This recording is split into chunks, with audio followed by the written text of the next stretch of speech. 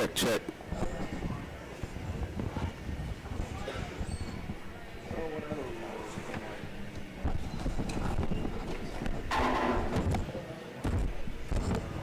Check, mic one.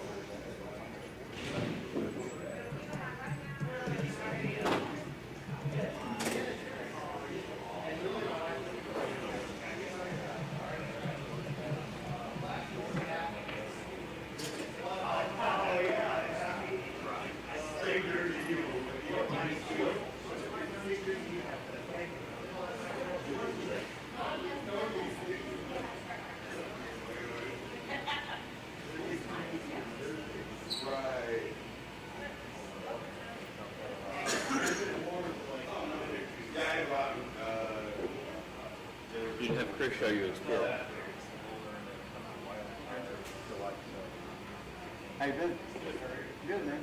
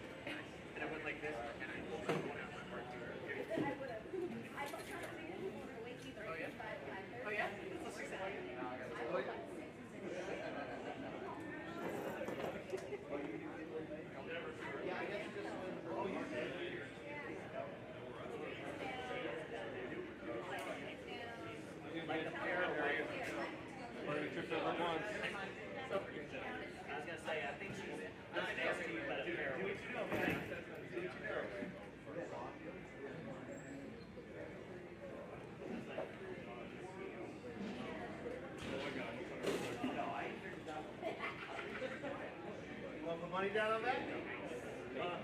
Money down on that? Under oath? At least yesterday. Okay. I didn't see his name. Lost the spot. Okay. I was going to say, I saw your name, but I didn't see it. Nope. I got other jerseys, but I saw that on. I'm going boring. We're not Norm. It was for Pete. Yeah. I took a screenshot. I sent to Calvin. I was like, did this picture pick up a sponsorship from Pepto? Nope. Motherfucker, I want it. So, hell yeah. It would be all big for you. I've worn 3 times in Plano for decent size events. Yeah. I mean, hey, if it works, do it. That's right. I ended up bowling against Lydia. And Lydia wiped the floor with me. That's a handicap. Yeah, it was handicap. It's by like, no, I think she beat him scratch. Yeah. But it's like 100. He's not used to bowling a house shot.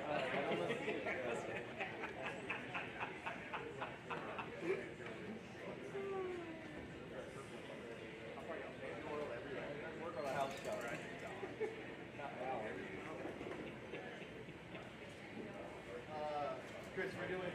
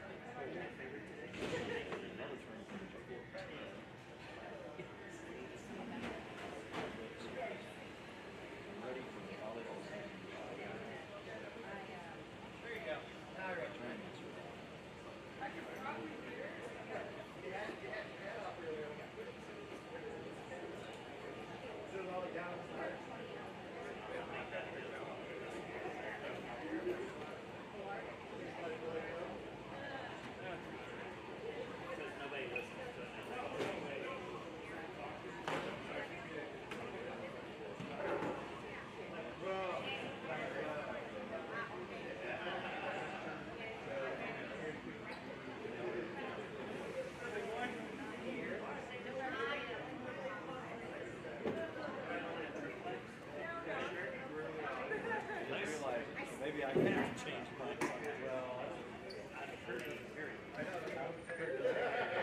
I know. I think I got the same one you have. I've got. Yeah, they do have like a flip one side, but you can turn it upside down. Yeah.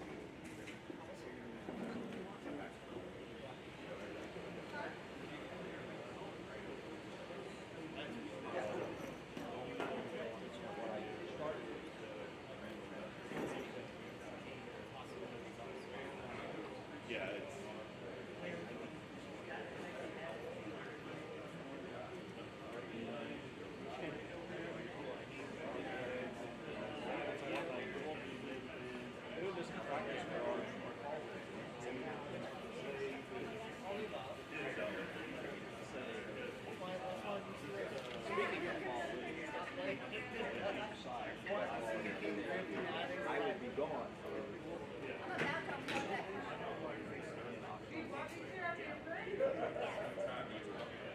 substitute.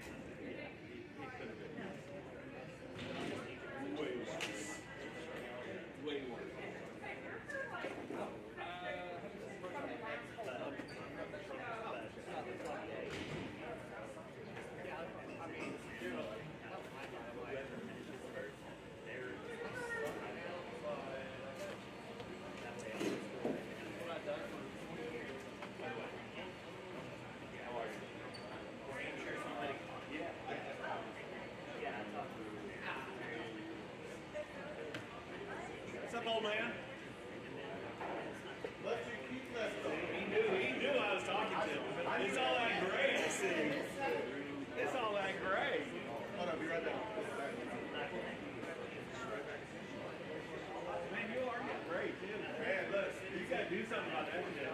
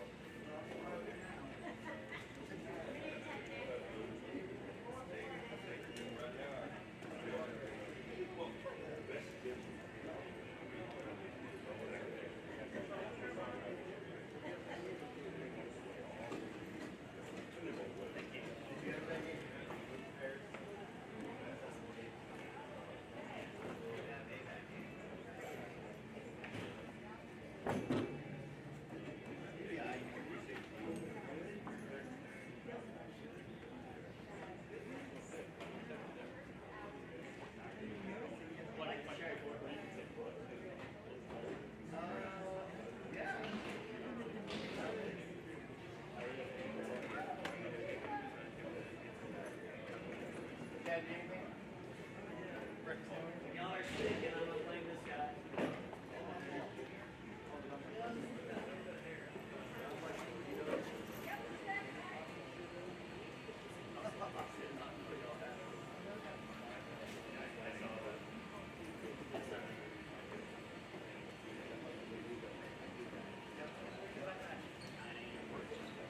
What's your backpack? No.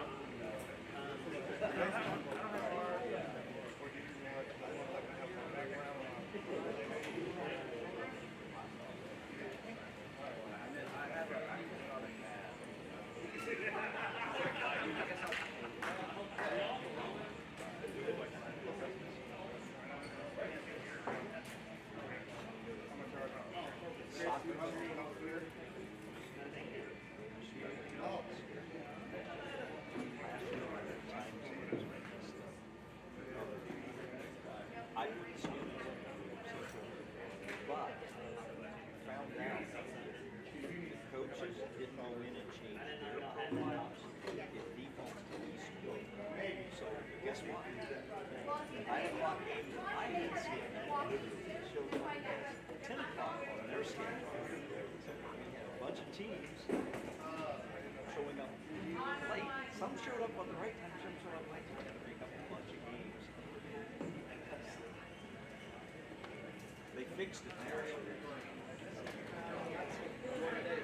Time zone, the venue, the user doesn't matter. He's really nice. He's really good. They gave me, I think they gave the association the ability to change everybody's time zone for the game. One coach was really messed up. The time zone wasn't as he said where he was, where his computer was, and he was traveling. He was in Europe when he looked at the schedule. He said, this can't be correct. Don't change your time zone on your profile.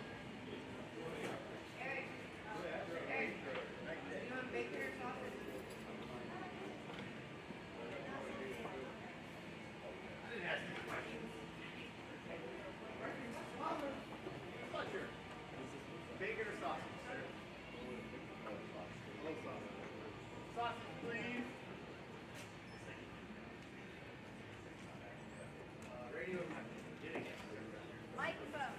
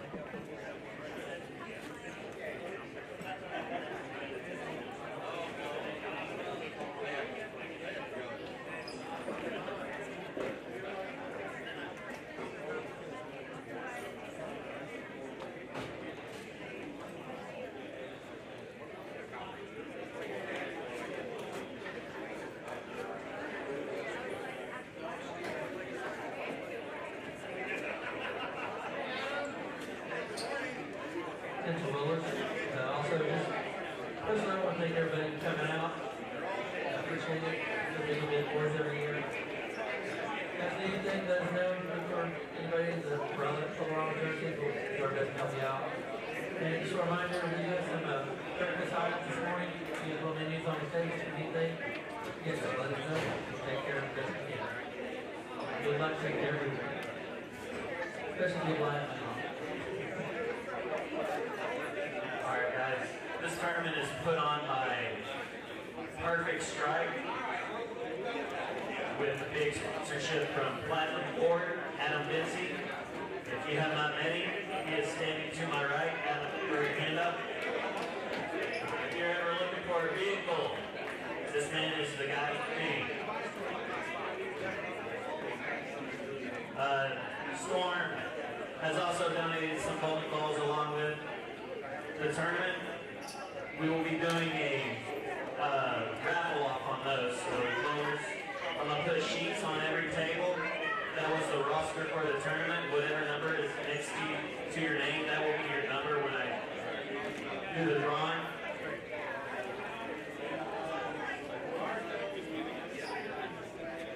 And Brad Brooks with the Brooks Agency has thrown in $250. So if no one shoots at 300 today, the high game for the tournament will earn an extra $250, courtesy of the Brooks Agency and Brad Brooks. If we do have a 300, they of course win the $2,500 from Platinum Ford. And then the next high game will get the $250 from the Brooks Agency.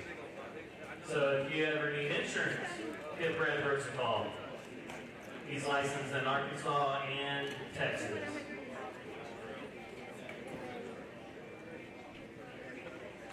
We are about 5 minutes away, guys. So, any brackets, come see me down on 1 and 2-ish area.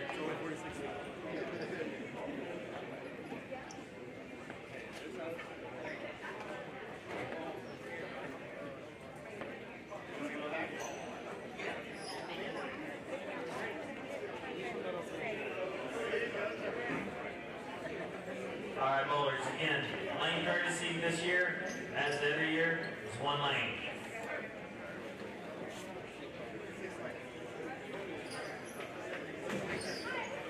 We have a few Ironman shirts left over from last year. If you want one, they're $10. We got a few larges left maybe. Most are extra large, and we've got a double and a triple left.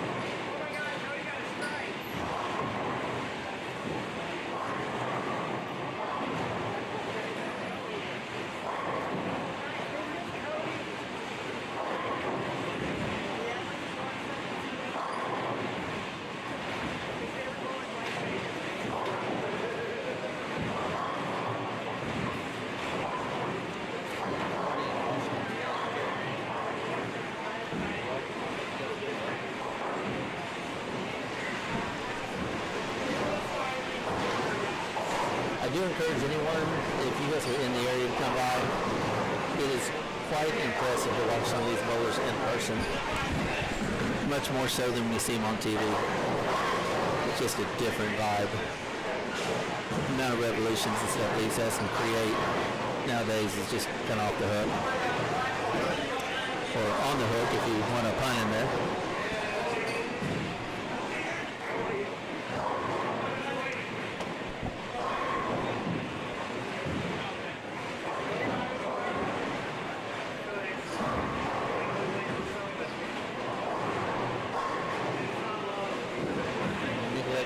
Started off with a double.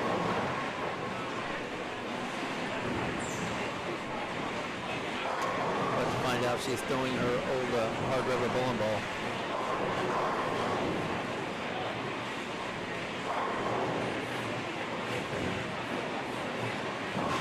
Andy Patterson in the right lane.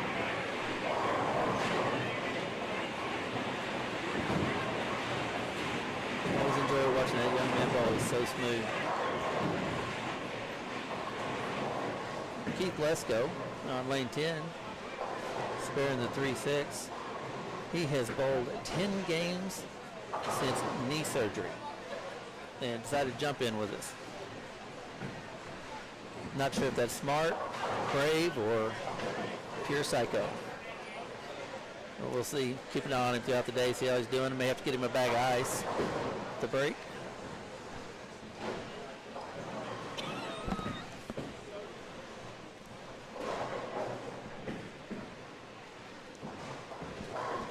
Good morning, Miss Charity. Good morning. Charity said, "Hey, everybody." I should force her to put a headset on and talk with us.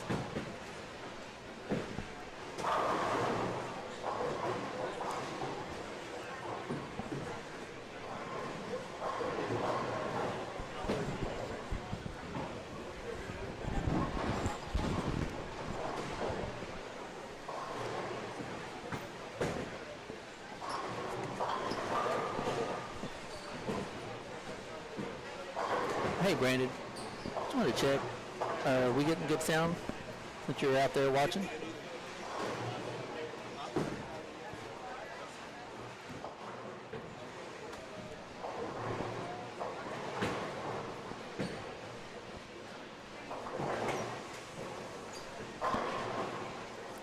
We will have the live chat going all day too. Try to keep an eye on that. If anybody wants to add some comments, questions, do our best to take care of those as well.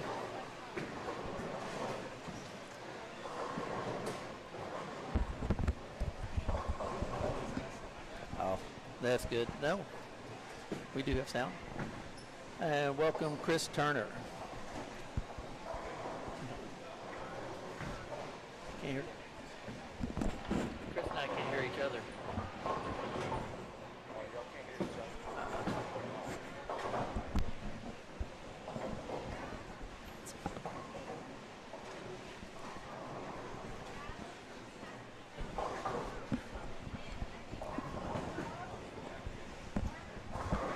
I agree with you, Brandon. I'm partially invested in Andy. Fingers crossed.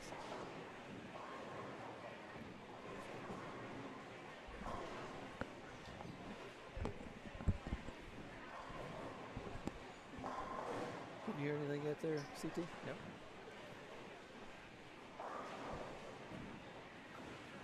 Early morning, first 10 minutes, they're always the most stressful as a G, trying to make sure things get to running, get them working properly.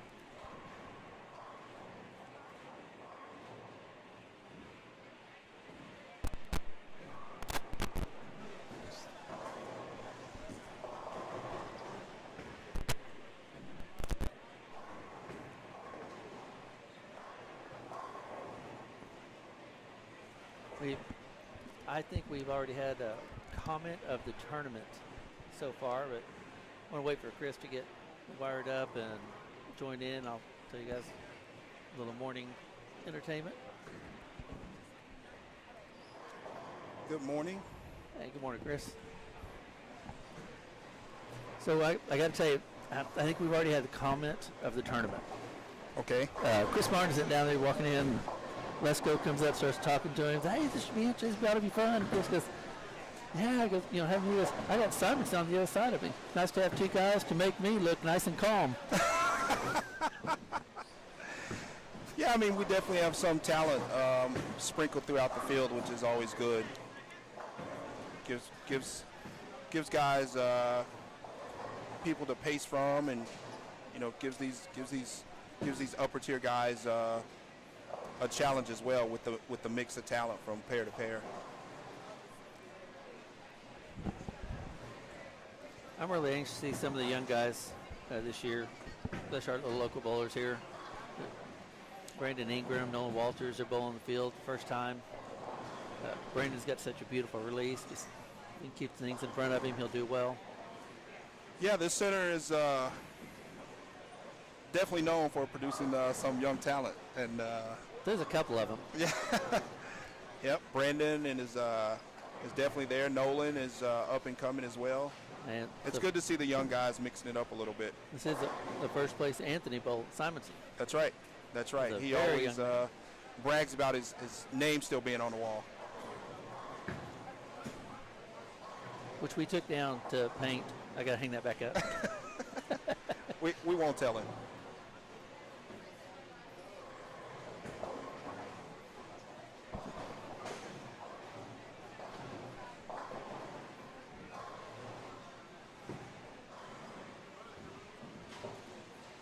Chad Glines with Perfect Strike. He's basically running the show as far as the sound equipment, the streaming. Really appreciate him doing this for us. Yeah, they always put on a good show. Nice professional production. He is. He's increasing his software, hardware, and everything every year. He's invested in so much money. Every time he does it, it's getting better and better. I can't wait to see some more things he's doing. I think he may possibly be streaming our PBA 50 event in October. Fingers crossed. Okay. I know he's been out and about doing some other places now too. Yeah, he's definitely been out in the bowling community and creating some more exposure for Perfect Strike. They're running some events now too, which is great. Some things for the bowlers. There's some scratch events. I think they've got something on Labor Day. Scratch tournament. I believe they're Watauga. I think that's where they're at. Yes. The other side of DFW there.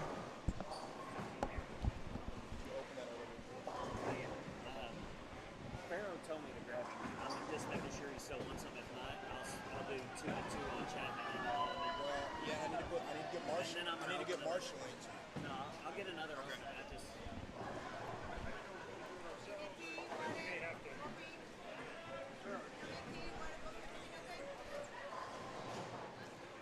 There's Rosa, one of our CSRs running by us since we need tea or water.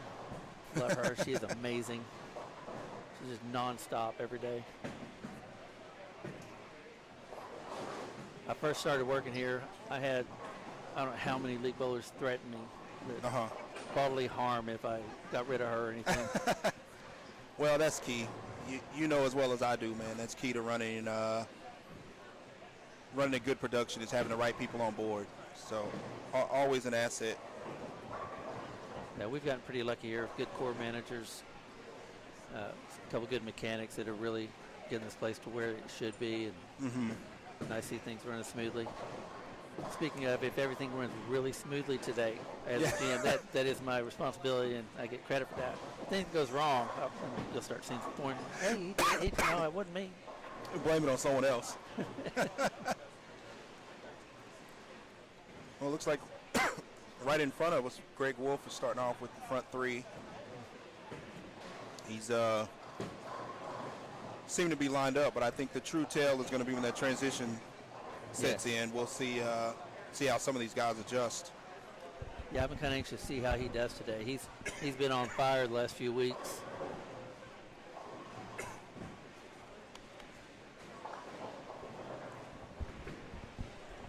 I'm waiting to see what Nicolette's been throwing.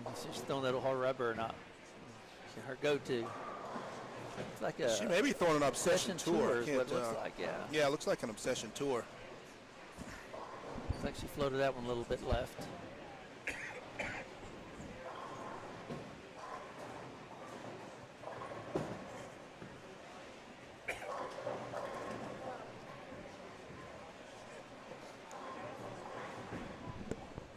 Looks like there's probably a 20-second delay as far as the live stream to live, maybe 15.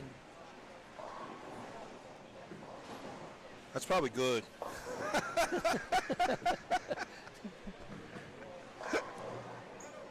Yeah, I'm gonna have to learn how to control the camera switches. Okay, where can we go here real quick? We'll get Chad to go over that with us here in a little while. And no soon as we mentioned Greg Wolf being lined up. Yeah, you jinxed him.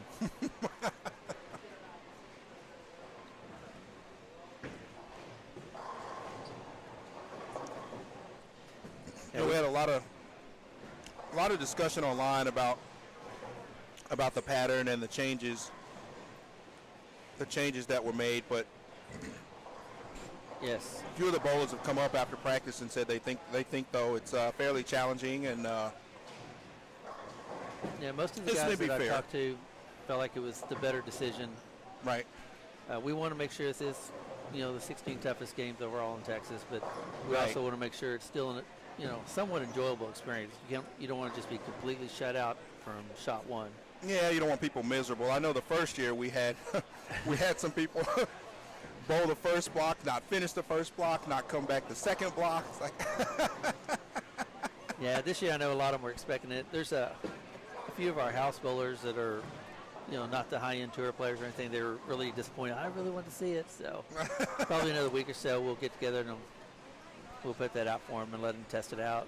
I'm really proud of them just wanting to try anything other than house shots. It's great to see. mm-hmm.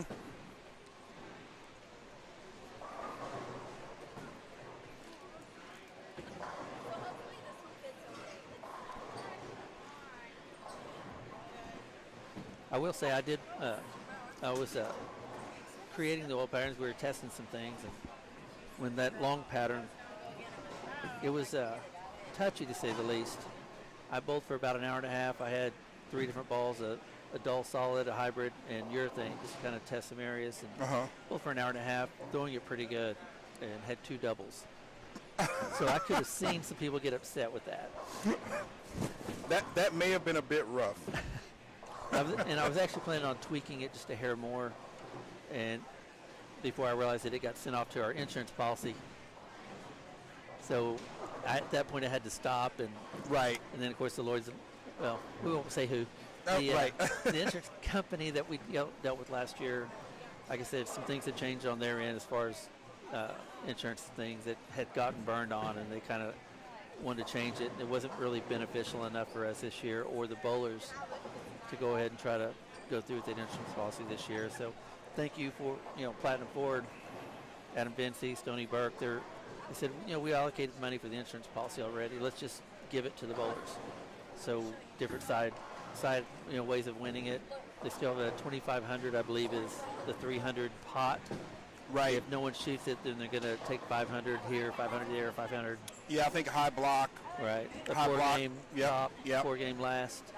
And then I think if they have whatever they have left, they're doing a couple of $250 drawings to anybody. It could be the Yeah, last for one. non-cashers actually. Right. So, yeah, those guys are great. Everything they do for the bowling community here in DFW. Yes, absolutely. Can't say enough about the guys at Platinum Ford. So Adam told us that story. I don't know how many people actually know this, how he got so involved. He and Stoney got involved a little bit. He loves it. He loves the people. It's always a family atmosphere. And they were, I believe, and he always wanted to get on here and tell this story. He never really has time because he always bowls the event. Mm-hmm.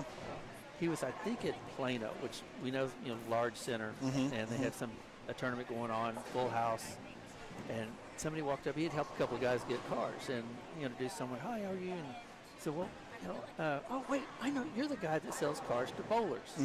He said, I looked down that center, saw all those people. Yes, I am. So that's what got him started. Then he got to doing numbers working. And when they send out the mailers that have the little fake keys or the scratch offs, Right. he says $10,000 every time they send those out. And their turnaround is just, what happens to most of them. Even, you get them mail, it goes in the trash. Right. Everybody knows. So they decided, let's take $10,000 and let's buy bowling balls. Give people bowling balls to come test drive cars. And it just took off from there. And there it is. Logo on bowling balls, everything's great. I just loved it. I'm like, yes, I am.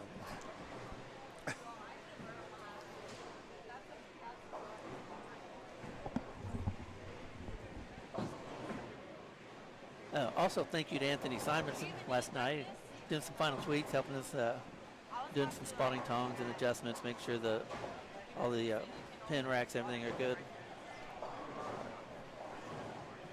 Every time he comes to town, he's always give me a call. Say, hey, do you guys have machines? Need some help? Anything broken? Need something to get worked on? And he comes running out, and he's really good. In a center out in Vegas, the Nerd, they had some machines when they purchased. They were just not operational at all. And he completely tore them apart, disassembled all the way through the back, and then reassembled everything and learned everything he could about it inside and out. It's incredible.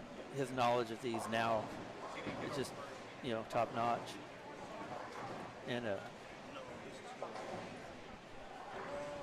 we also have the head mechanic from the training center, International Training Research Center here, helping us out today as well. They also have the GSX machines, so try to make sure everything runs smoothly for the bowlers. What else we got here? Craig Dobson, man, how's it going? Haven't seen you in a while. He never came back to me. I don't think he wants it.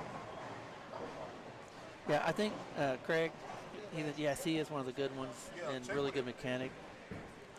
And if you guys kill him, he'll probably stop helping me. But I think it's just because, he can just walk up under there. He's so little, he just fits right in. Didn't have to crawl around like we do.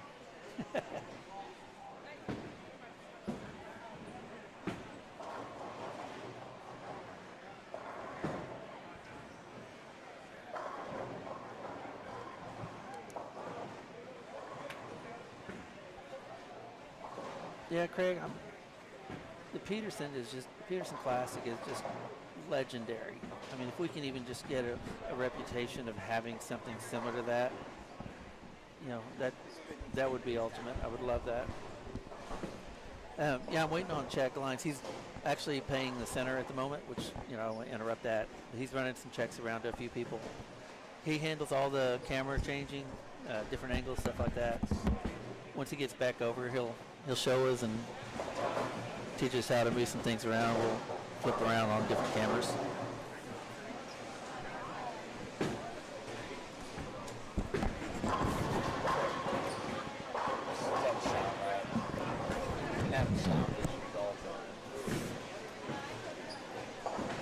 We also want to show us how we can move the cameras. It sounds good on the feed. Yeah, we have a couple people asking, how do we change the cameras? So show me that. Let me get time there. Just click buttons. Okay. So 3 to 6. Okay. And there's a delay here. All right, cool. He just ran that over with me. Hopefully we can get some things, jumping around real quick. And we'll move around and take a look at some different bowlers here shortly. All right, move down to 1 through 4. Absolutely, Kerry. And it's set up. Anybody out there watching, say hey. Tell us where you're from. If you guys have questions, ask away. And this is my first time doing a live feed, so I'll try to pay attention as best I can.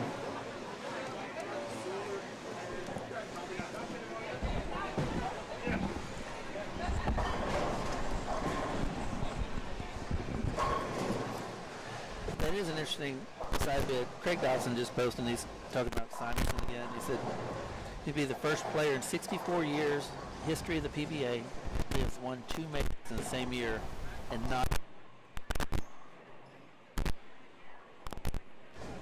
I mean, it's even imagine. That also just says a lot about, Jason Belmonte, how good and how consistent he is.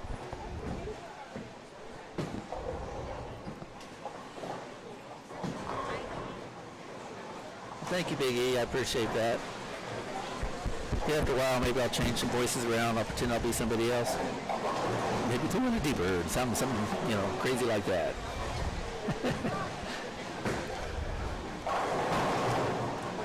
Florence, South Carolina. Never. I was going to say Richie again. Dick Allen's in South Carolina now. I think it's South Carolina, North Carolina. I got to get him out here to bowl this sometime. We talked about it last year. I'd love to have him out here. It'd be great.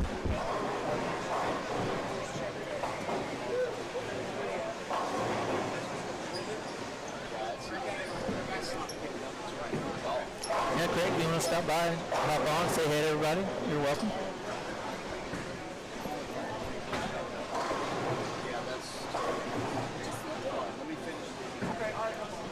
And for those out there that don't know, yeah, I'm sitting here.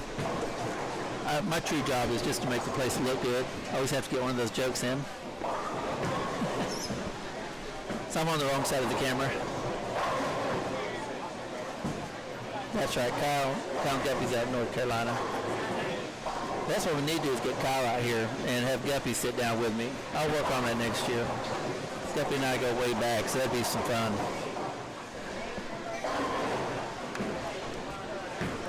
We may have to get on the phone and clear stories, make sure, is it okay if you tell us?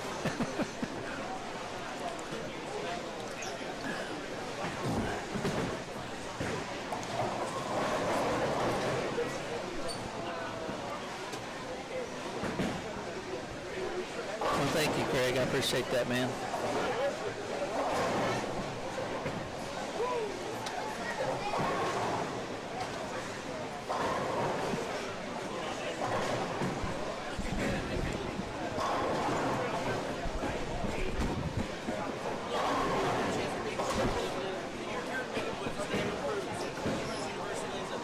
Saying hey to Frank George real quick. You want to sit in on commentating today, son? No filters. No filters. Yeah, Craig, thank you. My knees, my ankle, my neck, both rotators are torn.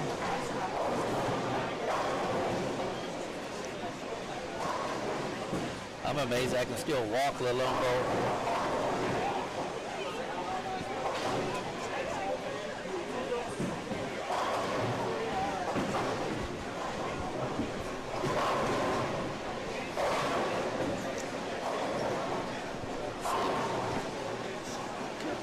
Watch this shot. We'll flip around some more cameras. Got to remember I can do that. Go down a few lanes. I believe it should be right around 16, 17, 18, somewhere like that coming up. Takes a few seconds for the lanes to shift. There we go. Like Noah Walter mentioned a while ago, backwards hat, like all the kids. We have the first one earlier, Craig. Yeah, the first one is the crop duster. It's 50 ULs, about 32 milliliters of oil. It's a pretty decent little volume. It's 43 feet. It'll change them. When they start moving, it'll get a little crazy. It isn't the most difficult pattern we put out, that's for sure, but it's not easy by any means.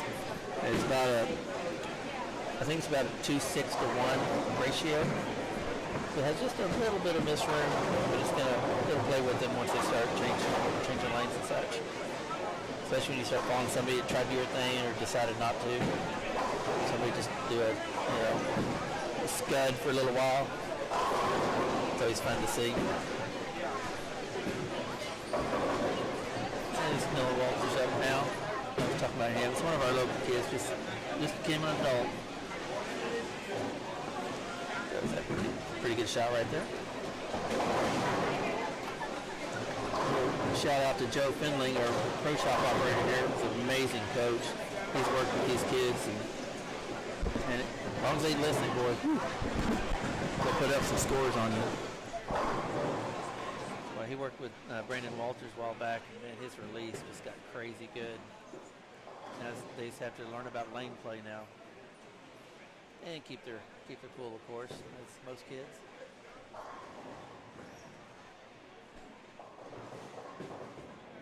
Suresh up there on the right side of the screen. He was on the waiting list and was able to get in. An injury, withdrawal about a week and a half ago.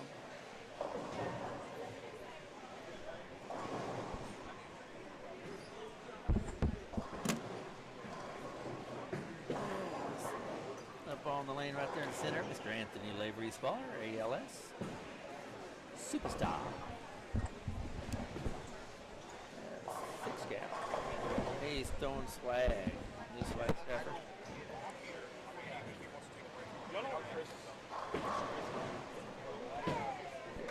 Still up in the air a little bit. I'm throwing a couple of balls, just kind of curious to see what they're like. Currently, I've been leaning more towards some storm things since I didn't re-sign with track a couple years ago or last year. A lot of good equipment out there by every company right now. Their ball company's been doing a great job.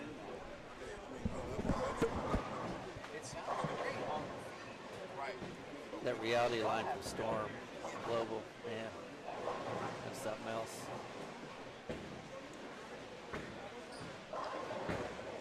We had a Ray Lucier sighting last night. Came in, bowled the sweeper. We'll show up, bowl every 6 months or so. Hey, I'm 60 over.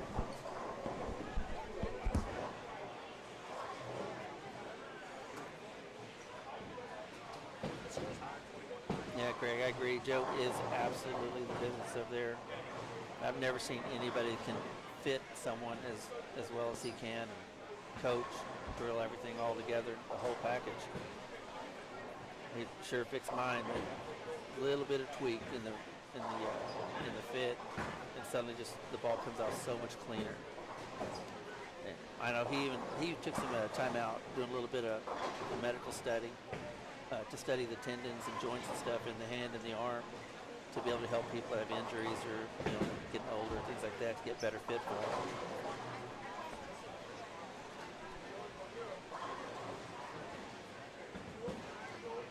Yeah, Brandon, keep an eye out. Like, we start talking about them usually around February. We start working on it, getting it all together. And as soon as that announcement hits, man, they start filling up entries pretty quick. I think it was officially full mid-June this year. So I think they may do a little bit different next year. I think they're probably going to have a certain number of invitations and then a certain number of open. Because I know some of the guys that like out on tour didn't get in. They're traveling or out of country. But I'm loving seeing a lot of the new faces this year. People are really taking interest in this type of event.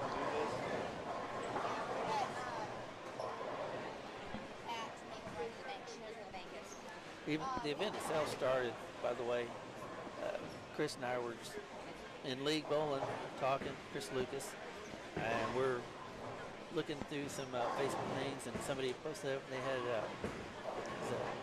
is it a 6 or an 8 game marathon? Which looks like that's not a marathon, it's a block.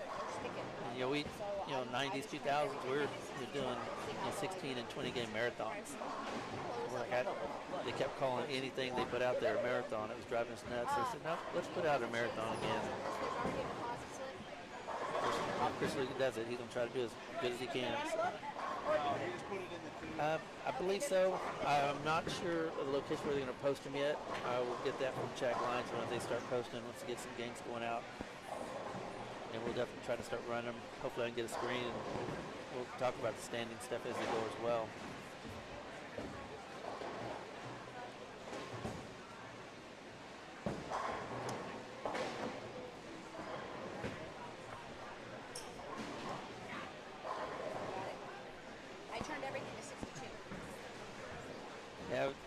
My league coordinator, Janice, talking about people kind of sticking a little bit.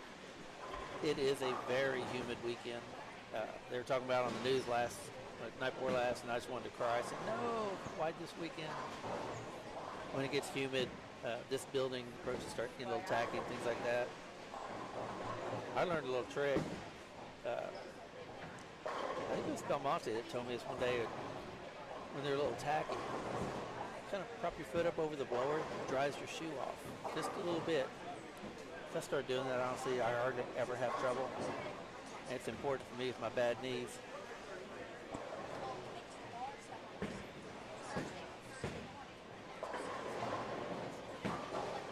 track.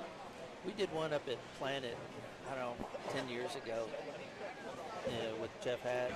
We did one started like at 10 p.m. on 2 different PBA patterns. It was a 20-gamer overnight. I'm probably too old to do that now.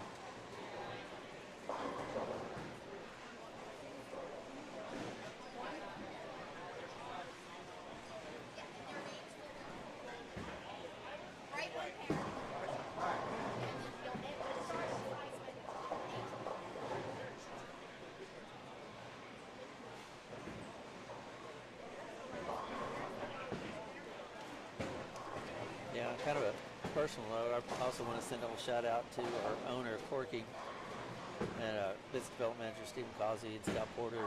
Allowed me to spend a little bit extra money this year trying to prepare the center. Everyone knows that USBC has their certifications coming up this year. So we're trying to get the center as compliant and consistent as we possibly can and keep things running properly.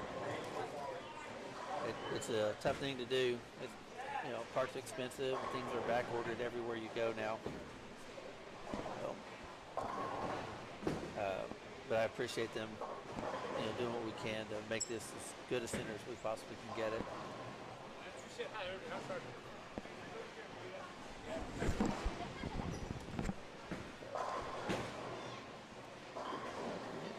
Give me guys just a second. I'll be right back with you. I got my assistant manager calling me on the other microphone. Got a question.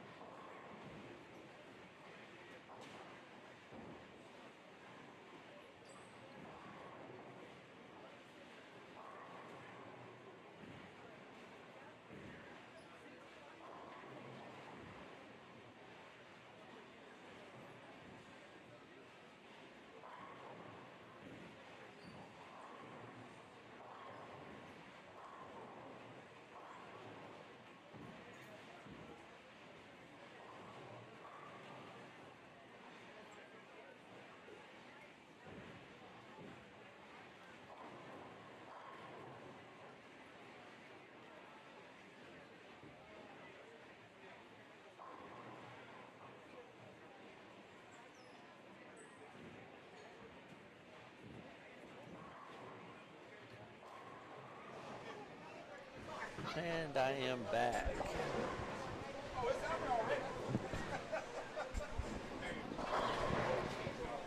Hopefully I wasn't back too soon.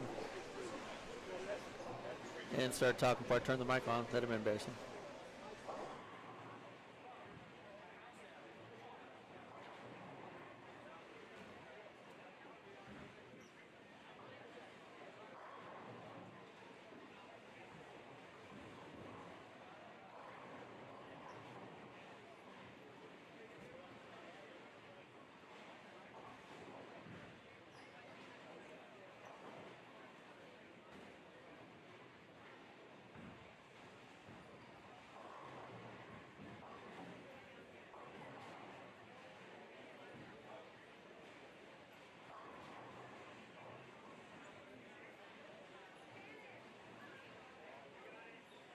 Turn this mic back on.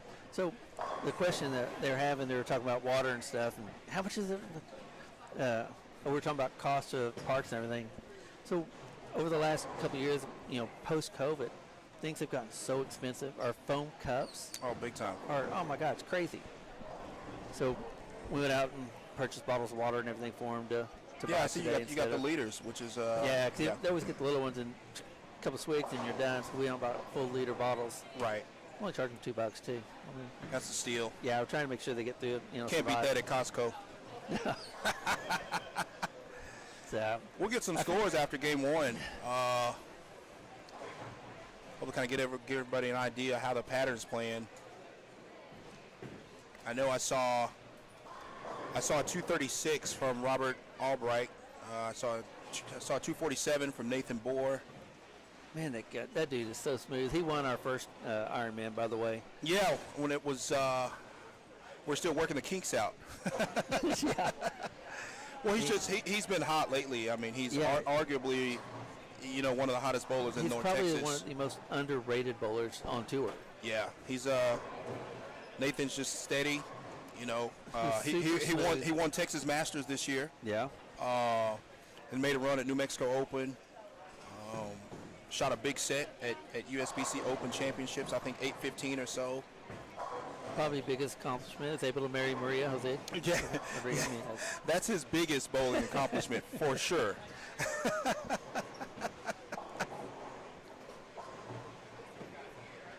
For sure. Maria's bowling here today as well. Yeah, we got a few ladies in the field. Maria. Talked about Nicolette earlier. She started pretty strong. I didn't get to see what she finished with right then. Let's see if we can find it. She's gonna move. Yeah, gonna she's move moving. this way. She'll be right in front of us here in just a minute. Yeah, I think she was at least Missy even. Sampson also bowling. Right.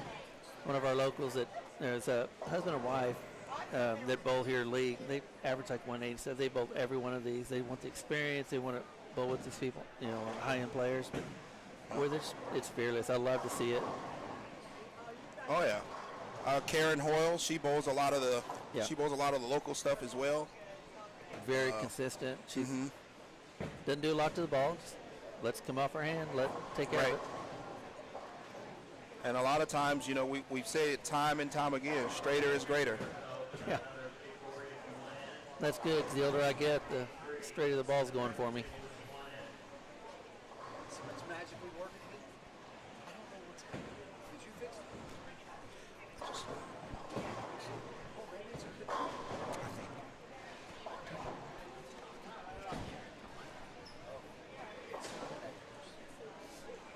I try to get Frank to George to sit down with us. He's like, I'll sit down, but I ain't talking. I'm like, oh, man, come on, Frank.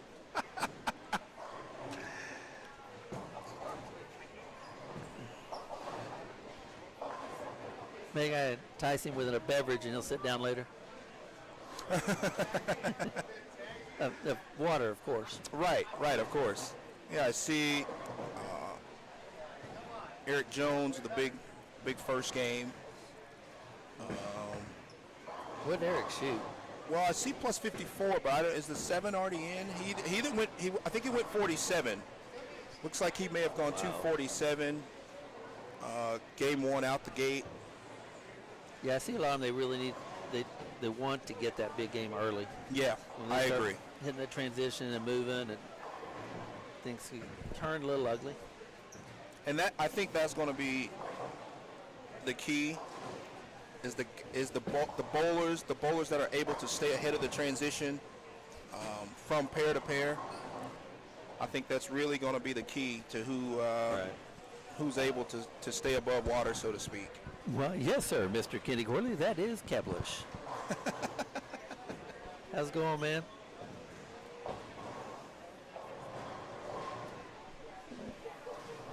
Again, I'm sitting here with Chris Turner. That's what they said.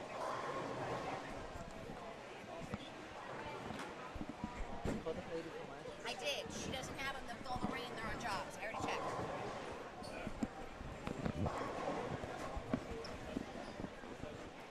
There they're talking about the humidity building up in the center with this many people. So as soon as they do, the approaches start getting a little tackier. Yeah, and that's to be expected. I mean, particularly too with the weather here, the amount of rain we've had lately in the area.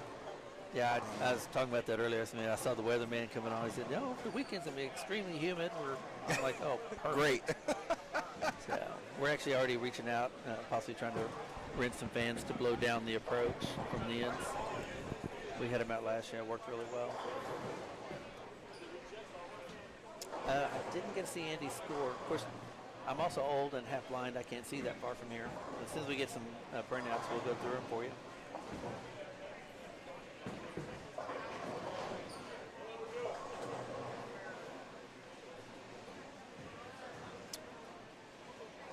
I always like to give out a sort of projected cut for this type of thing.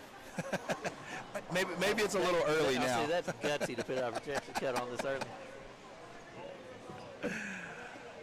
You guys that are tuned in, why don't you chime in? Let us know what you think the projected cut might be for Texas' most grueling tournament, Texas Ironman.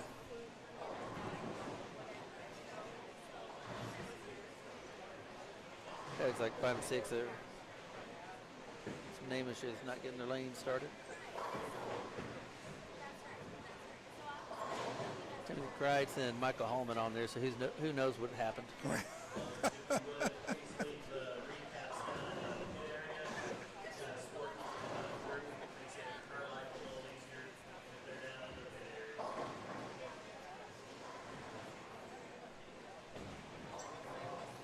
I think it's cool too to see how this tournament attracts bowlers from all over. Talked about Holloman here, is a Tennessee guy, but recently moved to Louisiana. Yeah. I know we've got some other Tennessee guys here. Last time I got to see Michael, I told him yesterday, I said, man, congratulations. He's like, oh, life, dude. Last time I saw him, he was single, now he's married, he's got a baby, a new life, good job, Yep. new state. Yeah, recently moved. He's smiling ear to ear, too. He just looks really happy. Yeah, he is. Good young He's a man. good guy. I met him through Brad Brooks. By the way, we're talking about Brooks Insurance Agency that we were trying to work through last year that got us the insurance policy from Lloyd's of London. And man, they worked for probably 8 months to get all that done. We were hoping to do that this year. Since they didn't, he had an injury and somehow he wasn't able to make it this week. So he called Chris. He said, you know, donate my $250 back to the tournament. He said, I don't even bother refunding it, and we'll give it to the bowlers. So thank you, Brad. We appreciate that. Yeah, he's a pretty good bowler too. He is. He likes to compete a little bit with these guys and mix it up. It's always good.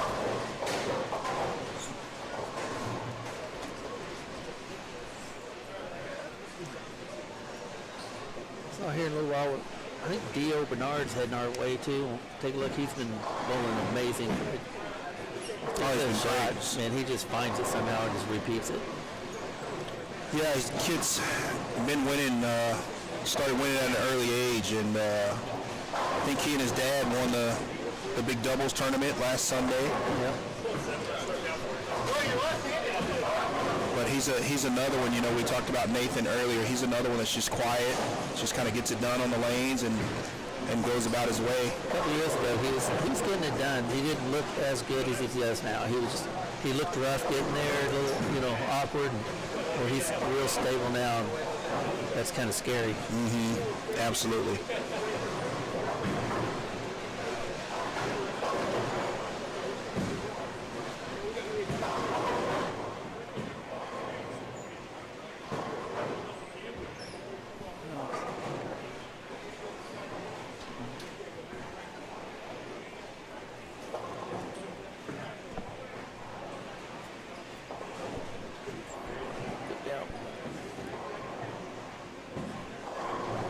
Move down the screen a little bit, down the lanes. I believe we've got Keith Lesko and Chris Barnes right there in the middle of the camera. We'll see if we can get down to them.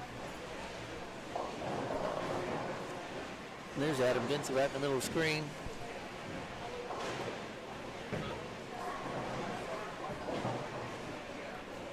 I think he's bowling with Stu Williams as well.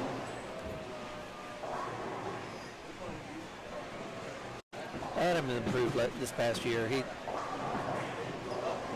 fairly new to bowling. There's a lot of talk about over/under 600 under for him.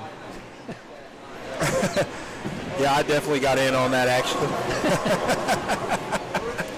Yeah, I did too. Of course, Tony Burke, as soon as he heard it, he came like, I want half. He was calling us, all offended, mad at us. Well, he came up to me. I saw him strike in the first frame, and I got a little worried. And then he came and saw me after the game and told me he thinks my money's safe. I love him. I bowl with him. He bowls with my lead coordinator Janice and I, and his wife Angie on Thursdays here. He came over and started bowling our center, and oh my, it's so much fun. He's a riot. Yeah, he's a good guy. I told him last week, I said I'm thinking about bowling league left-handed with him this year. Be 3 left-handers on the pair. And he's like, no, we want to score. I'm like, I can score left-handed. It's not, left-handed. Come on. Right, exactly.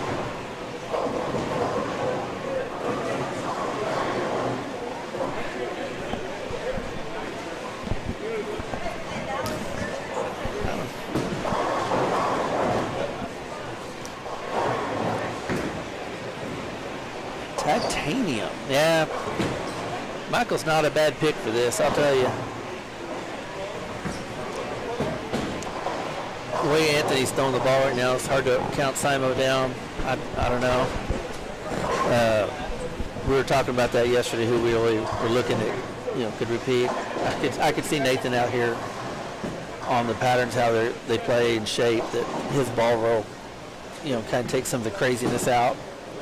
He has those little hand tweaks. It's really so good. Barnes is bowling really well right now. Ryan, that is. Yeah.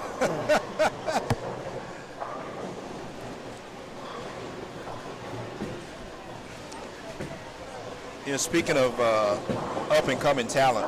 Oh God. That kid. The shows with the father son or the father son mother daughter things that they had. Oh, these young kids. That's just amazing. Oh yeah, definitely a force. Wes's son. That was stupid. Of course, the Bone family is right. That's just not right.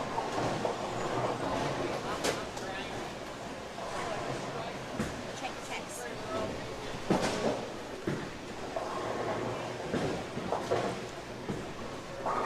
No. Go to the one with you just sent it.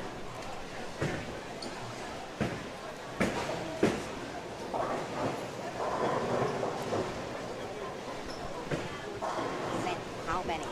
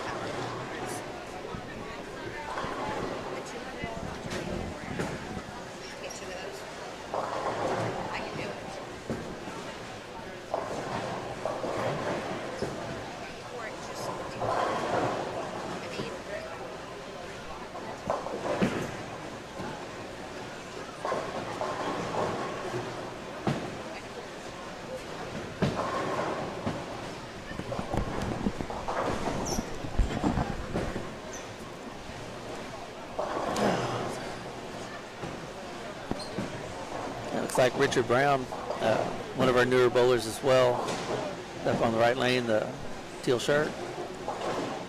Secretary, first time this year, he goes, man, I don't know how they do it. He's one of our newer bowlers trying to learn. Okay. I believe it's his second year bowling Ironman.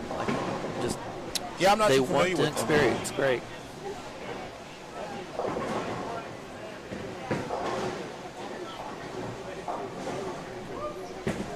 Is that Marshall Morrison?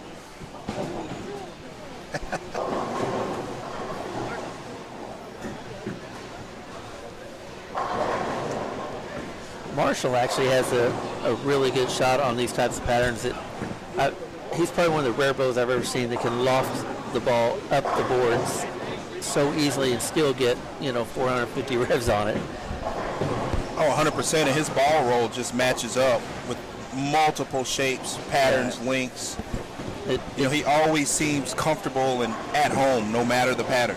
He does, and no matter who he's bowling around or with or against, he just whole hums and throws it. He'll throw it down past the arrows, and you'll watch him. I've been bowling with him a lot lately. If you see it hit and bounce, 10-pin, or he's going to miss. But right, if it is no bounce, you're in trouble. Right.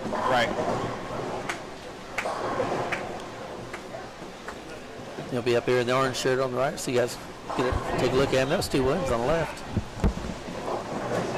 The Beef and Barnsey Show. He's the Beef, obviously. I didn't say that out loud, though.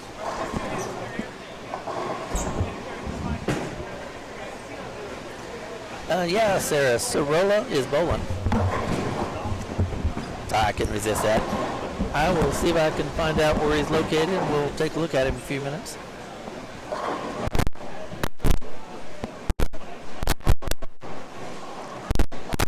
Yeah, we talked about Josh yesterday before the bowlers meeting.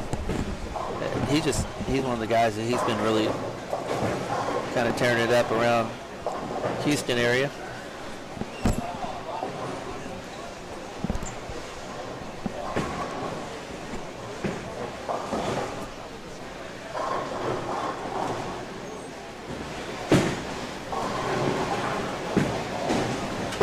Watch Adam throw one more shot and we'll try another pair.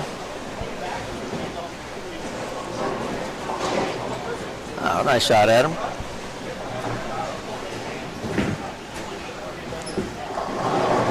We'll kick it down the right there. See if we can catch up with Lavery or something.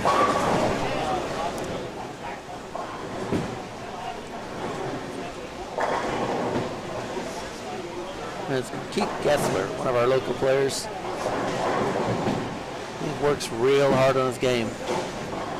Just straight down and in. Tries to let the ball do the work for him. I've noticed a big improvement over him the last couple of months.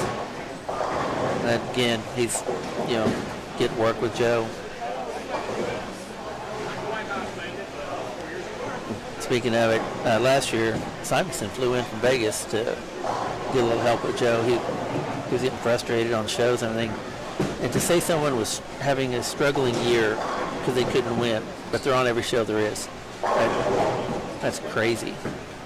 But he came in, Joe worked with him a little while. I felt like I was throwing the ball pretty good. I was down there bowling, and Anthony walks up, throws a few shots, and I felt like, hey, yeah, I'm not very good. And just watching him, I was like, wow, this kid is so good. Next day, Joe works with him, changed the finger pitch on a two-hander. He noticed that, and then adjusted his spine tilt 10 degrees.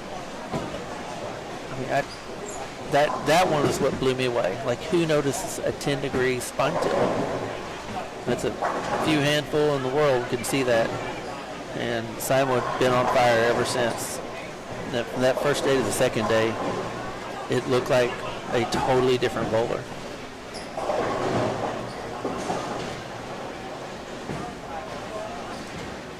Whereas Joe's worked with me some, I actually look like I can kind of bowl now too.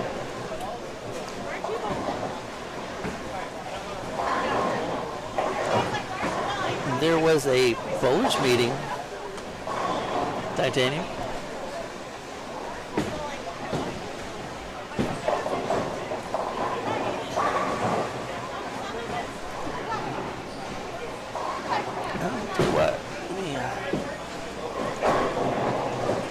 It's just a phone call. Usually Joe actually has his number on his door.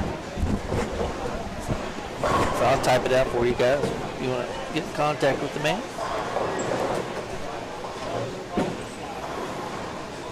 I hope he doesn't mind.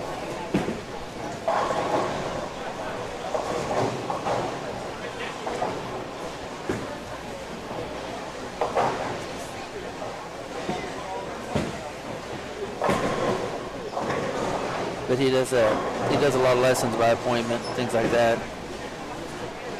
He's a little bit different coach. He doesn't like to coach by the book per se. He does more.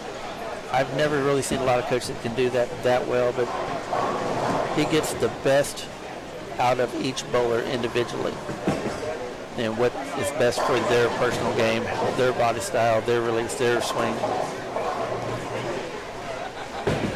And he'll tell somebody too, if he feels like he wouldn't be a good fit for him, even he'll recommend someone else. But I personally have never seen him have to do that.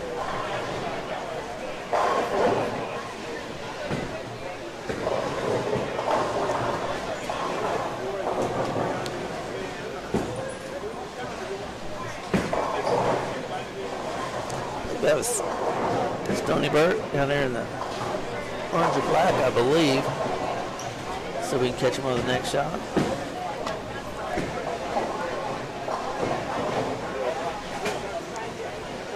John. Dallas Leon.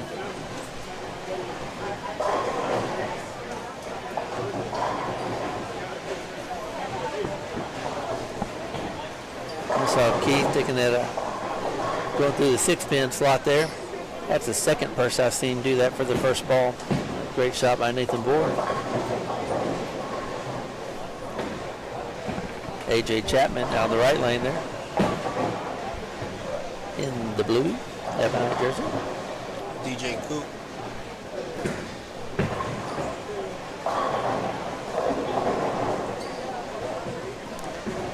Notice AJ of last year, he's improving as a tour player in general. And you'll see him when he starts to struggle, you'll see him have a double load in his swing. Like he gets up there and it reloads almost. Yep. And he kind of climbs on it. When he doesn't, boy, he's dangerous. Sean missing wide right a little bit.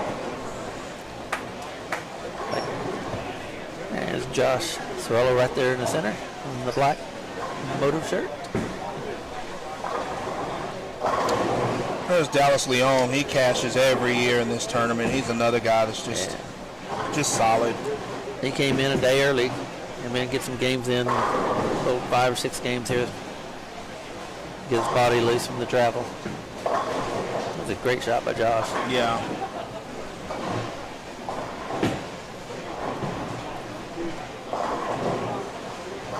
I also wanted to give a quick shout out to Brett Cooper for sending us a few storm balls that we're going to raffle off later. Mm-hmm. Always very appreciative of that. Nice cover there for Sean. Hopefully I get to win one. Yeah.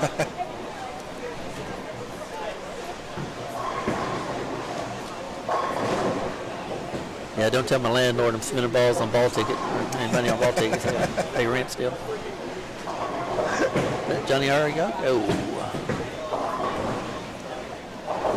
Johnny Arriaga, we talked earlier about the young talent comes through this center. Yes. You know, he's another kid that spends a lot of time here bowling and starting to make a name for himself here locally. Likes to talk a lot of smack. Now he's finally getting to where he can kind of back some of it up there. Yep. Yeah. We were talking about Joe a while ago. That's a funny thing. If Joe watches him, he just struggles. If Joe will walk 10 feet away and not look, he's in the pocket. 10 back.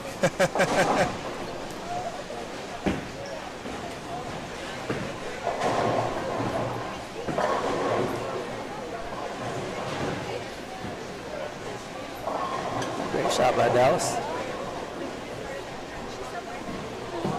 We'll watch one more here with Keith and Nathan.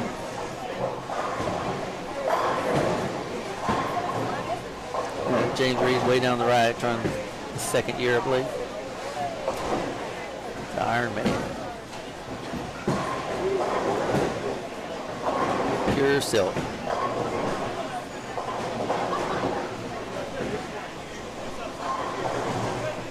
Catch one more Josh, see if he goes back-to-back strikes over there. Good shot by Stoney. Got that 10 out. All right.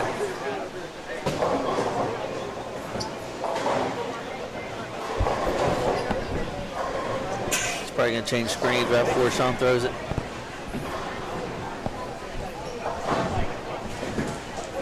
I knew it.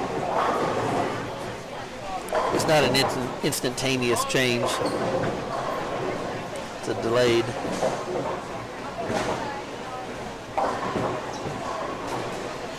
Yeah, Craig, he did. I was out there that day. It was, not even sure what brand, what ball it was. It was like the urethane light load resin thing. And Joe goes down there. He's curious how it rolled. Threw it two-handed, no holes, didn't drill it or anything yet, and shot 299. Pretty annoying.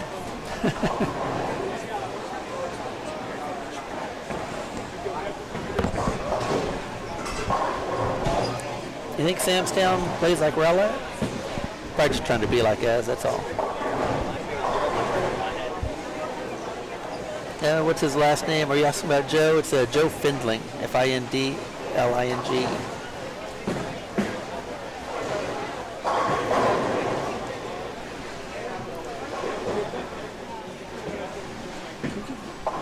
Does he have a list of scores yet?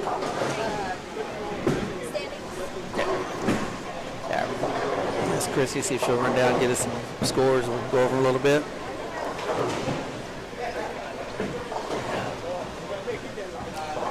Otherwise, you guys just have to hear me babble. Relative to years in the past, I think we've got a decent number of Senior Bowlers. We do. Of course, everybody's getting older.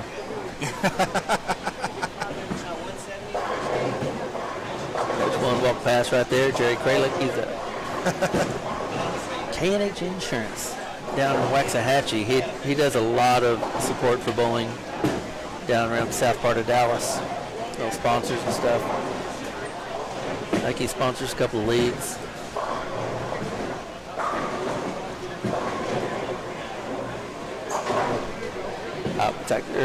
Finishing doing the input. We'll get to the standing sheets here in a few minutes.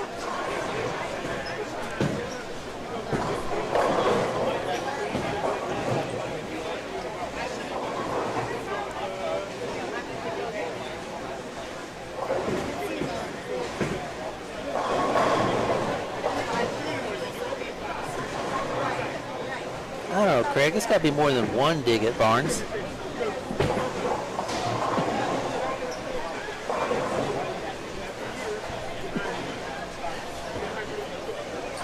Hey, what did Nicolette shoot first game?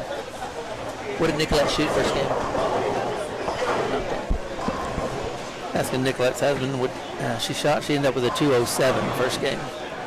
Good start. Andy Patterson still throwing it well. Have to get him on screen here in a few minutes.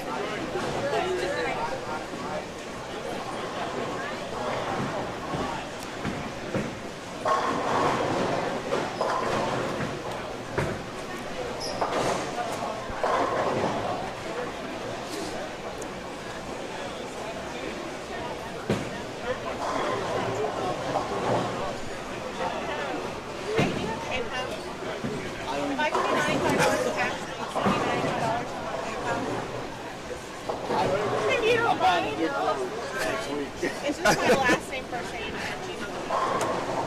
and that's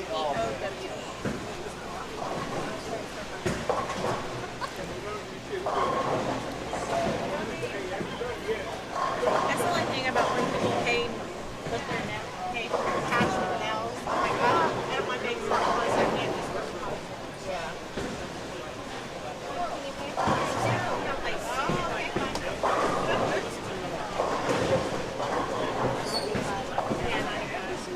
What do you need? Yes.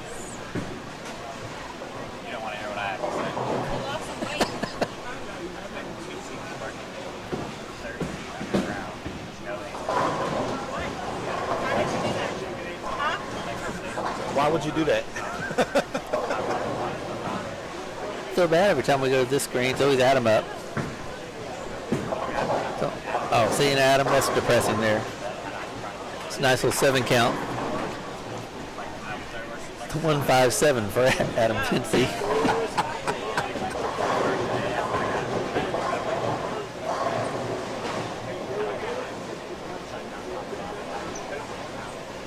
Billy Rogers on the right. Speaking of somebody who likes to bowl some action locally.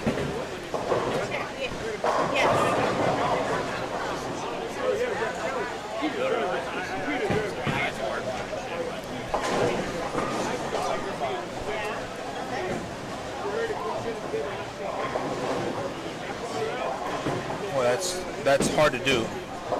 Yeah. I thought he was going to sideswipe and make it. I was like, wow. I'll go get to see Stu Williams throw the ball. It's just like a plastic rubber ball. Thank you. His short cutoff follow through, man, it's crazy.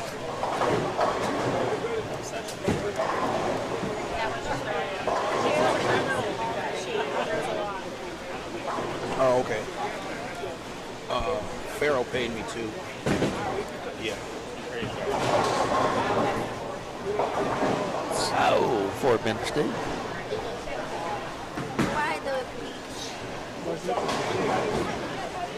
He's looking at you down there to talk.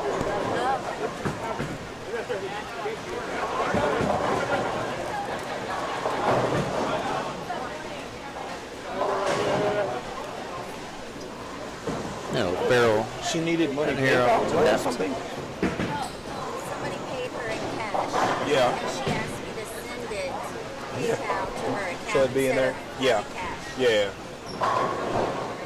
I'm quite the opposite. Right. I enjoy having cash. Ooh. Farrell got a little deep there, Mr. Wright. Yeah, that's fine. Yeah, you could have PayPal. Take a look whatever. at Marshall Morrison. Connected to that one, so that's why I said. Yeah, that's Young fine. man we were talking about does a little lofting up the boards. Kind of lets it fly. And we didn't get to see loft. Adams stand there. She selling nails or something? Oh yeah. Alrighty. They just kept falling.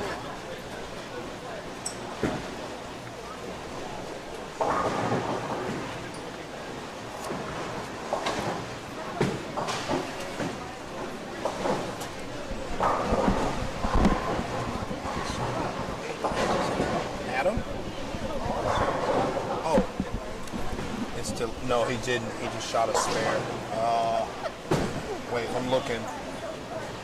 Oh no, he doubled in the 10. Yep. He doubled in the 10. Yeah. Marshall carried that shot. He Yeah, he looked doubled like in at the first 10. he went in the He face. can get the and last one, looks trip. like for 257, maybe 47. Yeah, Chris Barnes coming to get some advice from Marshall Morrison there. Yeah, probably. See, Craig? More than one dig at Chris.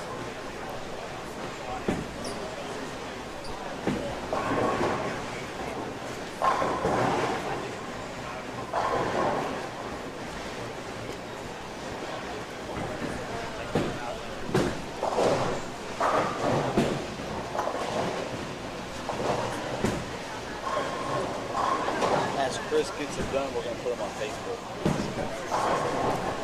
Yeah, as the scores get done, they'll get posted on Facebook. They're probably going to be about half game to a full game behind until they start getting everything coming out properly. Get it really going. There, CT. Your eyes are better than mine. We'll kind of run through some standings. Yeah, Eric Jones is the leader. Yeah, it was as we thought. Eric had a big first game, plus 54. Scores we called out. Board Yeah, plus he probably 47. just got lucky. Yeah. Yeah, Along with transition may be starting to set in on him Along with all already. the tournaments he won, he just kind of got lucky. And Nathan, well, Marshall's in second. Nice. Or third, rather. Yeah, You got to run through there. Just list them up real quick. Everyone's kind of asking. So. Well, Bobby Gotta get the top Holly with a big first game at 229. Nice.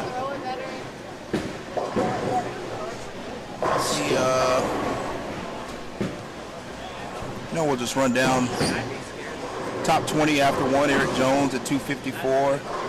Nathan Bohr 247. Marshall Morrison 236. Robert Albright at 236. Billy Rogers 235. Josh Sorolla 234. Bobby Holly 229. Lorenzo Aquinacott 224. Stu Williams 222. Andy Barris 215. Number 10 Dimitri Cruz 215. Chris Barnes, the Hall of Famer, 12th, 214. Michael Holloman, 212. Noah Phelps, 211. Dallas Leong, 209. AJ Chapman, 208. Paul Fuller, 208. Farrell Williams, 208. Gid Rash, 19th at 207. And Nicolette and Carl, both at 207, round out the top 20 after one. Other notables, Anthony Simonson, 194, game one. Jonathan Norman, 189. Sean Lavery, 188. Ryan Barnes, 188. Sambo Butler, 175. Andy Patterson, 174.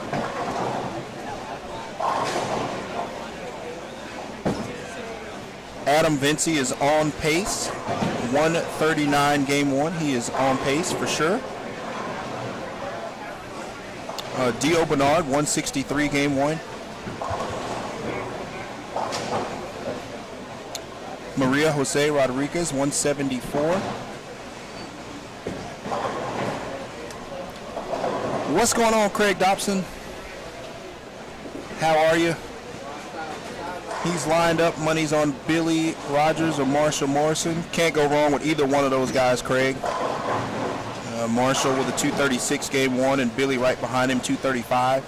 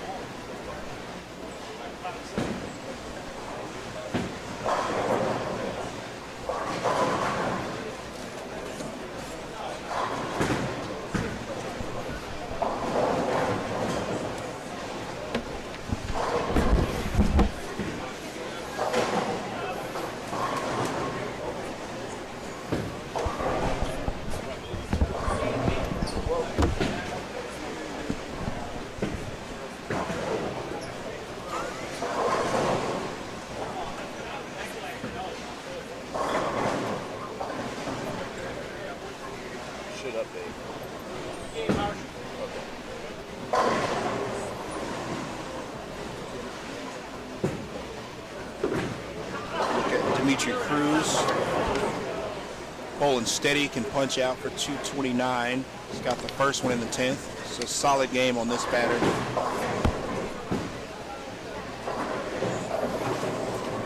Some of these guys are already starting to see transition a little bit based on where they're playing the lanes. Anthony Simonson finishing up game 2 with 207. Brandon Ingram, very nice, 233. Do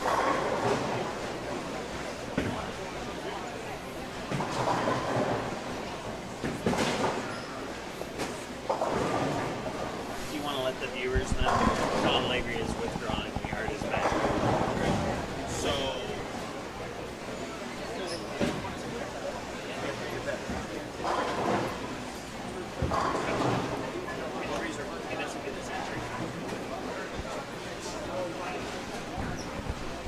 He's stuck in practice with the air shut off for that 5 minutes, 10 minutes, and he comes back and he can't shoot at him.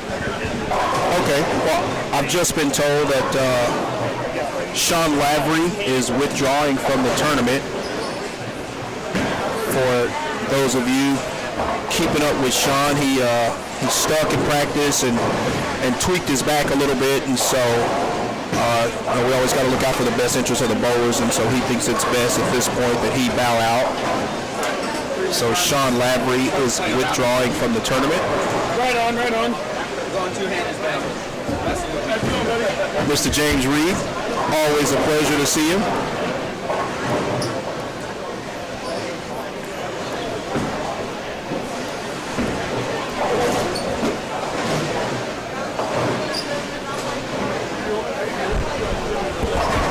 I don't even know if that headset's working. I don't think so. I get any feedback. About to just throw it in the trash.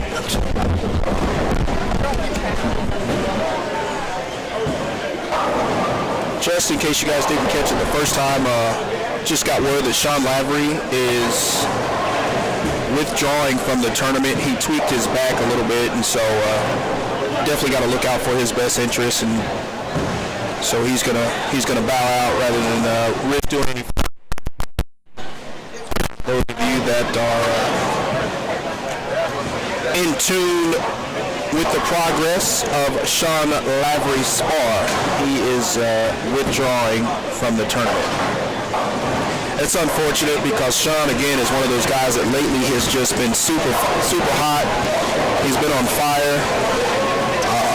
Made a nice run at New Mexico Open, and it's another guy, a motor staffer that you can just always count on to be there at the end. So, Sean, take care of yourself, man. Get your back better. Definitely need you out there on the lanes. Sean's got an interesting story. He went down to COVID and went down pretty hard, and has battled back, and we're glad to have him. So definitely wishing Sean all the best.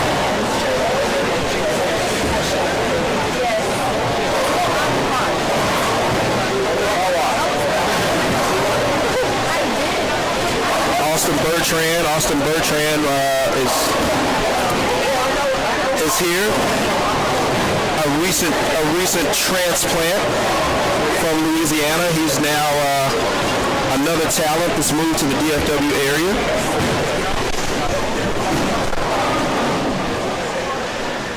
He is giving it a run out here at the Texas Ironman.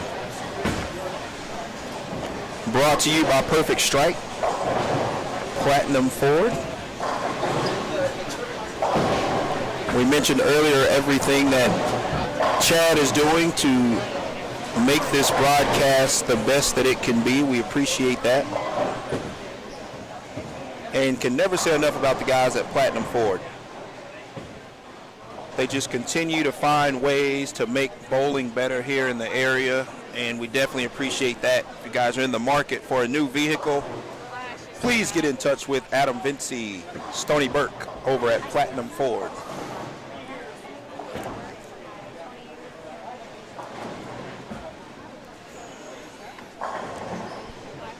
Dobson, you are correct.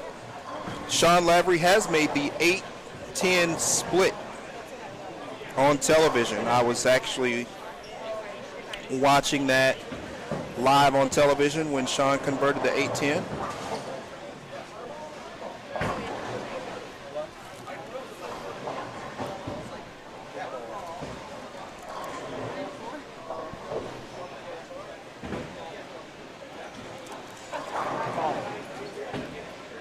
Looks like Dio Bernard finishing with a 230 on lane one.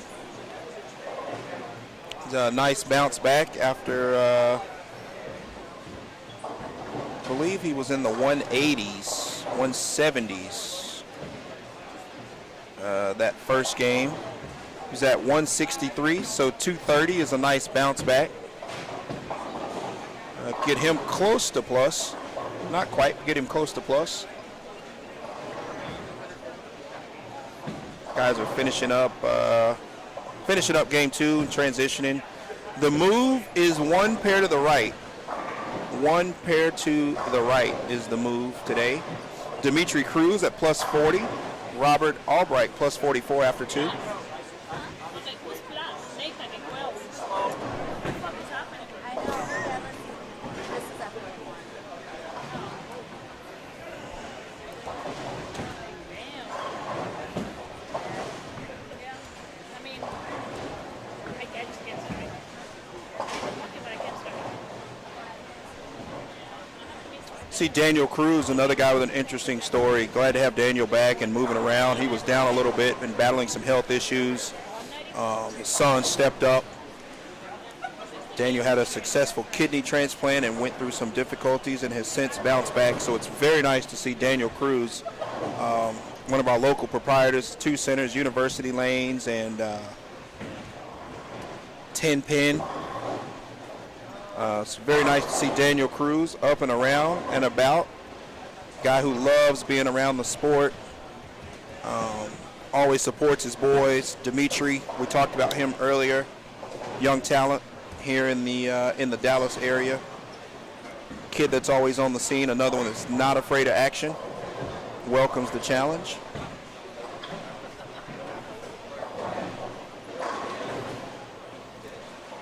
Travis Triboulet making an appearance here.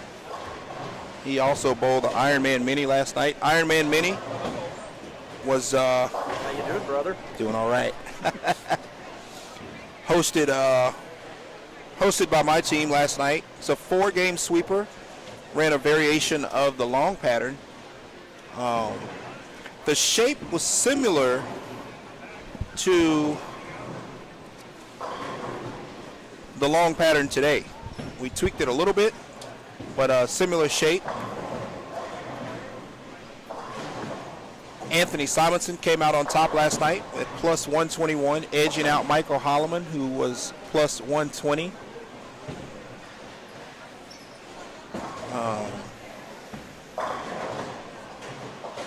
And Nathan Bohr finished in 3rd, I believe.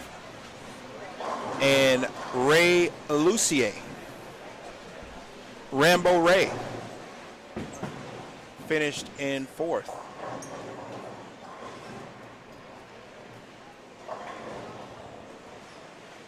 I know. Yeah, I know.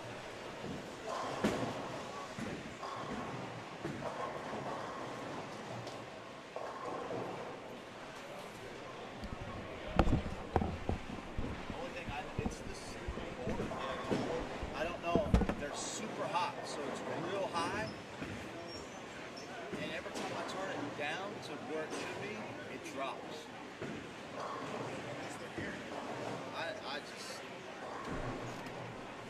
I've used this board for years. It's gonna turn.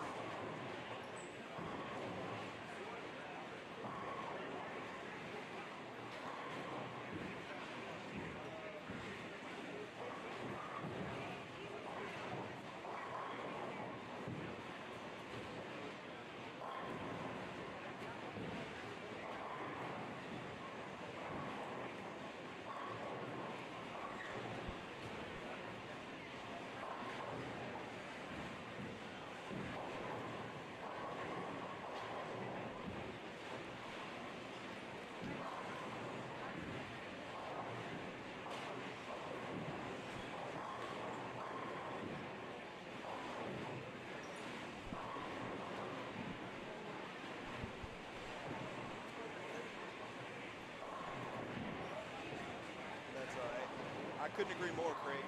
Michael Holloman is definitely due to win on tour. He's a former PBA Rookie of the Year. He actually, the way it fell, I guess, was Rookie of the Year 2 years because of COVID. So, very unique situation. But yeah, I couldn't agree more. Michael Holloman is definitely due to win on tour. These guys just moved from Tennessee to Louisiana. They're centrally located now. They travel pretty well. Still get to Tennessee for those things, but it's exciting to get to Texas and those events here. And shuttle flights all the way around.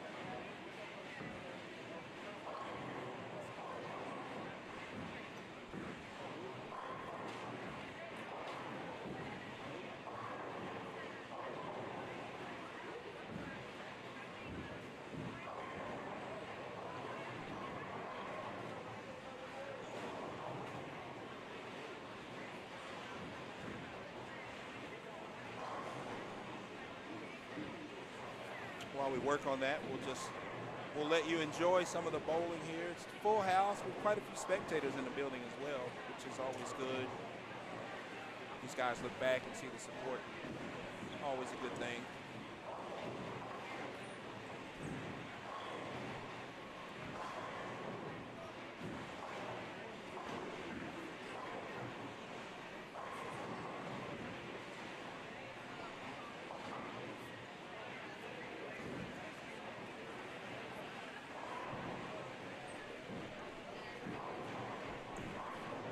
How's he doing, okay? That's all right. We'll take that. Please do.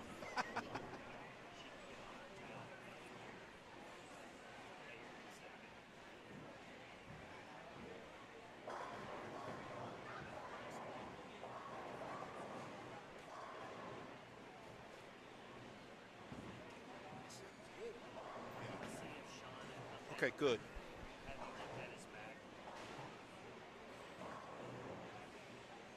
All right, awesome. So maybe we got it figured out with the mic.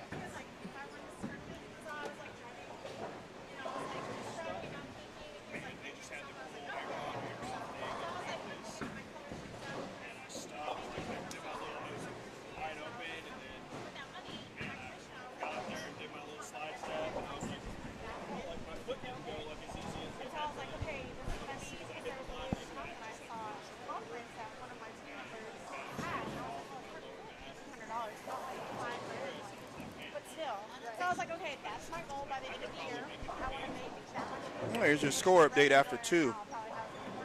At the top, both at 492, Marshall Morrison and Nathan Bohr. Both at 92 over. Bobby Holly is 59 over at 459 in third. Fourth, Josh Sorolla at plus 54. Fifth, Rick Bernard. No shocker there. Rick Bernard went 186, 267 to get to 53 over. Sixth is Billy Rogers. We talked about Billy earlier. 50 over. Robert Albright, kid from Tennessee, made the trip. He and Jonathan Norman, both at 44 over. Dimitri Cruz, we just talked about him. He's plus 40, 215, 225. Followed by the Hall of Famer Chris Barnes, 214, 223 for 37 over. In 11th is Stu Williams, 222, 203. And also tied at 25 over is Lorenzo Quinicar. He's a guy who's always steady in these scratch tournaments. DJ Cooper Jr., 188, 235 is in 13th. 14th is Johnny Ariago. We talked about Johnny being one of the young kids that bowls here in the center at 421. 420 in 15th at 417. No, I'm sorry, at 420 is Ryan Barnes. The younger Barnes went 232 game 2. Michael Holloman in 16th at 417. Followed by Eric Jones. After going 254, he shot 158 game 2 for plus 12. Andy Barris in 18th at 407. 19th is Brandon Ingram. We talked about him being one of the young kids here in the center that bowls a lot and it's just around the sport. Shot a very nice 233 to get to 406. Rounding out the top 20 is Dallas Leon, 209, 193 at 402.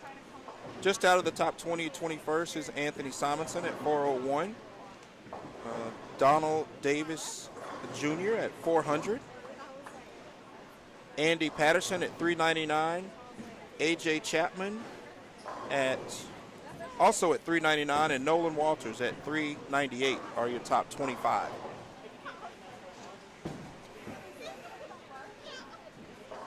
Dio Bernard, other notables, Dio Bernard, 163, 230. He's at 393.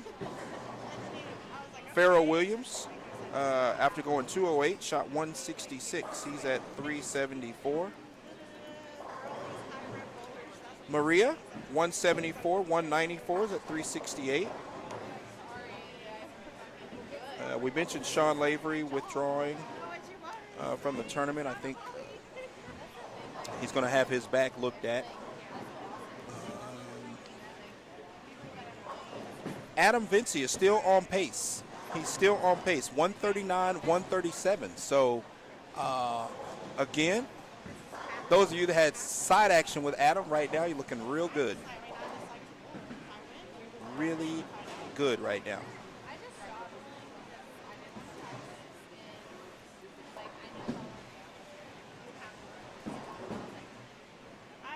If there's a particular bowler you're interested in, just let us know.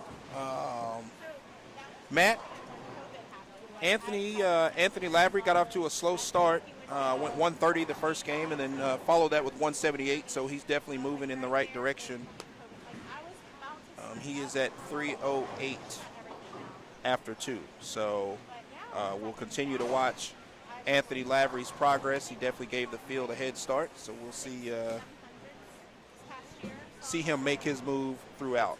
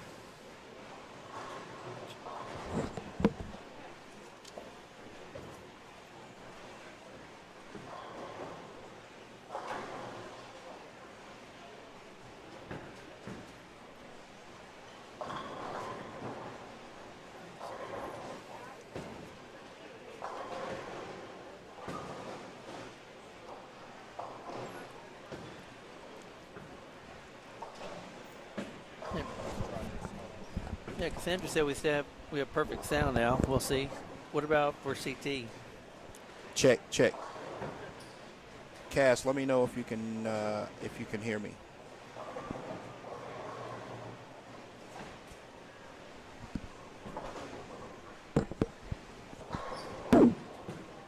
Oh, she can. Awesome.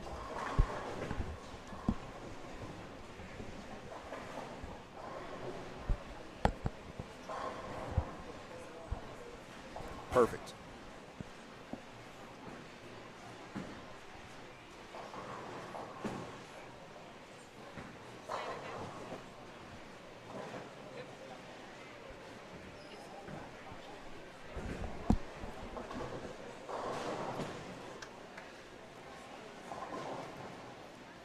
Well, at least you guys can hear us both now. We just can't hear each other.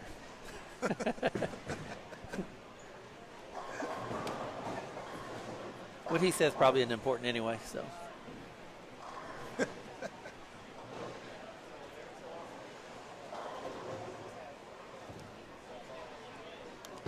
Yeah, hats off to Keblish. He won't say it, but he's done a great job here. I always look forward to coming here and eating the food. It's amazing. Oh, thank you. I appreciate that. Kitchen staff have been working really hard to get back to the level we felt like we should be at. Marshall Morrison, our tournament leader, walking by.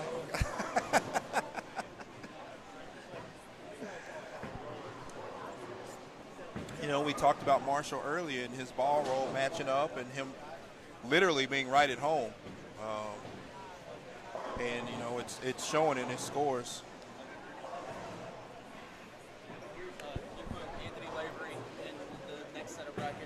It's not here. It's somewhere down there. Yeah.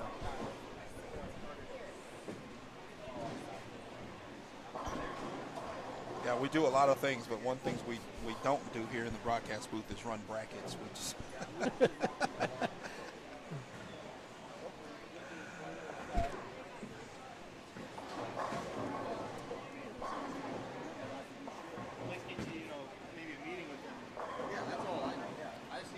Everybody turns to look.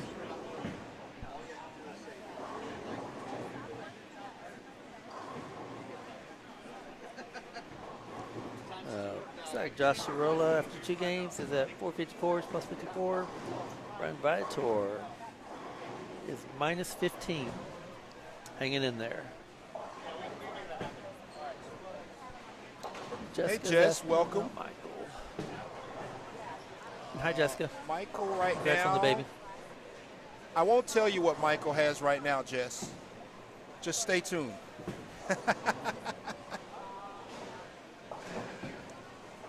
We do have a Pabst 6-pack alert. Uh-oh.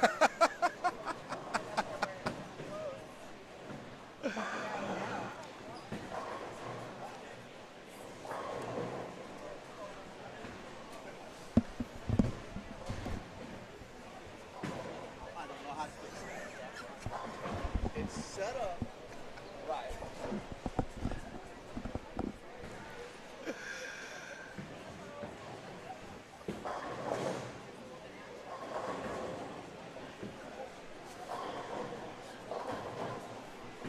Well, you can ask Sean Lavery. We had one withdrawal, by the way. Did you go over that? Huh? We had one withdrawal. We did have one withdrawal. I don't know if Sean Tyson- Lavery can Tyson come in and, tweaked his back, so he had to withdraw.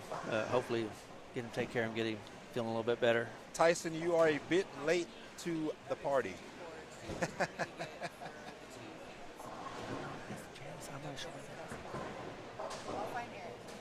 Hey.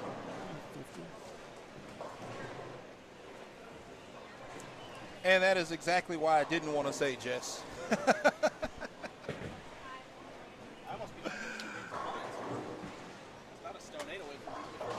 Front 5 6-pin from Michael Holloman. Mr. ALS. And he's stopping by. As we mentioned, he's definitely going in the right direction. Got off to a little bit of a slow start. We can put it on 7 and 8, absolutely.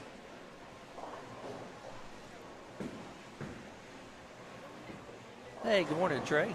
Holloman is plus 17 after 2. It'll It'll transfer. Like I said, it's about a 30-second delay before it'll move. I wish it was instantaneous. That'd be nice. Holloman is plus 17 after 2. Got a chance for a big game here, front 5, 6 spin. Good morning, Gabriel.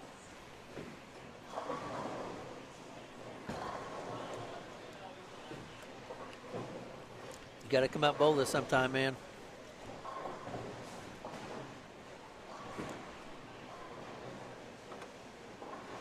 You're welcome, Kerry.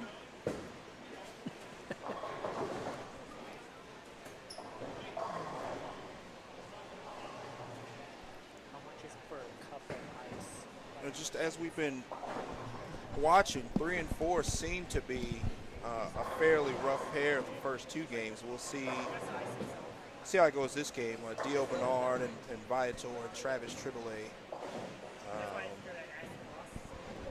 on that pair, along with Zach Snow, Tommy Tran, and Tony Genovese. So we'll see how that continues to be. Travis seems to have it figured out. He's working on a big one on 3 and 4.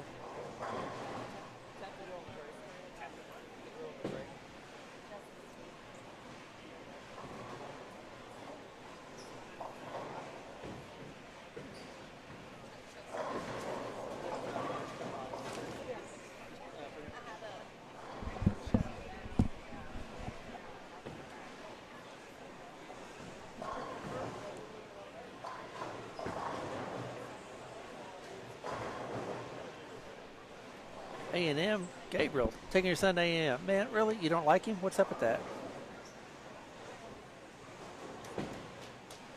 Yeah, Trey, we're talking about Don and Karen bowling this every year, knowing they really have, 1% chance of cashing, and boy, there's troopers being here every single time. You don't need me telling 20th place is the last cash spot or anything. Top 20. We need to get Karen and Don to bowl Longview double sometime. They should be over there doing that. I'll only have Tyson maybe coming up later. Thank you, Tyson. I appreciate that. Oh, somebody asked about Sambo after 2 is minus 66. Next time I'm out walking around, I'll try to give him a swift kick, get him going.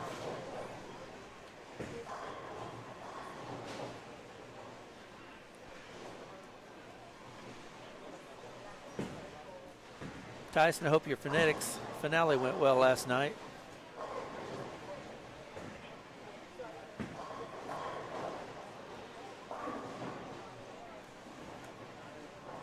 Yeah, thank you, Tyson. I know you had your hands full last night with the Phonetic Fridays final event.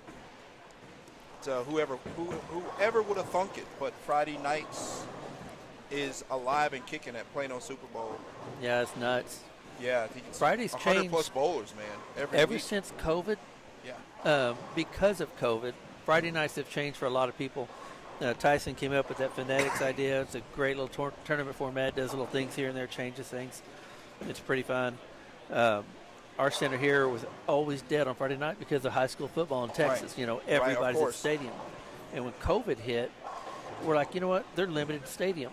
They can't be there. We got to figure out how to capitalize. And we put a little no tap league in here. Got new bowlers coming in, and we're going to be full this Friday. Wow. We have full house of a no tap on a Friday night. Wow. And then right after, several of them stay and they get lanes and continue on with the Glow Bowl. Yeah. Have an entire night of it. We have a lot of bowlers and new league bowlers from that. That's pretty cool. No, it's been great. I was really worried they might have left after football came back, but nope. I love the bowling.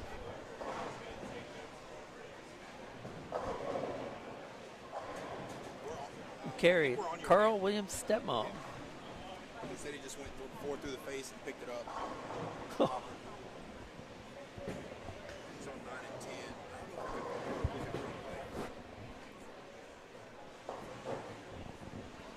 10. Now we're looking at a little message from Ballard's Bowling Shop. Good morning, y'all. Asking about how the Bernards are doing.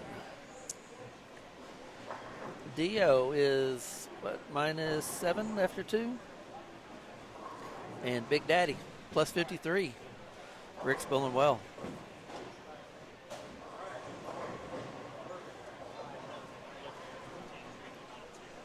Yeah, I agree, Tyson, man. So we're really Terry. proud of our kitchen here. Our food does really well. And Plano's the other center of town. They always have good food. I love the pork rinds.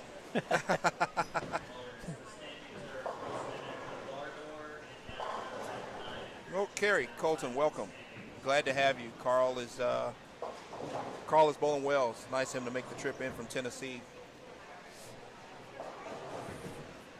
He's bowling well. We'll definitely keep you updated on the Tennessee boys. Robert wants you to know, Carl's roommate, that he just went 4 through the face and spared it. So there you go.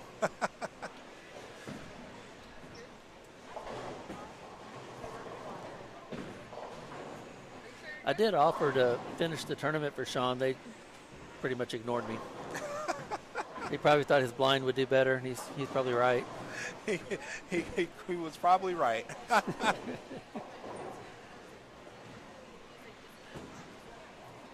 Like Micah Hallman up right here in lane 8. See how it comes up. And like I said, we're a slight delay. Yeah, we see you. Yeah, make sure y'all pay attention to this shot. Quality. This is what you call quality shot. Oh. Yeah, I'll trip the 3 forward.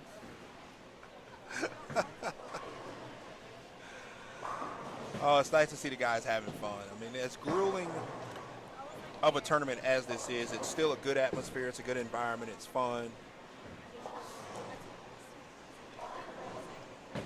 It's a challenge, but I think that's a big part of it, is that it is a challenge, and able to come out here and have fun, and it's a nice mix of talent. You got Dustin Ochoa up next on lane 8. So we just saw. Hadn't talked a lot about Dustin yet. No, we haven't. So I was just mentioning Anthony Simonson uncharacteristically missed a 10 pin. He's probably not used to leaving them. Right. I guess that's part of it. Good shot there by Dustin. Yeah, Dustin's a guy who's been around, used to be in the area, and on the bowling scene. He's been around a long time. Definitely talk about longevity here in the area. Nice, smooth lefty. Game's definitely slowed down a little bit over the years, but still steady. Jessica said, Michael, she must have packed his rabbit's foot. You probably didn't. I mean, y'all from Louisiana now, he probably just ran one over and took it with him.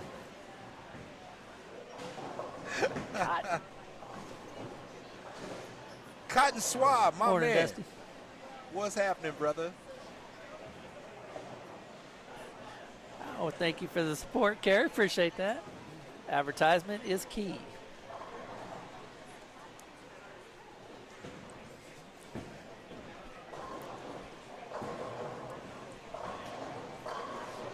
Timmy Kreitz coming up on lane 8. Yeah.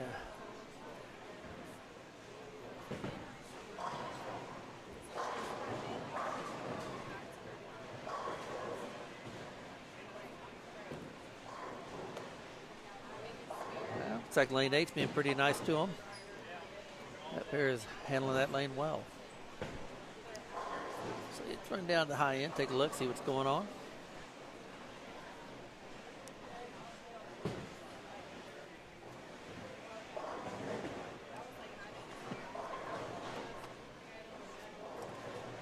Trey Ward. Speaking of running out of words, you're welcome to stop by and hop in here.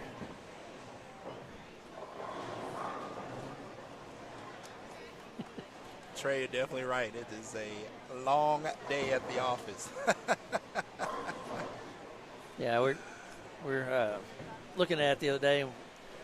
It's about 3 of the managers here and a couple of mechanics. We end up usually putting in about a 20 to 22 hour day on Ironman.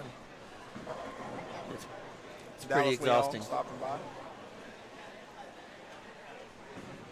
But it's something that every year, things go smooth and go well, or, always hope for the best. The staff can be really proud of.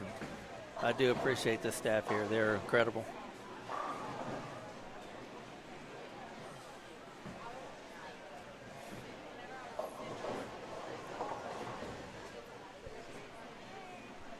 We had, speaking of the staff, we had a couple of husbands jumped in for the weekend, helped us with, we were to play some tabletops by our scores.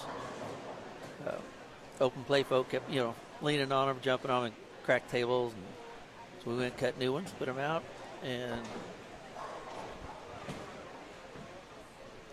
Sean took the day off work and sanded and stained them for us in a day and a half. Just, we truly appreciate that. John, Janice's husband, he came down to make sure our internet's running good, so we can keep this stream going really well. It is truly a family running this, and it's appreciated.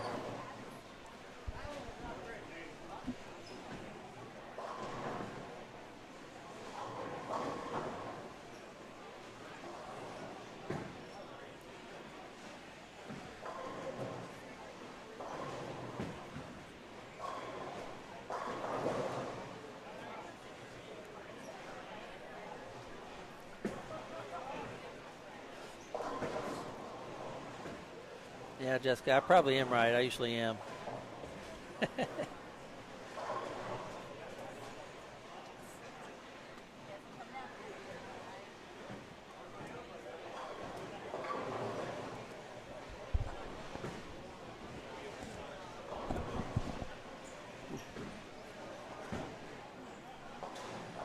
Michael got one way left, by the way, Jessica, and almost did it again.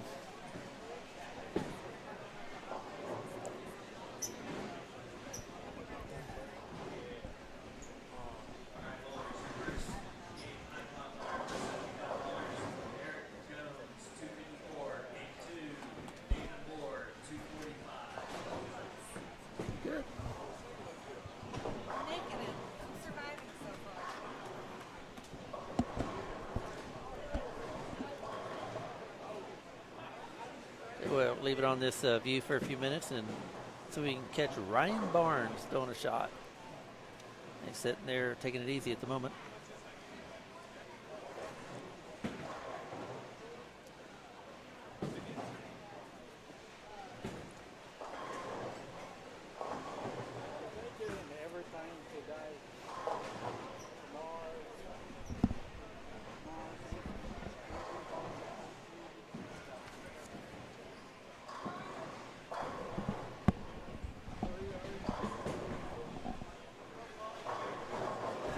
Catch Stu Williams, the far left of your screen there.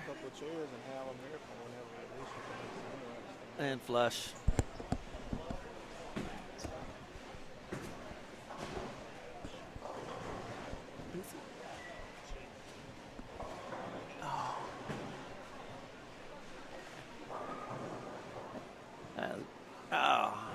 Pesky little tin pan there, Ryan.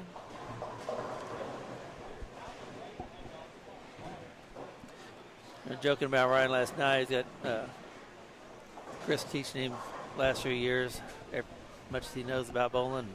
He has all the talent of Chris and Linda, and Linda's personality.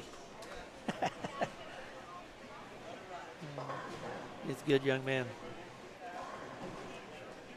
And catch Anthony Lavery throwing one here, and we'll switch down.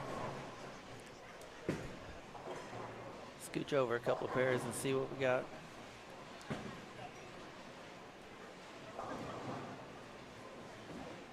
Beautiful shot.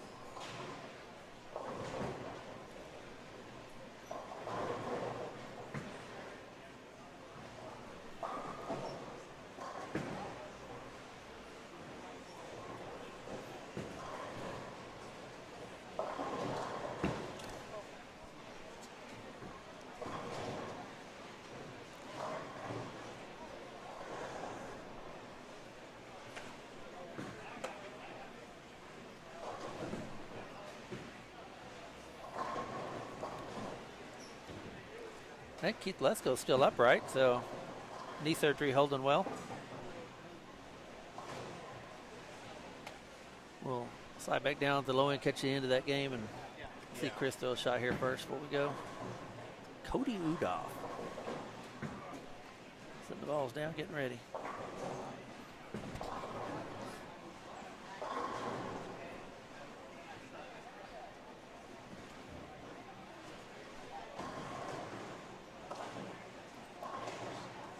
Don't nine. Like that one. That's harsh on an old guy. We're not supposed to leave those.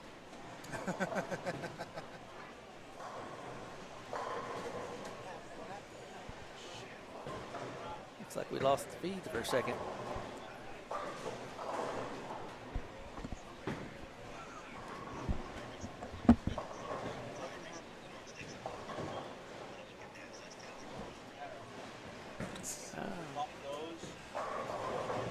I didn't touch him. It was just confirmed that was not my fault. Like I said, you know, things aren't smooth. That's on me. It's going to be a delay. Yeah. I can't take much more.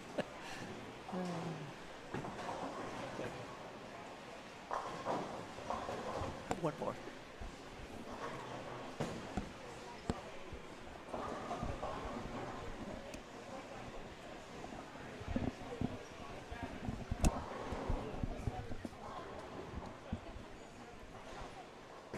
Oh, good. We're down here at the low end.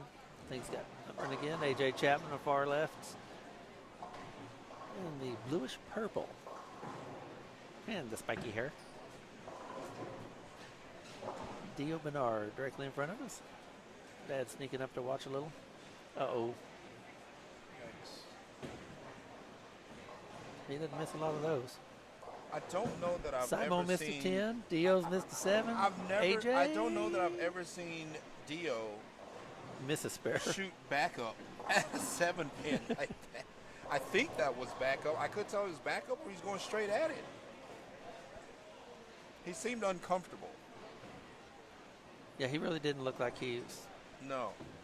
had it under him there. 194 there with 9 out in the 10th. Eric Jones, 246, big game. He's probably not happy with that. He left some out there. Oh, good shot there, Travis. Michael Holloman finished with 235 after going 9 out in the 7th.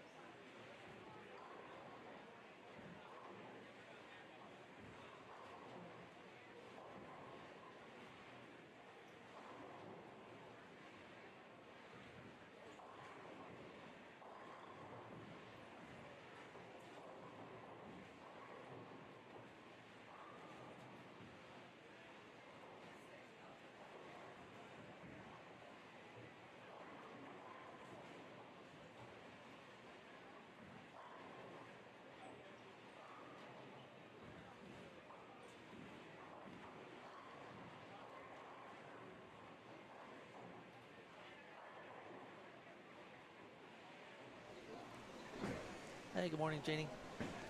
Checking the chat. It should be on the Facebook page for TX Ironman. They're looking for the standings.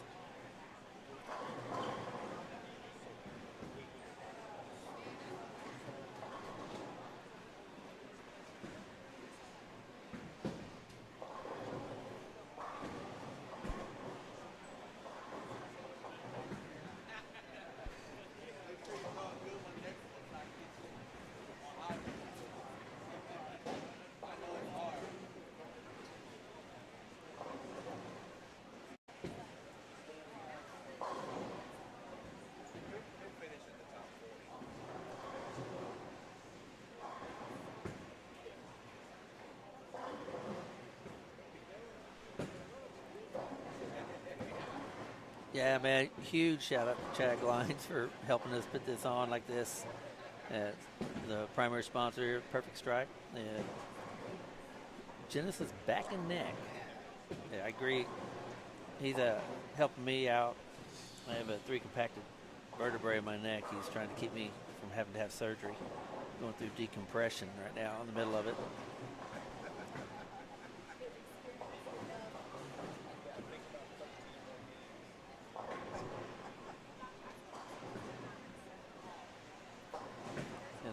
Said again, Sean Lavery had to withdraw. You hurt his back earlier, tweaked it. Chad kind of took him back there, helped him get a little adjustment, get some relief from it. Got a little ice on there. Hopefully he'll be recovering real quick.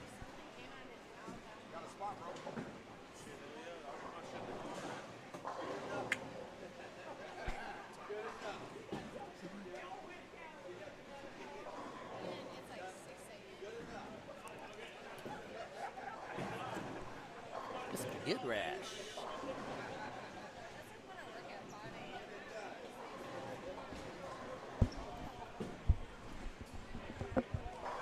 We need to figure out next year some way to put a small camera at the front of the table here as everybody's walking by, messing with us.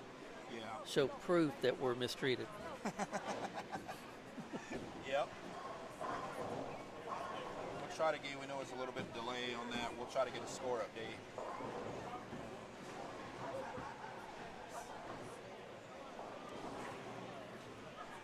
We'll try to get a score update here pretty soon.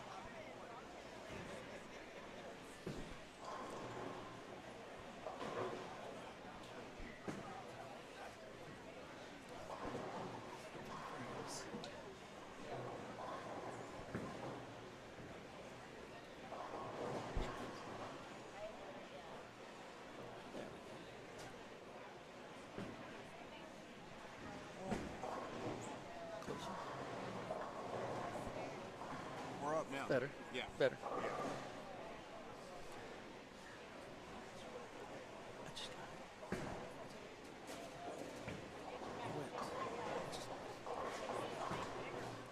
Yeah, we had screens went off a few minutes ago, and it came back up. It looked like it's about a half a game behind. I'm like, what in the world? Kind of, let's do the time warp again. Maria, Oh, great watch spare out. by Maria. Stony Burke, lane 3. A gentleman from Platinum 4 that does a lot for the bowling community. And is a participant in the over-under 600. Get a good look here at Rick and Dio Bernard, too. Yes. Of AJ Chapman in this view here. A few people ask about that father-son combination. Dio on the right in the gray and Rick on the left. One with a lot of hair and one with not quite so much hair. I don't know, last time I saw Rick miss a spare. Oh. I've never seen it bowling against me, I promise you that. He's automatic. And you talk about father-son contrasting styles. I mean, the Barnes father-son combination is one thing, but this one is, you've got the dad who's pretty straight and right-handed, and then you've got the son who's left-handed and throws it with 2 hands. Yeah. Rips the cover off. That's a really good spare there by Stony Burke. Yeah, It's for not sure. an easy condition to make that spare on. Travis going up the boards a little more than everyone else, looks like. I cannot pronounce his last name, by the way. Triple A. Triple A. I always think I like Triple A. AJ Chapman. Stud on the PBA Tour.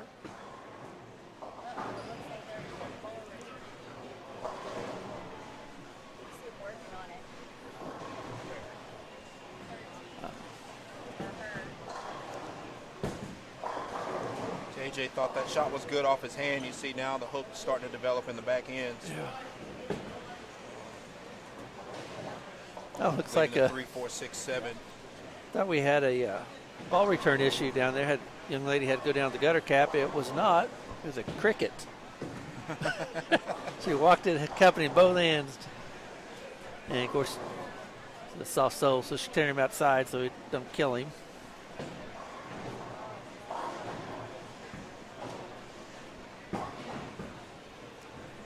See if AJ can run this spare down here.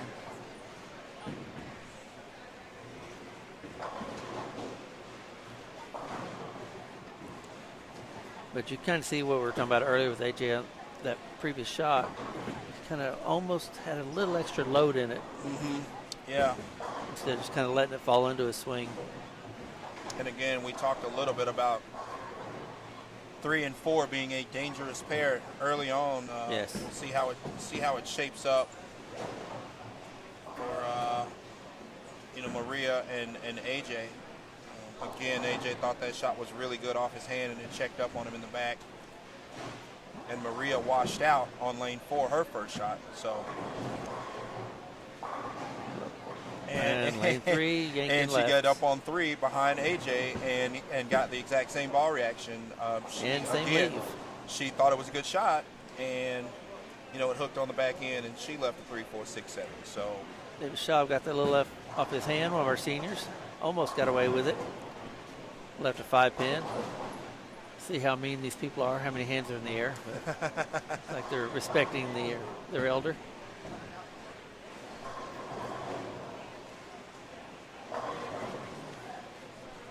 I'm kind of curious if Maria and AJ will have a chat about that here in a bit.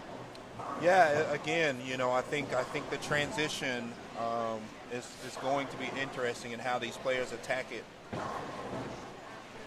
It's going to be huge.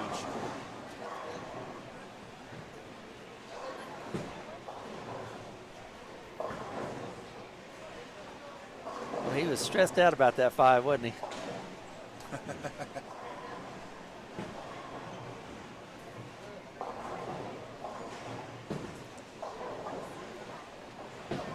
Another one of the young two-handers is really talented coming along. Garrett. Garrett Andrews. Where's Garrett from? Do you know? I do not. See if I can find that out.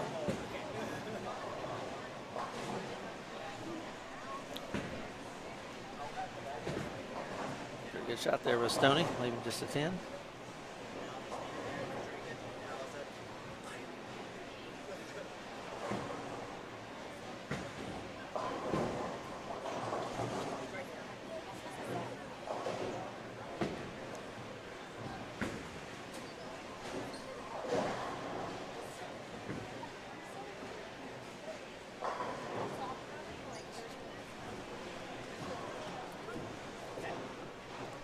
Joe Finling messaging me there. He goes, man, 3 always hooks early. He's right. This house, for some reason, 3 seems to always hook a little bit earlier.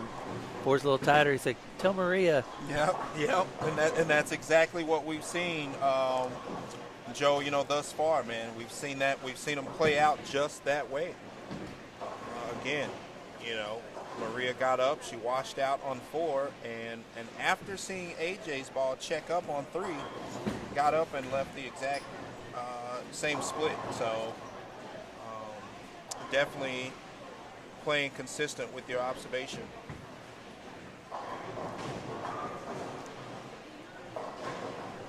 Joe's pretty good at that stuff, kind of remembering length, how they play and stuff like that. Centers, he bowls there more than once. He'll tell you a characteristic. It's crazy. Notice there, AJ, I mentioned earlier, that little trick I learned is prop your foot up on the blower and it keeps that foot drier, less chance of sticking whenever it gets humid. That's a better shot. Beautiful. He gave that one a little room on 4, but the test will be on 3 when he gets back up on lane 3 to see if he makes the adjustment.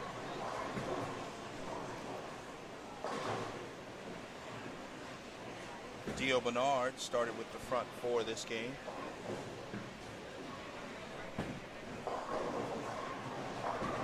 See how he ends up.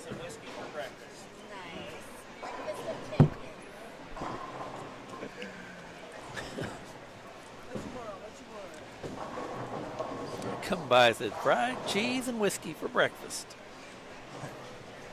He's got a score update after game 3. We'll run through the top 20. Good shot, Maria. Tournament leader Marshall Morrison at 717 for the first 3. Nathan Bourne second at 694. Billy Rogers third, 674, followed by Stu Williams at 670. Johnny Ariago in fifth, 668. Jonathan Norman, another up-and-coming guy from the Houston area, 659. Eric Jones in seventh at 658. Bobby Holly still hovering in the top 10, 656. Nolan Walters had a big game 3, jump into ninth at 655. Michael Holloman in 10th at 652. Ryan Barnes, 651 in 11th. Rick Bernard at 629. Riley Patton in 13th at 628. And tied with Robert Albright at 628. Josh Sorolla, 15th, 625. DJ Coop, 623. Dimitri Cruz, notable at 618 and 17th. Chris Delaney with a big game 3 to jump into the top 20 at 613. Nicolette, we talked about Nicolette. She's at 608 and 19th. Tied with Dallas Leon at 608. That round out your top 20. Just out, Chris Barnes at 607. Gid Rash 603.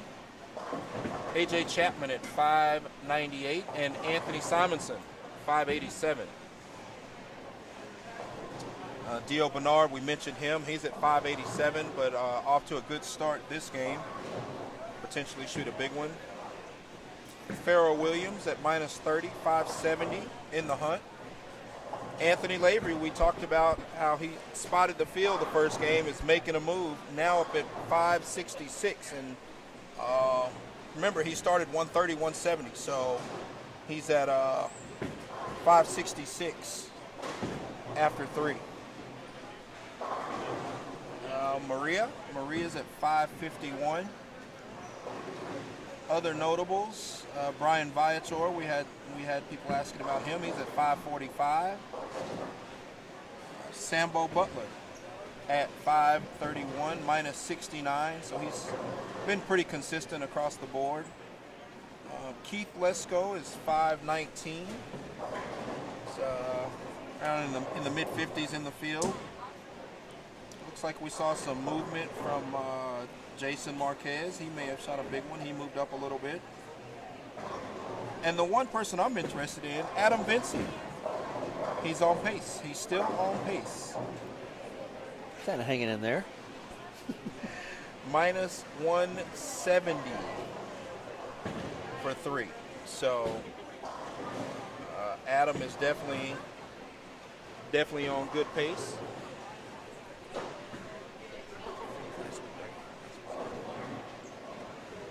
We talked about, earlier we talked about Josh Sorolla as a guy who really, in the last 18 months, has really started to emerge as one of the better bowlers in the Texas area. He's a Houston guy, Houston standout. I really think it's just he started bowling more. I agree. He's always had some talent stuff there, just really didn't bowl often. Yeah, no, I agree. And he got the deal with Motive, and so he's got guys in the area that he can talk to about equipment and that kind of thing. And Nathan and Sean Lavery and Dimitri Cruz, and so that community always helps too as a resource. He was runner-up, I think, last week at the non-champs. I think so. I think Josh was runner-up at the non-champs. So he's another kid. We talk about these guys that are just quiet on the lanes and just get it done. Josh falls right into that category. Take a look there at Missy Sampson. Decent little shot. Again, she's a young lady that bowls on patterns consistently. She supports the ABT. She's big on ABT patterns. She's sitting at minus 113. She's out here testing the waters, giving it a run. She's out here running over Adam. She is running over Adam. We probably should have taken that one too, Steve. Yeah.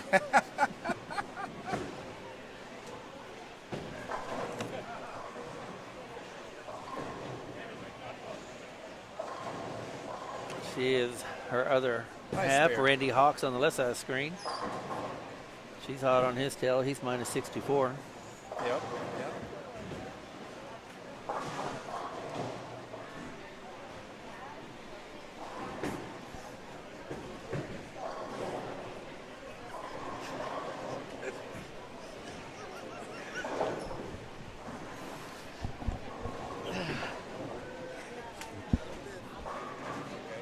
I will take a quick look here, Keith. Let's go see how that knee's holding up. Watch him for a shot.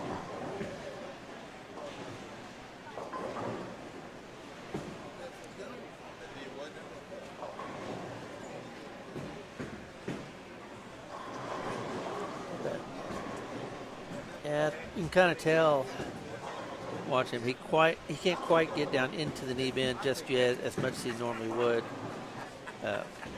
Speaking of somebody who's had 9 knee surgeries, I know it takes a little while really to get through there.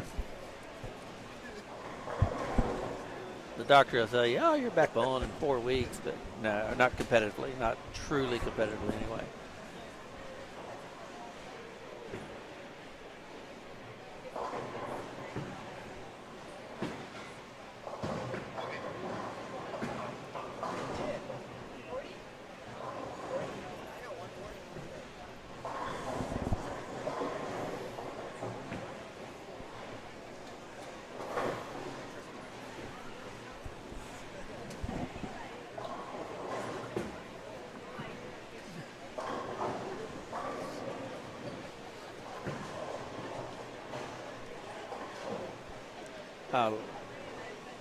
That's the update. Looks like we got a scoring update posted to Facebook, by the way, guys. Everyone else go check that out. By the way, miss you out here, Jeannie. Sitting in the booth is not an easy task. She and Tony Franklin always do a great job.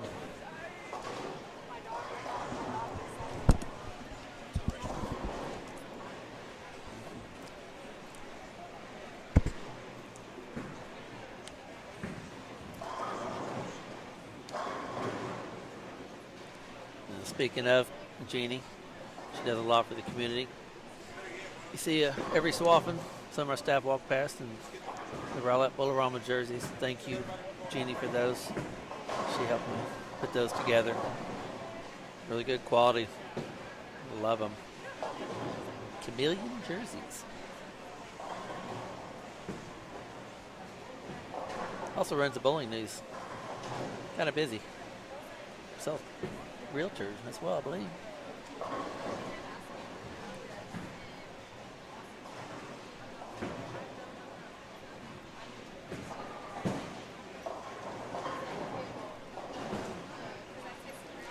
Hey, Jeannie, by the way, if you're still listening, let Tony Franklin know the PBA 50 regional here was moved from November to October 7th, 8th, and 9th. They decided Ron Moore's senior shootout.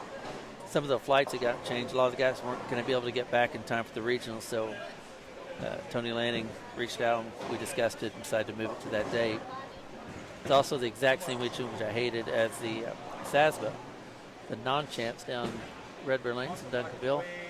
I spoke with Billy Cathy down there. I'm a really good proprietor. I want to make sure that, you know, not too many entries have been affected. Make sure he was okay with this, doing that date. And I want to thank him for allowing us to have that date at the same time. I truly appreciate that.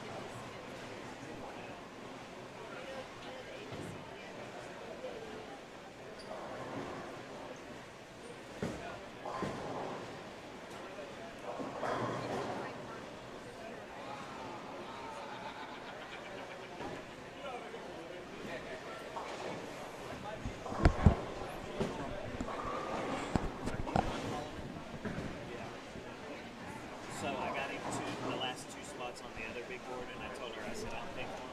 But then I said, I think Turner put him in the first spot. Okay. So he's got I'll tell her to change it to your name. Okay, perfect. Thank you. I was just like, there's two spots, and I thought, here, I'm not like, throw them all in it. Yeah, sure.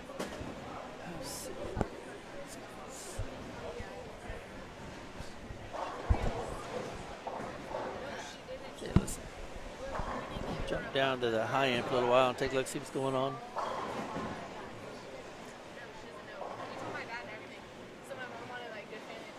Well, in between games, like just getting ready to start back up.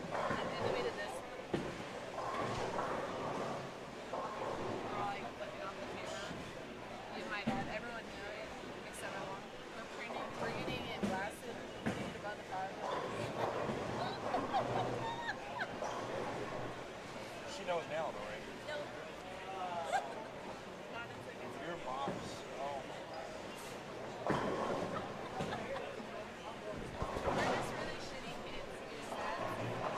Anthony Simonson coming to mess with us again. Climbing out. I think I have to sell her a little bit.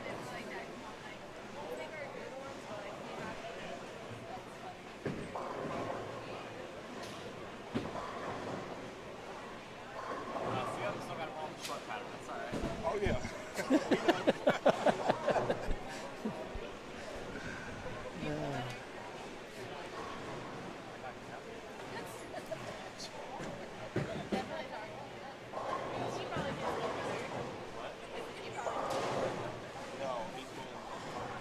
Anthony said we'll have to make up some ground on the short pattern. Good shot there, Chris Delaney. Ryan Barnes on the right there, and Anthony Lavery on the left. Sport Ben got there a little high.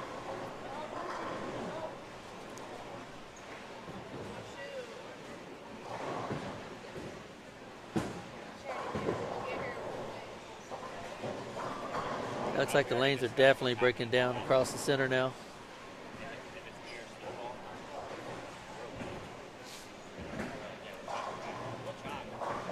You can click on it to open it, but.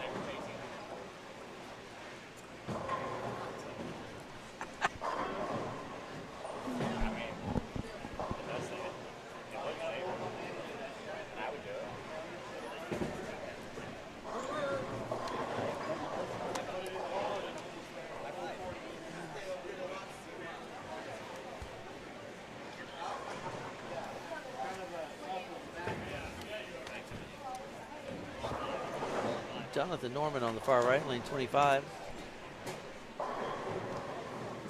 He throws it pretty good, I tell you. I was watching him last night. Oh, stone nine. Great shot. I think I'm going to have to try to bowl with a hat on backwards and see if I get better. Seems like all the good bowlers have backwards hats.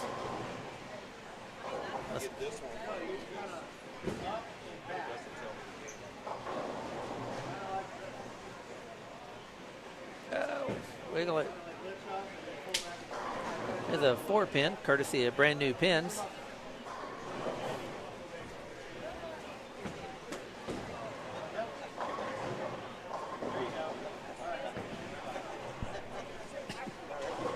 Everybody. We started giving Marshall Morris, and if he struggles, we make his turn around backwards and kills it.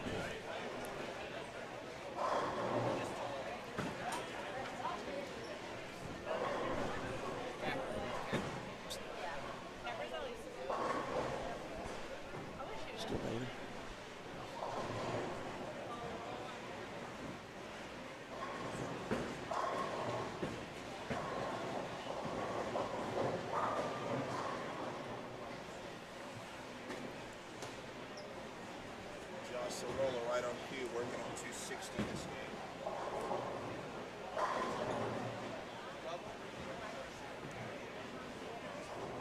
Can you hand that to Rosa? She's got it. She saw me coming. Thank you.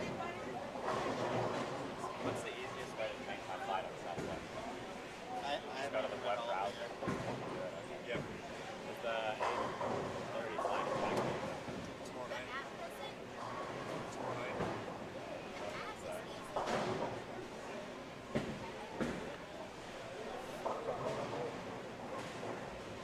Yeah, I thought you tried that app. The app first. I can get to that.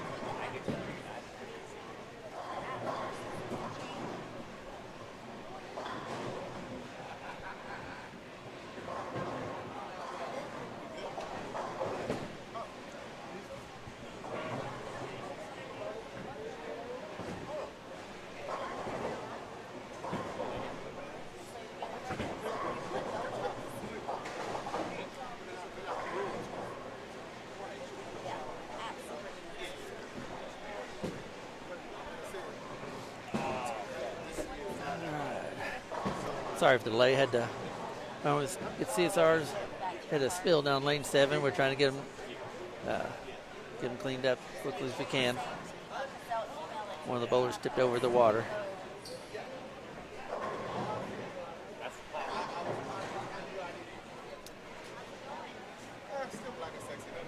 Shot there. Brandon Ingram there on the left. We're talking a little business. Trying to hang in there. Second game, like the transition so fast. So me and Chris, we went I think he went 170. I went 1. Beautiful release. That was a great shot, Brandon. Like he went split. I went strike split, and then I went double. I'm like, okay, I can still shoot this 190. And then literally, Good shot there, Keith. Let's go. you know, like it ran Like I said, it's really difficult to try to trust your knees when they're just having coming out of surgery. I personally think he's crazy for trying that. Just want to say what's up. What's going on, Farrell? Farrell Williams walking through.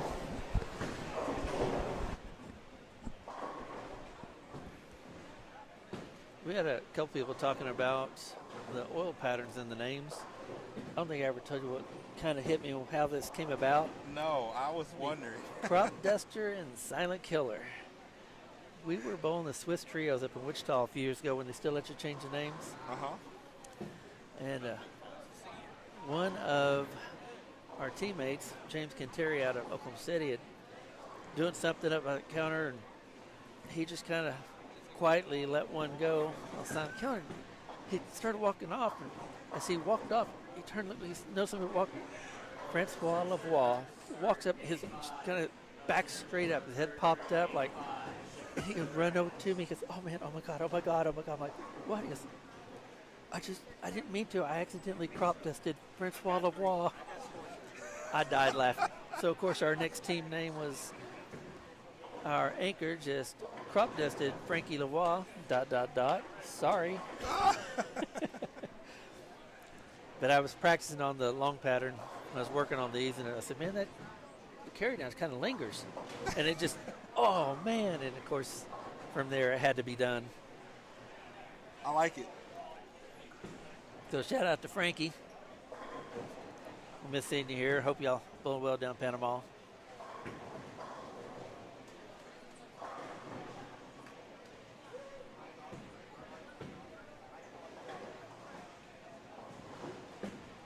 Eric Jones there. Good shot. Oh.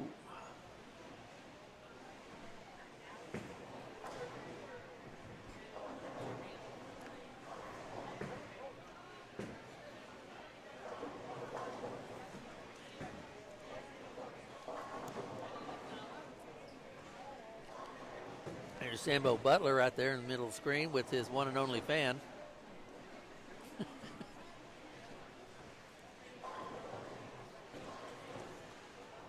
Last night.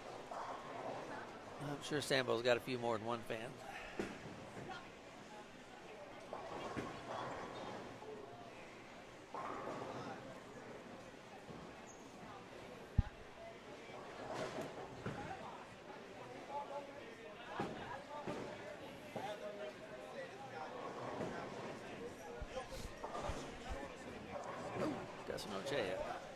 Dustin tripping out the 8-pin there, or 9-pin rather.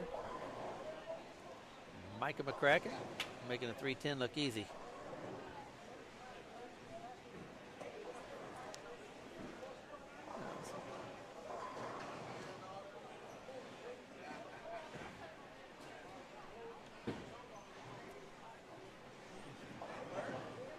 They are definitely starting to get a little trickier.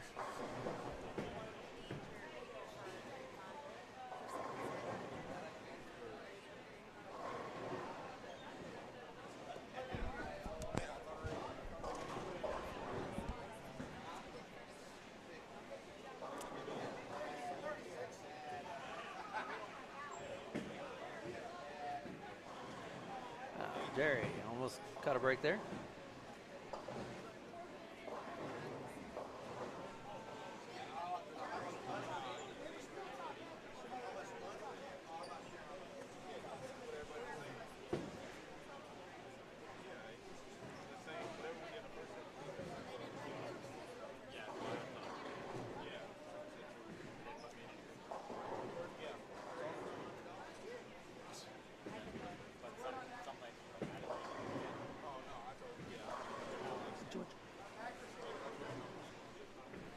Said wait till today.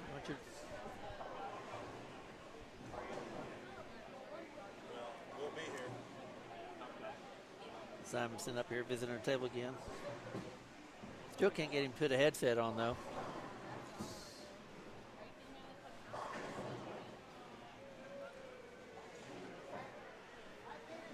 Tommy Tran, lane 5. They're two-handed left-hander. Just a little high. And to check back in, see Maria and AJ made the adjustments. I know Maria did earlier. Giles to bid outside, tried the corner and missed.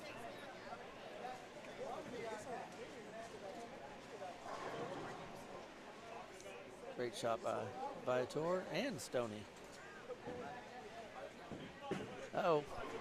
Johnny Ariago with the 5-pin. I guarantee some hands will fly up to Johnny.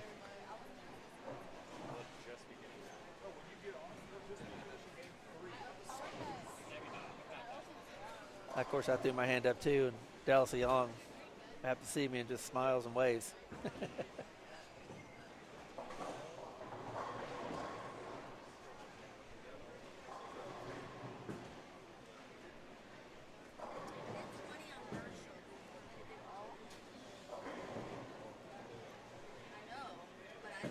Look at Dio.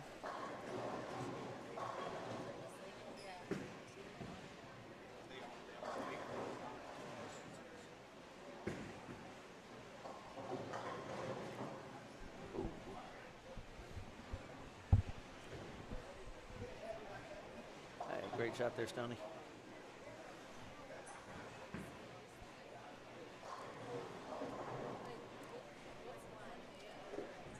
Looks like they're starting to get a little tricky. They are. A couple people getting the ball a little right, and I've seen a couple of 3 counts. We are starting to see a little bit of the transition, and we've still got 4 games to go.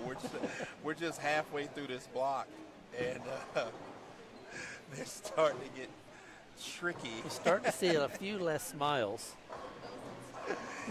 Hence Ironman.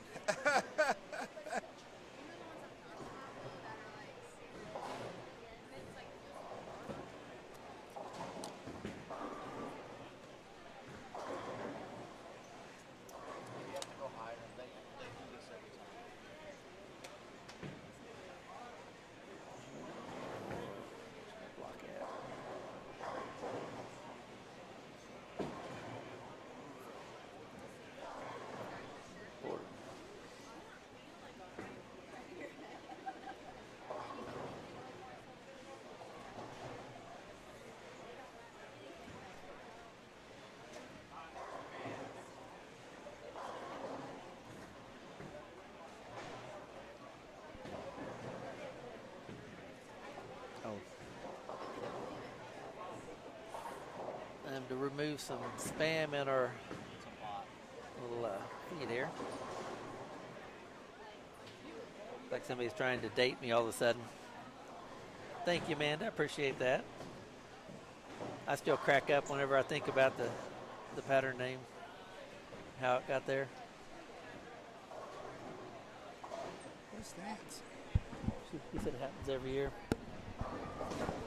We're getting a one of the bots trying to get a best adult dating site or something. Unless one of our new fans is trying to date me, it could be that.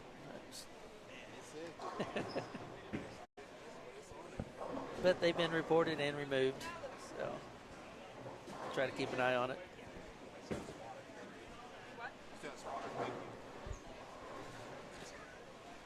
Well, I've had 2 liters of water today, or a liter and a half, and a Gatorade. So I'm going to leave it to CT for a little while. I'm going to visit the urination station. Sounds good. Sounds good. Back shortly.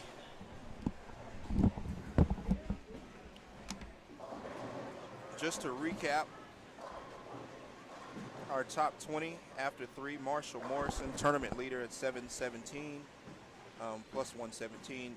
Nathan Bohr second at plus 94, followed by Billy Rogers in third at plus 74. Stu Williams in fourth, plus 70. Johnny Ariago, plus 68. Jonathan Norman in sixth at plus 59, followed by Eric Jones, plus 58.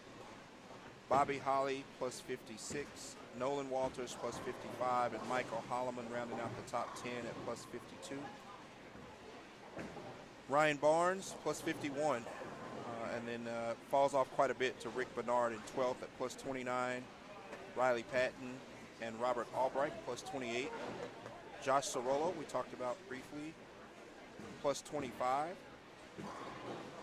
DJ Cooper at plus 23. Dimitri Cruz in 17th, plus 18. Chris Delaney, plus 13. And Nicolette and Dallas Leong, both at plus 8, round out the top 20. Through 3 games, we are just finishing up game 4 on most pairs.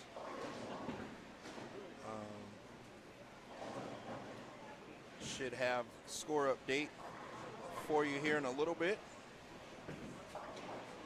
Still a nice crowd here. Been here since practice started at 9 a.m.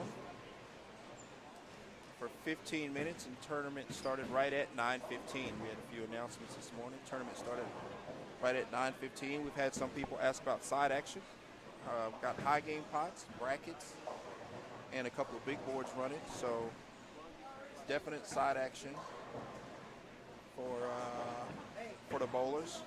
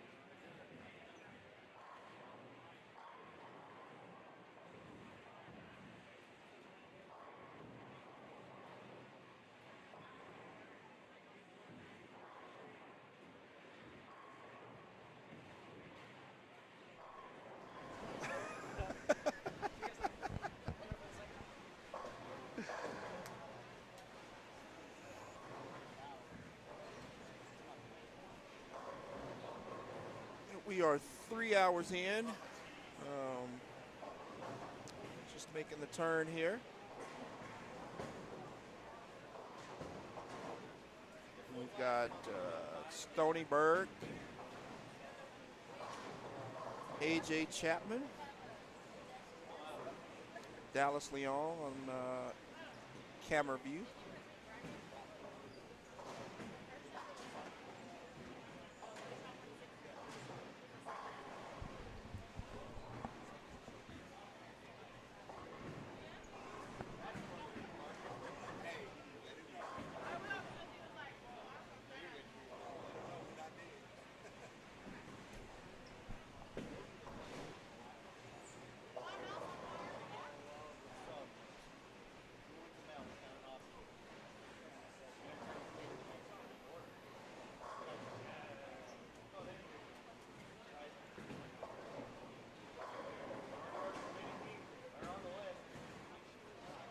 So after game 3,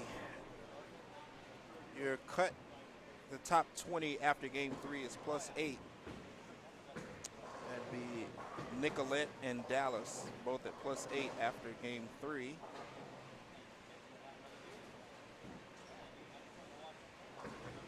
See if we can get some updated scores for you guys.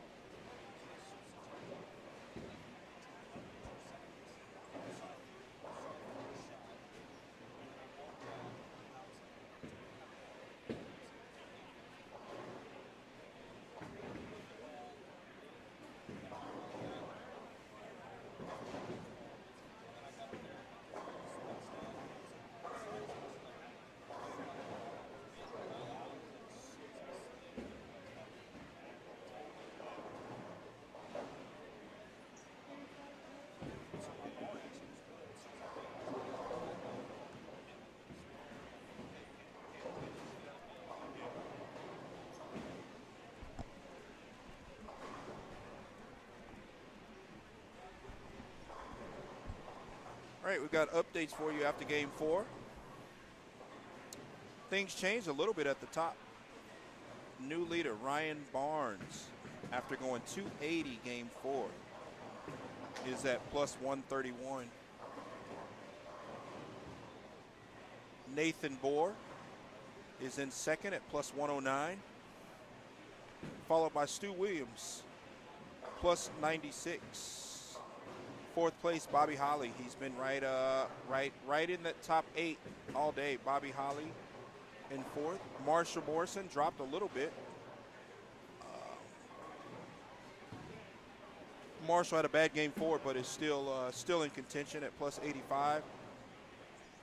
Billy Rogers, he's just been steady. 2 games at 235, 215, 224, and 210. He's at +84 and 6.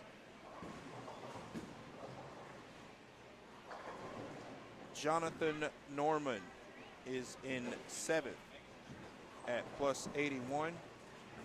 8th, Josh Sorolla at plus 71, followed by Nolan Walters at plus 67. Michael Holloman in 10th, plus 65. Johnny Ariago at plus 57. Eric Jones plus 44. Eric Jones and Dimitri Cruz plus 44. Pharrell Williams at plus 39. Went 269 game 4 to help his cause, so he's at plus 39 and 14th. Chris Barnes, a Hall of Famer, plus 32. Riley Patton in 16th at plus 29. Brandon Ingram plus 21. Robert Albright at plus 18. 228 from Anthony Simonson gets him in the top 20 at plus 15. And Rick Bernard at plus 13 round out your top 20. Other notable names, Dio Bernard is in 22nd at plus 9.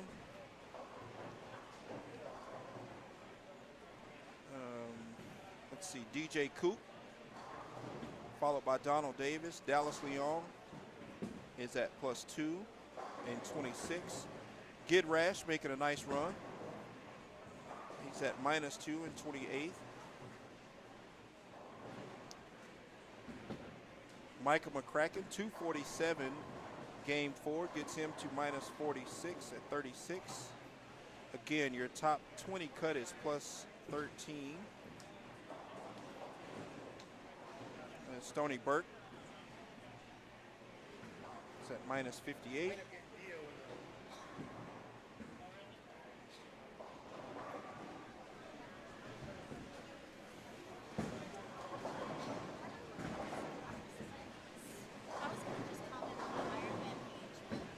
So what I've been doing is I use this app. I take a picture like that's game 3. This 4. Adam Vincey still on pace. Shot 126 that game at minus 244.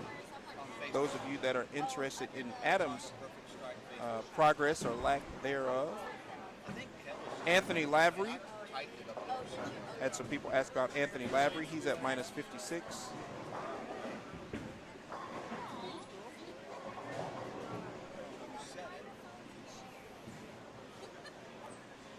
So again, we talked about Perfect Strike earlier and Chad and the things he does. I know he's just spent some time working on Sean Lavery's back. At least try to get Sean mobile. He's walking around. It's good to see. He had to withdraw. If you're just tuning in, Sean had to withdraw from the tournament. He stuck early and didn't feel real good about things. So he thought it was best that he sit this one out. He's got a big tournament next weekend. In Longview, bowling Longview doubles. Be bowling with Justin Bowie there, so Sean definitely thought it best to shut it down. Shut it down this weekend and try to get his body ready for next weekend. Another long format tournament on a grueling pattern.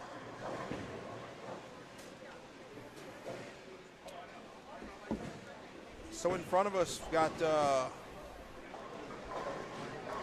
AJ Chapman. He's got open spare 9 count through 3. Stony Burke, 9 spare strike, 9 spare. Maria has spare strike.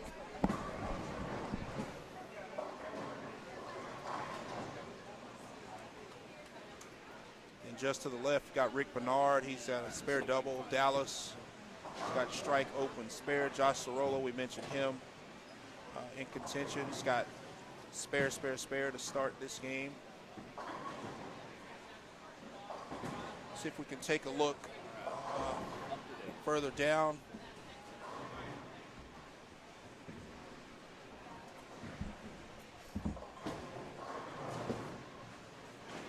See if we can get some action further down in the house. Yeah, that's what they see. And we talked about Stu Williams now is up in the top 5.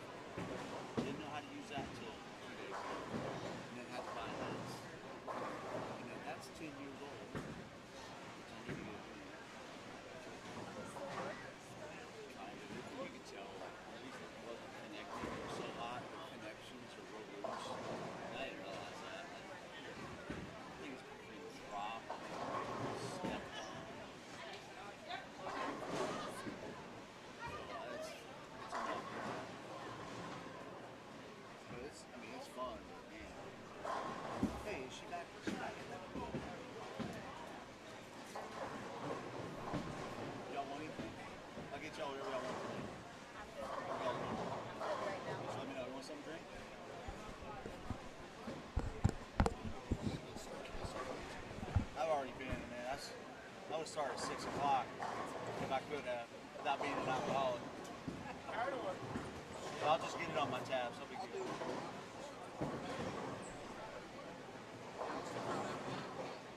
Brown apple, Red Bull. Damn, that sounds good. Hey, next week, I ain't got no deal. I'm like, hey, what's your hop in here with me? I was talking about you earlier. What's your hop in here with me? A little bit. Man, I'm not very good at talking about it. Yeah, I'm just talking about, I'll just ask you questions. This is talking to you.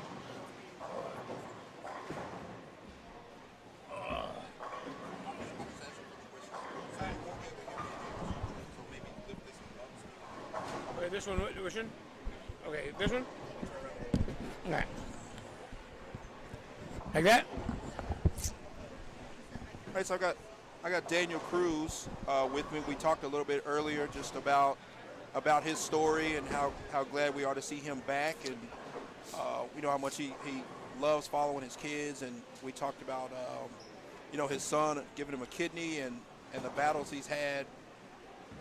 So man, just tell us how it's been, Daniel, you know, being away and then being able to come back and follow the guys around and be in your centers and that kind of thing. Honestly, it's been a struggle. As y'all know, I've been in and out of the hospital for a while, and then I just kind of got told that everything seems to be okay now. So hopefully, you know, I can enjoy life again and get back to doing what I love to do. I actually been bowling a lot more, practicing a little bit. Got up to about 2 games now, which is good. Yeah. But it starts off real hard. It's like still kind of like dropping the ball a lot, trying to build my leg muscles up. Right. But you know, going to watch Dimitri helps a lot, and then, of course, last weekend the kickoff junior bowled real well. So right. Watching them bowlers makes me very proud. But more proud than anything was Daniel donated the kidney. Yeah. You know, I'll tell you a lot. That was awesome. Yeah, no, we talked about that, man, and how much your boys mean to you and the family. And I just mentioned earlier have your oldest, you know, donate the kidney, and you guys going through that together. And it's good to see you back in the center. It's definitely different not seeing you around and seeing. So I just want to say, man, we're glad to have you back. Really means a lot. Craig Dobson mentioned earlier how Cruz family's good people. I reiterated that. So, you know, it's nice to have you. We'll be here all day. Right. Hey, I might have to go take a nap. You know, I'm still old, man. I got up after 3 hours of sleep last night from doing everything else. Like, oh, crap. Craig Dobson, hey, good, man. Hi, I'm proud of you. Thanks a lot for the compliment. Yeah. Appreciate that, guys. I will tell you guys, everybody that said prayers for me, thank you so much, because I needed every bit of them. Yeah. And my prayers are with those who need them as well. My family to yours. May God bless you with many more days of waking up and enjoying life. Chris, thanks for having me on here. And absolutely, man. All right, appreciate it, guys. Thank y'all. No, thank you.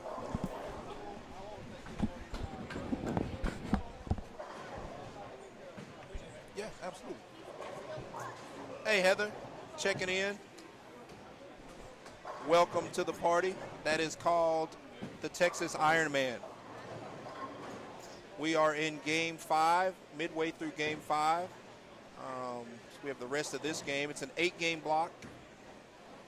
Pattern is starting to break down a little bit. We're starting to see some transition across the house. So we'll see how that affects the scoring pace. Of course, Ryan Barnes is just gearing up.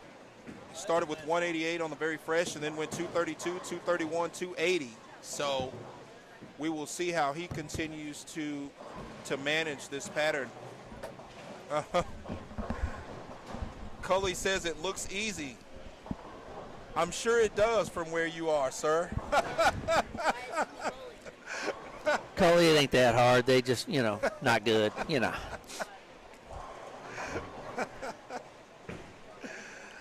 Yeah, just ask some of the guys that are out here. Speaking of Cully, why aren't you bowling, man?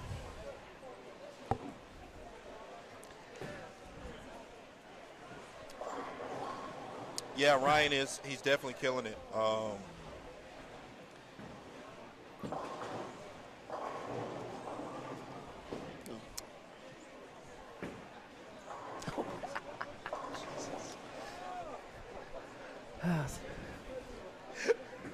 Lord. Yeah, 280 is definitely decent score. Yeah, You know. that's the biggest we've seen out here on this pattern, and to do it game 4 is quite a feat. I think the next closest game we had there, Josh Sorolla shot 246. Some would say that's almost 300. Right. Chris Lucas, who runs this, he's like, how's that almost 200? He missed in the second. Right. I'm like, well, that's true. And that's not even close. Right. Good.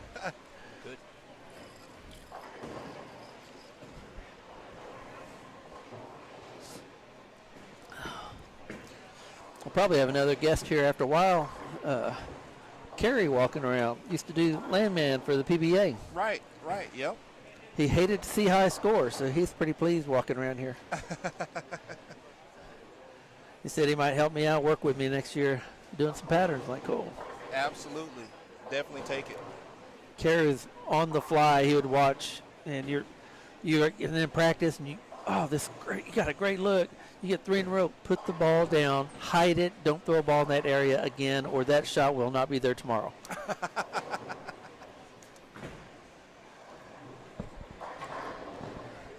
Yeah, man, there are a lot of 10 pins, especially with the pattern the way it is. It's going to have some weird carry downs and things like that, how they're having to play them.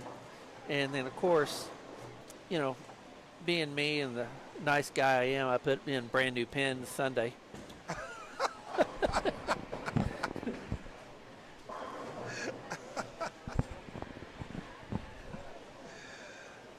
Yep, Simbo, Brandon who Pins just coupled walked with past this, us. Oil pattern makes for a lot of fun. Let's see. Where's Sambo? Has he shot anything big recently to get up? Sambo, let's see. Y'all gonna make me go get my reading glasses. This is not cool. No, Sambo is 35th right now. He shot a very nice 225 game 4, went to minus 44. So. Oh yeah, see him there. He's right moving behind Maria. Moving in the right direction. Well, he better get on it. Nicolette's on him too. I did promise to go by and kick him going a little bit. Yeah, that was a little dirty putting in new pants. I couldn't help it.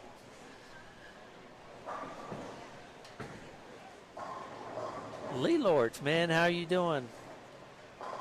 I'd ask why you're not here bowling, but you're an old man. That's a lot of games.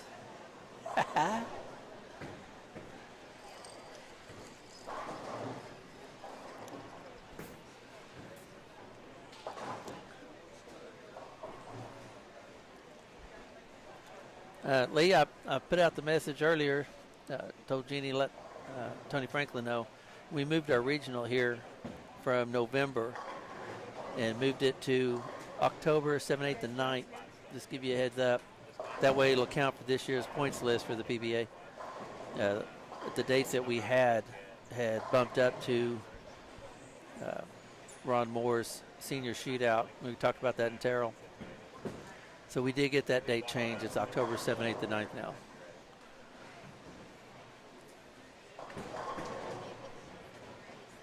Uh-oh. There comes the people trying to date me again. Let's remove these off of here.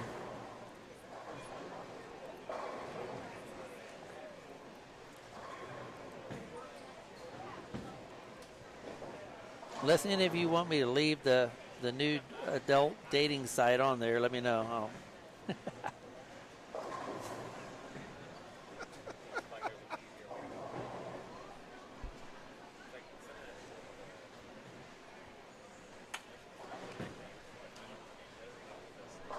Have we changed the screen lately?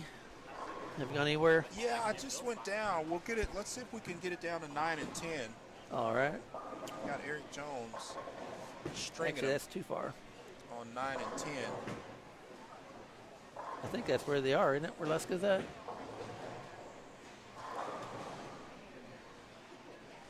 See if we can get him on the stream. Oh, there we go.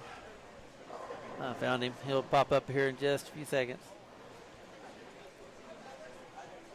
Yeah, Amanda, bowlers are lonely people.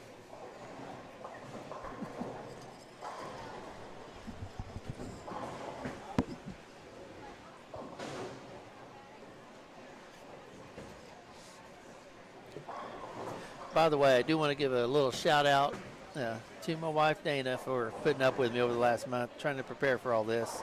Schedules have been crazy. She's had a smile on her face the whole time coming out of surgery and everything. I do appreciate her. I don't think she's listening, but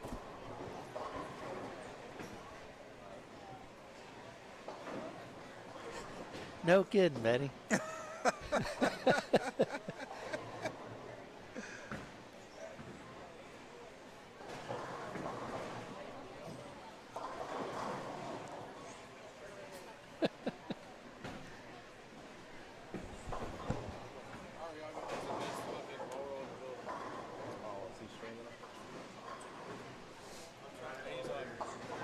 How did that jump in here?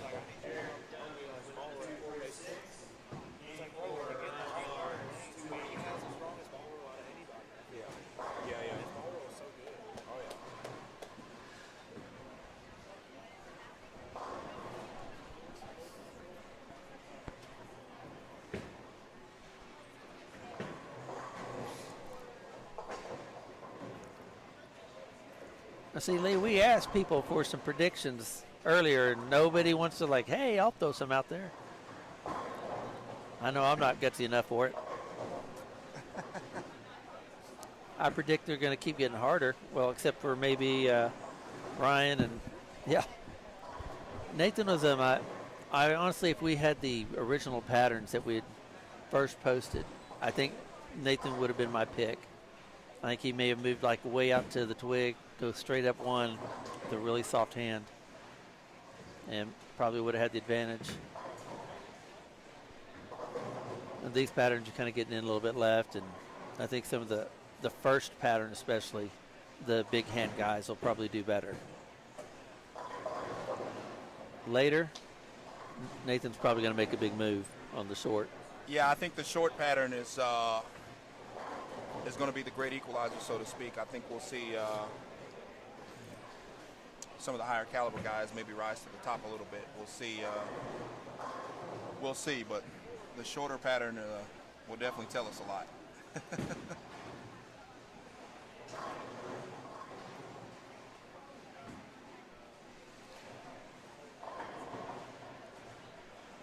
Had Eric Jones there, went front 7. Then left a 6-pin. Looks like lane 10 is down right now.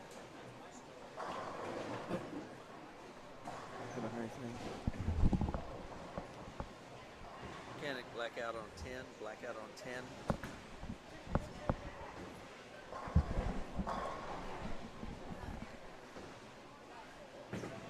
Yep, they got that back it up running quickly, thankfully.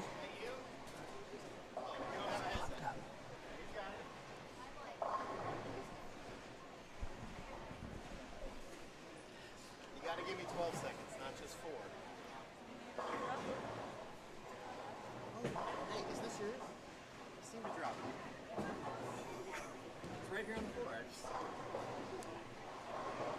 Whoa, man. Great, I'll take it for you. Have we checked in on Adam's score lately? Oh, yeah, Adam's on pace. Pace to be over 600 under or under? Adam's on pace to have to pay out a lot of money. I mean, honestly, I ain't gonna lie. Deep down, I hope he wins it. I hope he wins his bets or his agreements. Let's say. Yeah, his agreement. His agreements. Yeah, he is minus 244 with 12 games to go. Betty, that's an amazing prediction. I think you're spot on. They're probably going to have to throw 2 balls at that.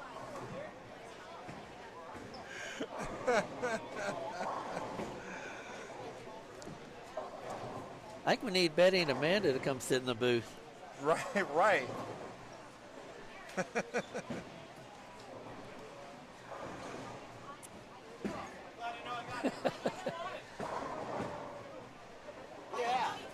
Eric Jones,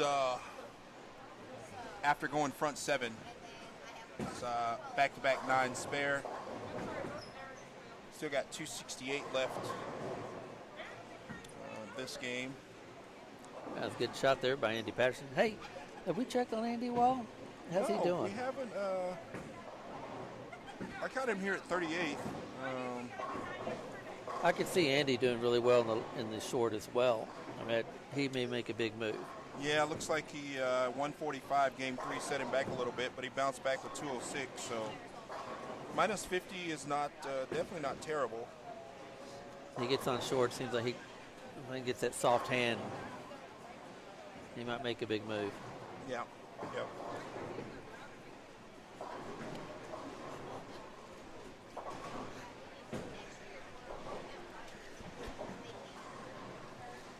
Oh, I see another guest speaker that's going to sit in the booth. Miss Angie Vince's probably going to sit down with us, aren't you?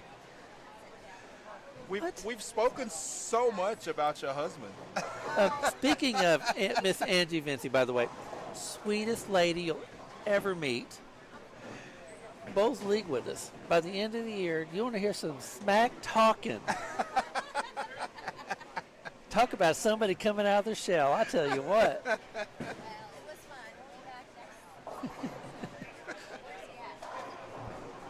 I think it's high end right now.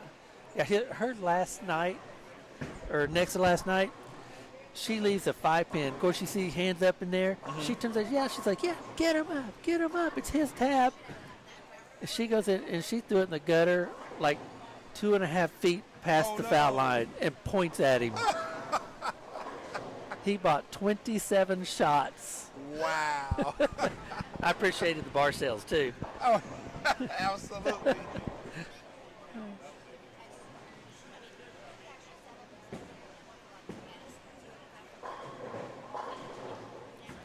Yeah, but those Nigerians are really generous.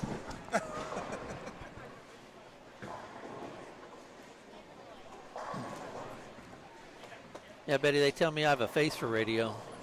Think, isn't that how the old joke goes? But I do have a voice for radio. I probably should try to change my career now.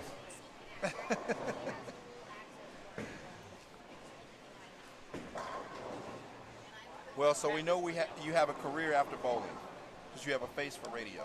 We know I don't have a career bowling, that's for sure.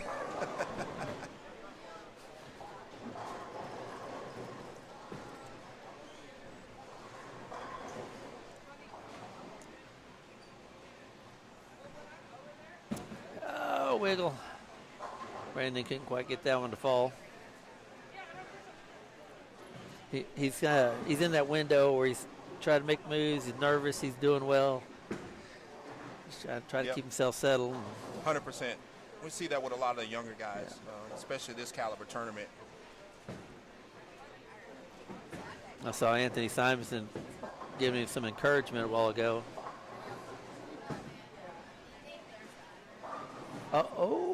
And missed how the does that pin. feel? You know, right there, that is a mental mistake.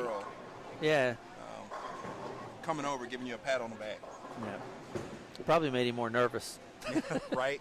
Even though we know Anthony real well, it's probably made him nervous. Right.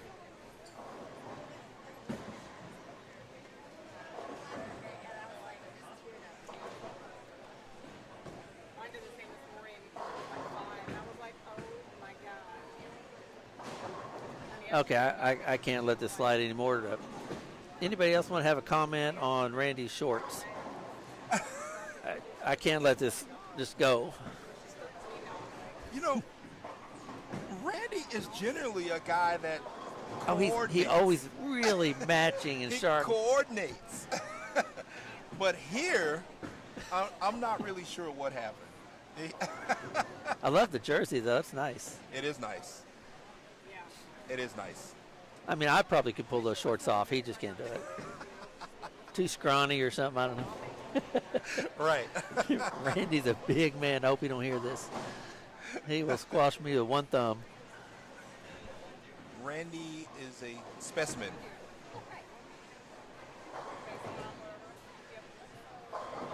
Good shot there from Viator.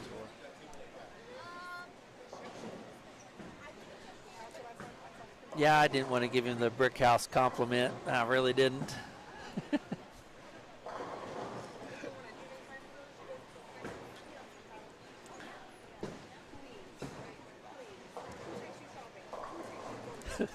I just looked over at Chad Lyons, and he said he's a Genesis back and neck chiropractor. He's leaning over looking, oh, my back hurts.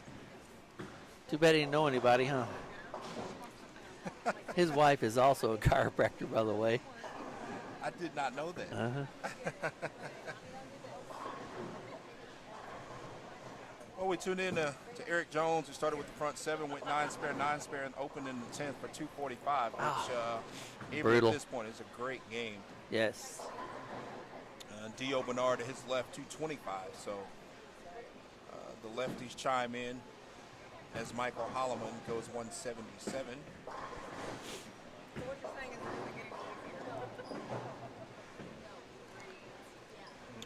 Looks like What's the Maria's working on a decent game here. 142 in the 7th on a double. sneak back down the left a little bit and see if we can catch the finishes of these games over here? Yep. A.J. Chapman also working on a big game. Betty's still on ready. I'll make you Randy, baby.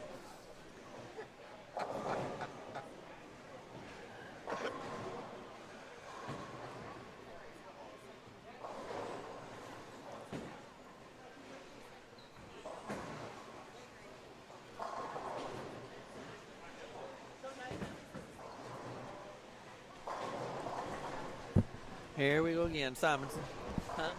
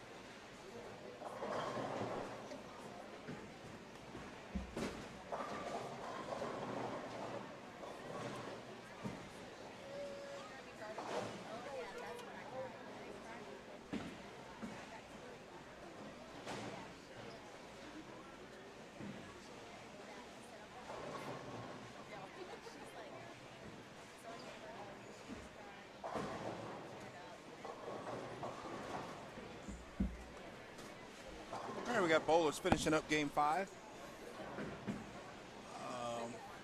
Some of them already starting to think about lunch. But still, quite a few games left. Finishing up game 5. They are bowling on the long pattern right now.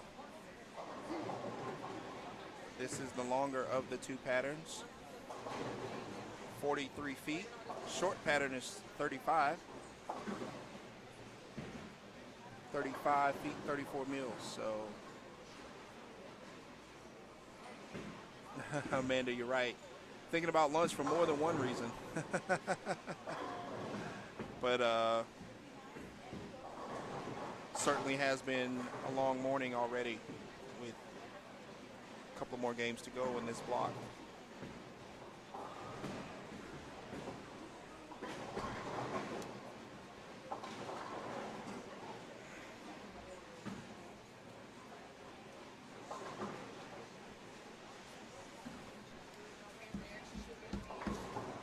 Still got quite a few spectators here in the building, which is always good to see.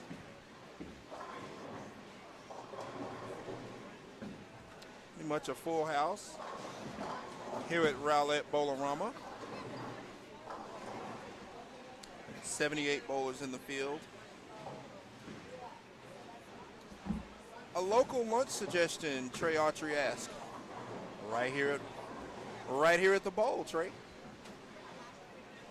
What better place than right here at the bowling center to enjoy lunch? The food here is pretty good.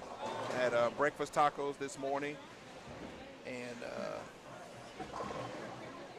pretty freaking good. Trey Autry chiming in. We talked about his tournament next week,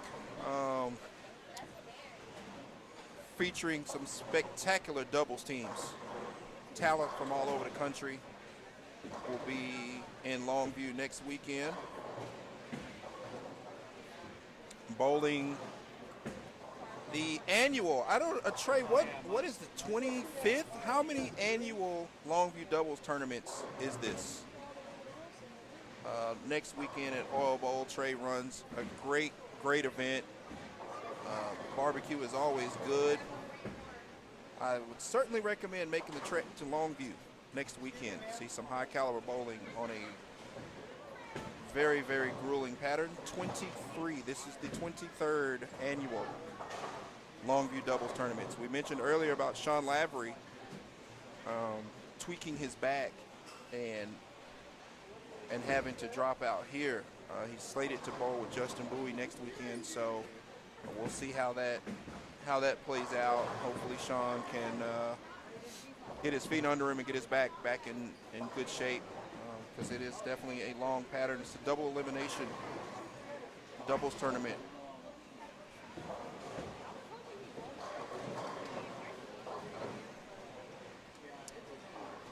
Hello to Canada.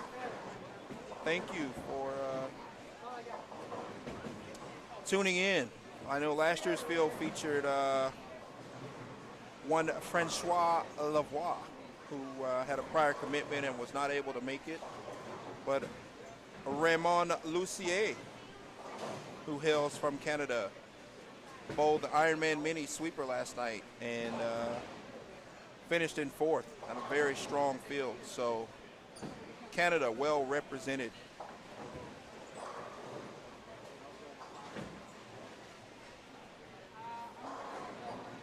And the spam.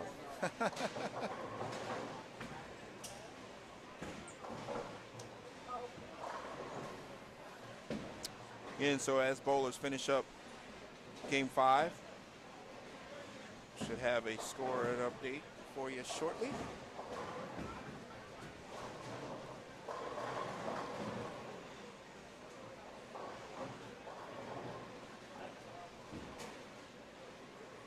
Yeah, if you're in the area, definitely stop by, grab some lunch here at the center. The bar is also open. Always a great option.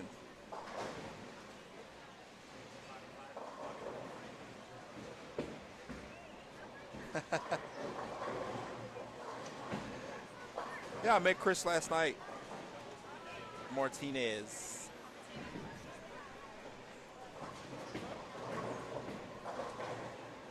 Met Chris last night. My first time. Good guy, good guy.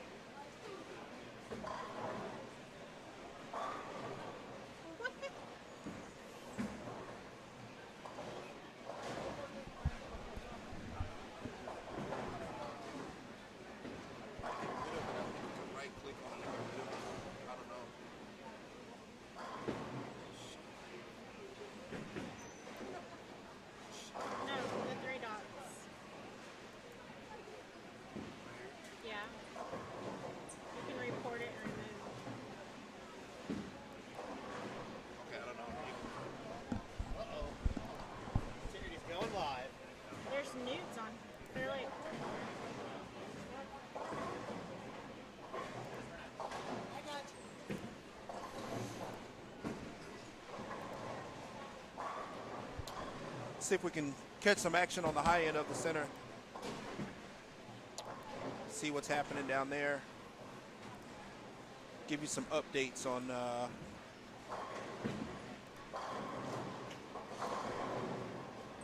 some of the guys here at the top.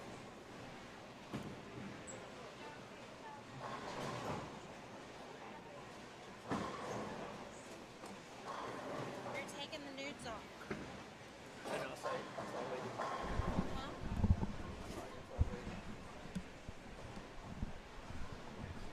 Tell Trey I said hi.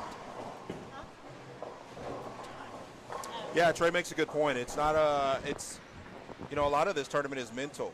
It's not just even the physical aspect and having the skills. A lot of it is the mental conditioning that it takes to come in bowl 16 games on a very grueling pattern, and dual patterns at that.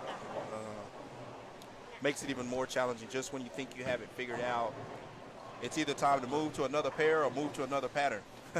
Right. So certainly does not get easier as the day goes on. So the mental game will certainly start to come into play here. We'll screenshot it for you, Trey. She said to say hi. See, we've got Stu Williams now. He's one of the guys here at the top in the top 5. He's on camera.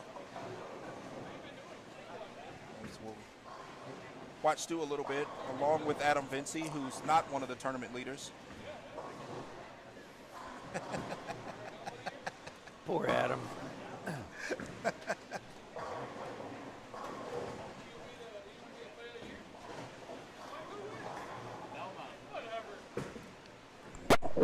Oh, looks like some new standings coming.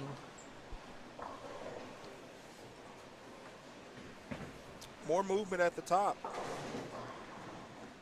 Marshall Morrison back at the top. You're live streaming, I assume? Or what's the... I think it's perfectstrike.live. Thank you.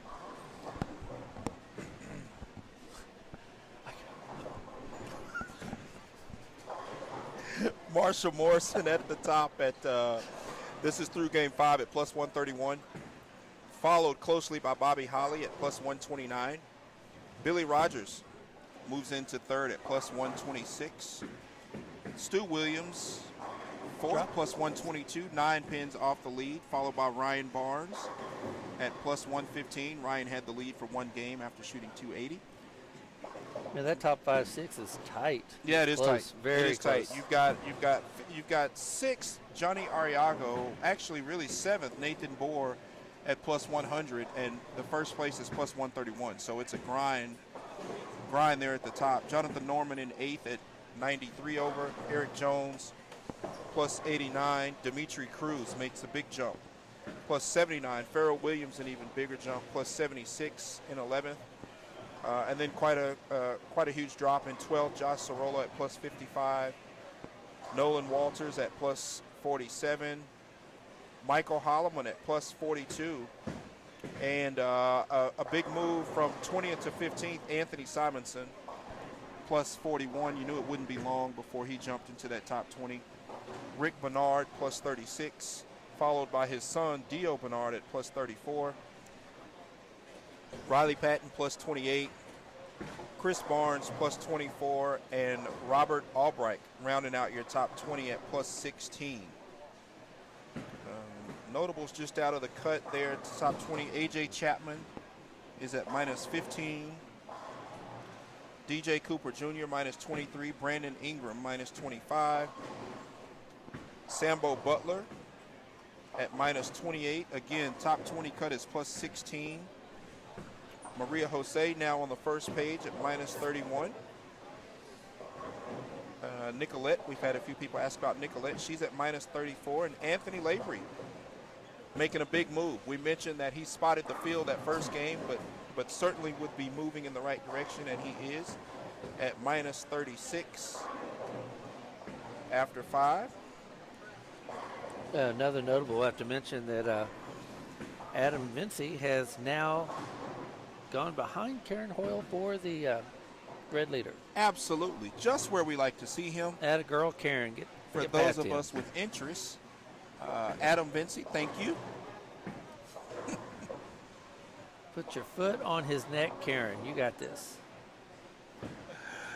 Chris Martinez, I know he's got quite the fan base tuned in and watching. Thank you, guys. He is at minus 144 in 61st. Staying pretty steady. 190, 190, 130, 170, 160. So He's had the one game that kind of hit him a little bit. Yep. Definitely consistent. Right in the middle of that transition we were talking about earlier. Yeah, it'll be interesting at this point to see how things start to shape up. Much as Adam is struggling, though, he sure still has a big smile on his face. Yeah, absolutely. Absolutely. Randy Hawks, I know we talked about Randy a little bit. He's at minus 80. So he is he's hanging in there.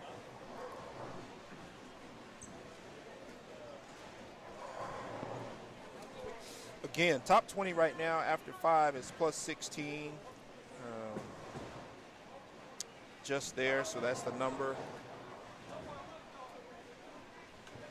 Top 8, which moves on, right now is at plus 93. So, You know, I think I'm going to buy Adam a drink and send a note that says, bless your heart. I think we have to do that, don't we?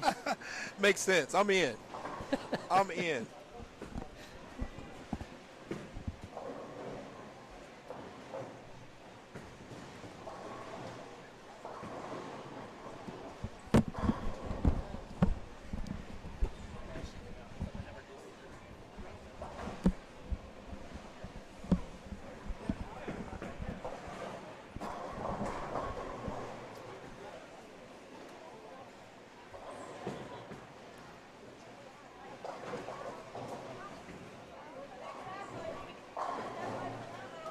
Okay, here comes one of the waitress staff here. I would like to buy Adam Vinci a drink. He'll be down 25, 26, 23, 24 in that area. And write him a note, please, and just says, bless your heart. Bless your heart, and then just leave him with the drink. Okay. You can I know I've already had him. Do you remember what he's drinking?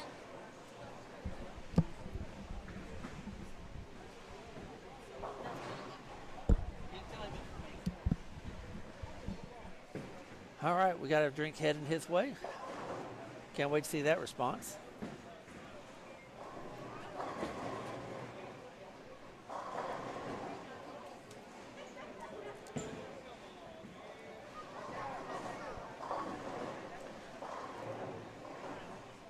Tell you what, until that comes out, let's run down here to the low end and check on a couple of people.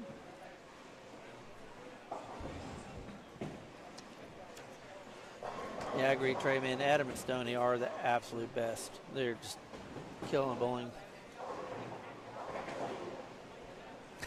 Cosmopolitan. That's awesome.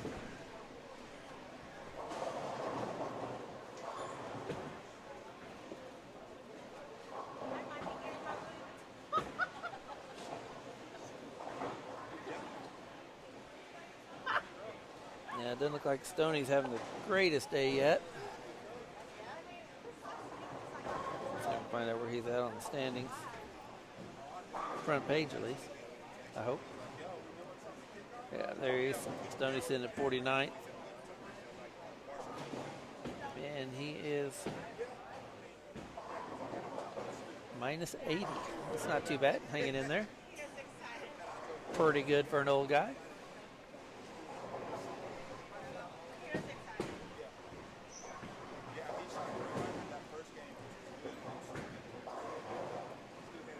Push a little.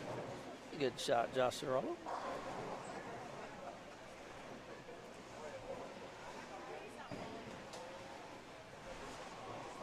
Billy Rogers, how are you, sir?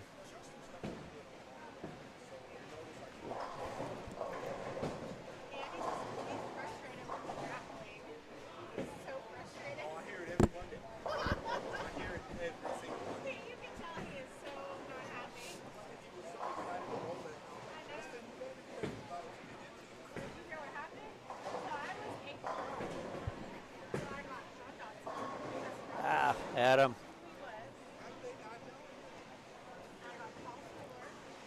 It's not his striking ability he's struggling with today, just making the single pins, and he'd win that plus or minus 600.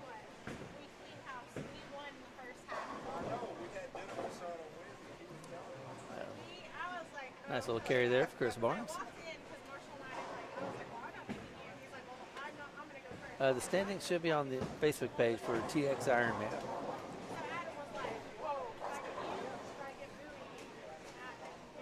Jack Lyons just sat back down beside me. I was going to tell him about the drink. I sent Adam a drink down there. We were sending notes. Says, bless your heart.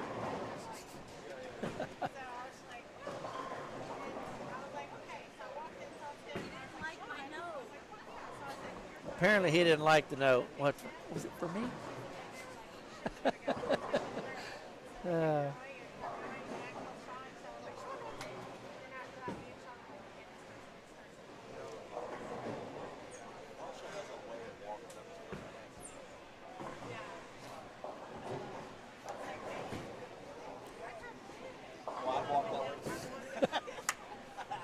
Chad was just telling me, he goes, Marshall has a way of walking up to the lane, and he didn't know. He's like, it's like he owns it.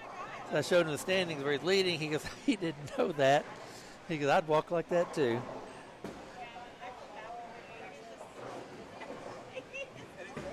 Get his next shot in, and we'll switch down to the middle.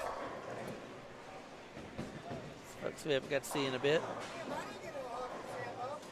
Oh, good spare. There's that loft. No bounce. Got a little high. So move down to the middle of the center.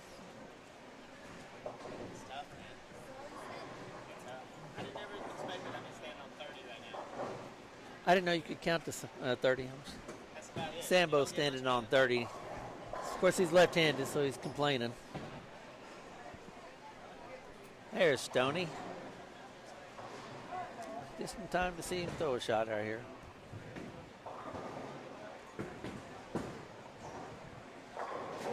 Push. That was a great shot.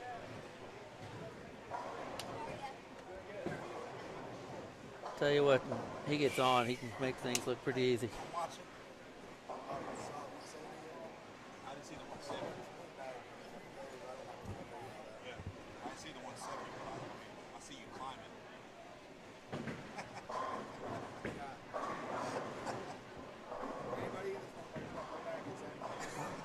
What's that? Yeah.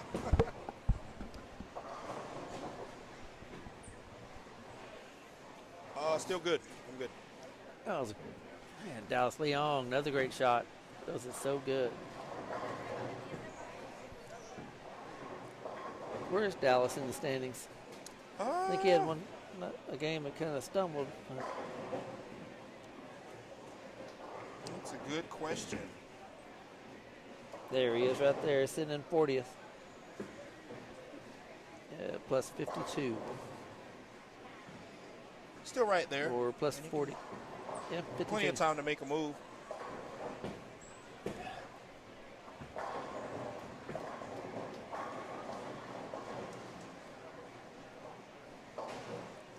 We mentioned 8A Chapman at minus 15, so he's in a good spot going into the tougher pattern. What I think is a tougher pattern. I agree. Absolutely. Yeah, he's in striking distance for sure. I'm curious to see Marshall's loft on the short, what he's going to do. Yeah. I bowled nationals with Marshall this year, and I mean, he struck a bunch at the Bowling Plaza. He struck a bunch last weekend. I think he shot 300 at Kickoff Classic first game over there. So I've been bowling summer league with him down at Waxahachie with Scott Dodson and Adam Mincy, their captain. That's a fun night. Yeah.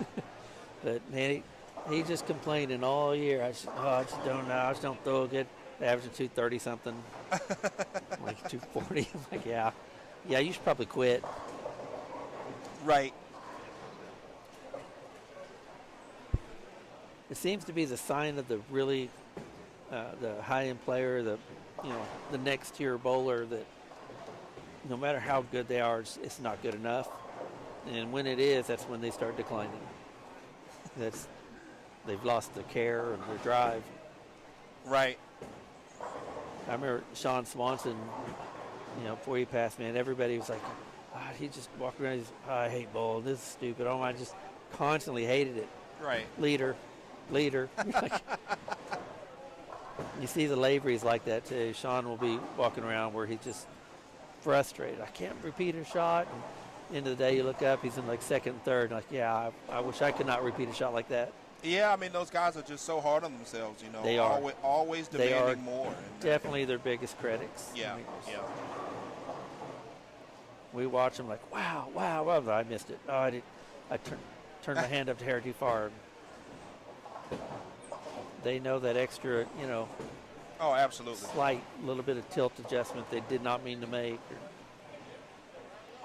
That's a nice little break right there.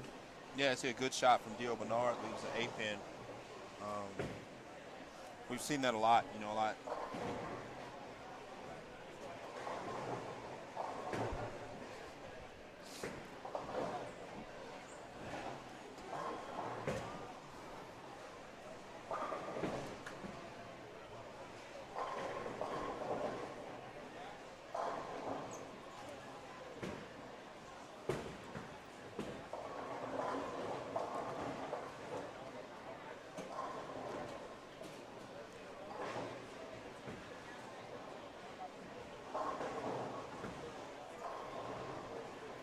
See Jonathan Norman finishing up there.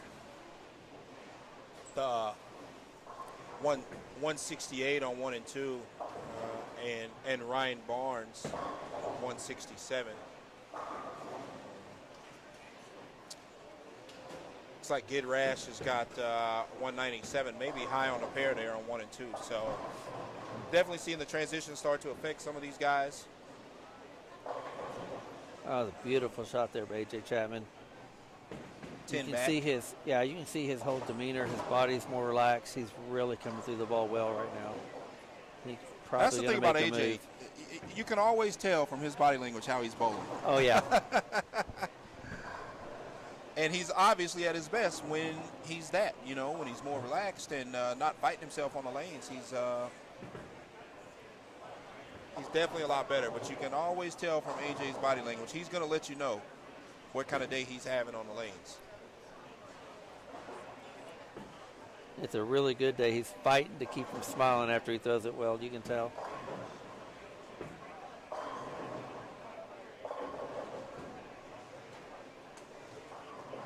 Well, we mentioned Johnny Arriago and his ball roll and being some of the younger talent, in the area, and this is his home center, and he's again on a very big game here. He's got 189 in the 7th on a spare in the 8th. So he's got 69 left on 3 and 4. Bowling on the pair, he's crossed with Nathan Bohr, who's still got 240 left.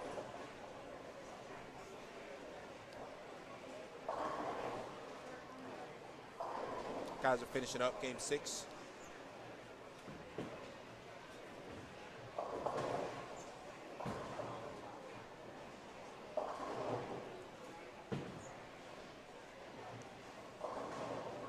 See that shot from Nathan, just checked up on him a little bit, leaving a 4-pin.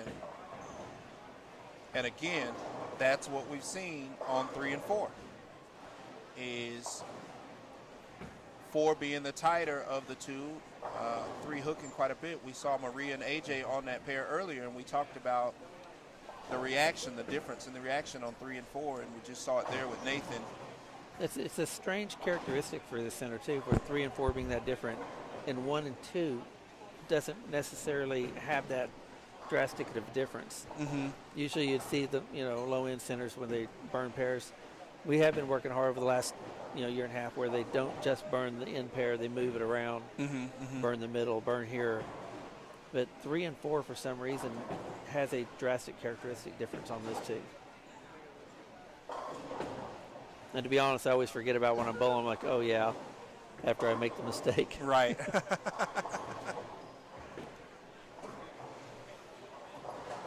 Good pair, just starting on 1 and 2, just left with Anthony Lavery, Billy Rogers, and Nolan Walters, all bowling together along with Kristen Laney and Bobby Holly and Riley Patton, all those guys' names we've mentioned today. So it'll definitely be fun to watch the pair on 1 and 2. As you see, Ariago finishing up. On lane 4 Well, there. DJ Cooper, we've mentioned his name quite a bit today as well. It's a young kid, San Antonio area, definitely loves to bowl, bowls a lot of the tournaments in the San Antonio area and Austin area and that type of thing. It's a young two-handed kid, full of talent. It's good to see him here bowling the Ironman.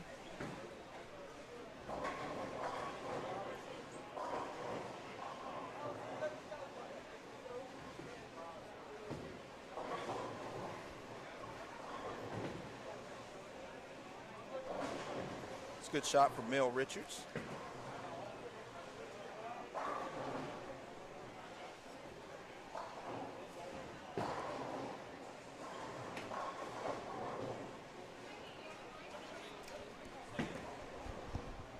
Dallas Leon trying to get that to wheel back. Didn't quite get there.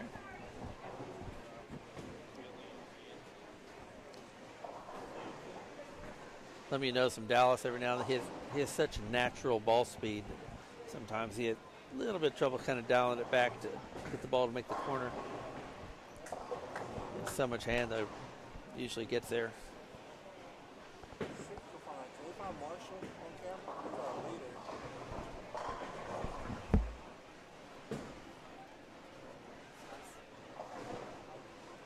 They would jump down to the end here. Take a look at our leader, Marshall Morrison, see where we're at. Hopefully, before it changes, we'll catch Nathan Boer's shot here.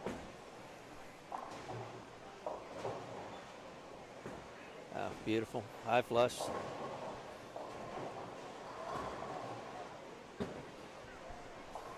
Richard Brown, the 5-pin.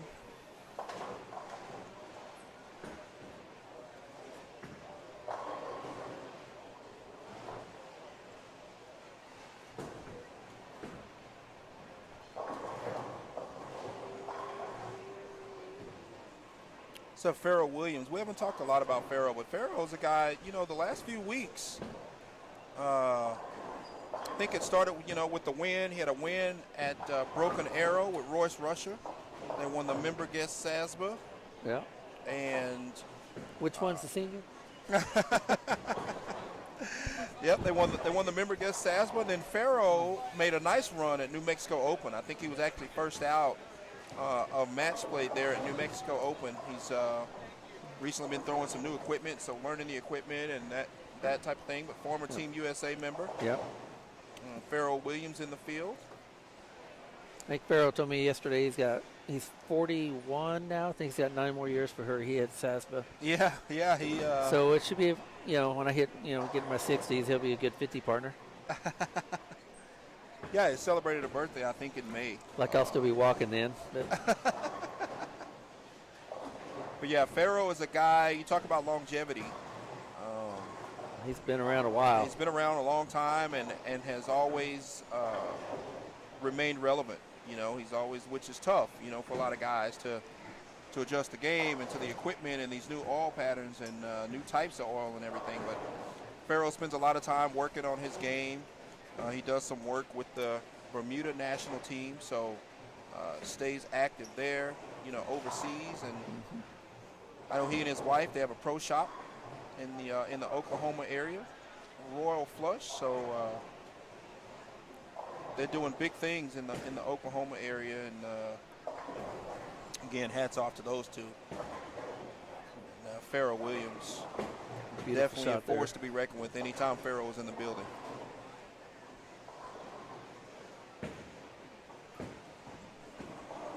You see Myron Fleming missed a little bit right, and you cannot do that. Yeah, especially this part of the game right now. Yeah. Of the block where you get a little right. I've seen several 3 counts. Yeah, it's just not a mistake. Shareables. Yum, yum. Thank you. Just not a mistake. Yes. Just not a mistake you can, you can afford to make.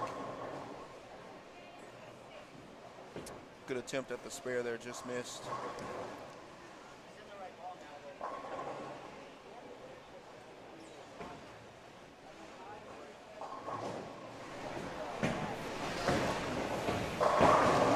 Like Chris Barnes is struggling today all the way down to 19th at only plus 24.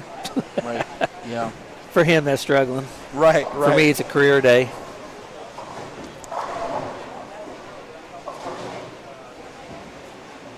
Missy Sampson just missing her spare there. And Marshall with another ho-hum strike. We had a couple people ask about the lane courtesy. It's one lane courtesy in this tournament, and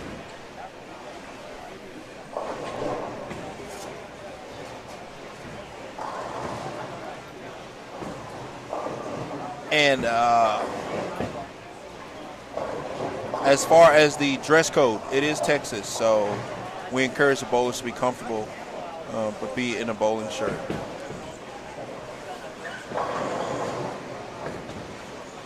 Yep, February. Is it February 2nd, Cass? I'm going off the top of my head, but I think it's February 2nd. It's Pharaoh's birthday. I could be wrong, but I'm going off the top of my head. I think February 2nd.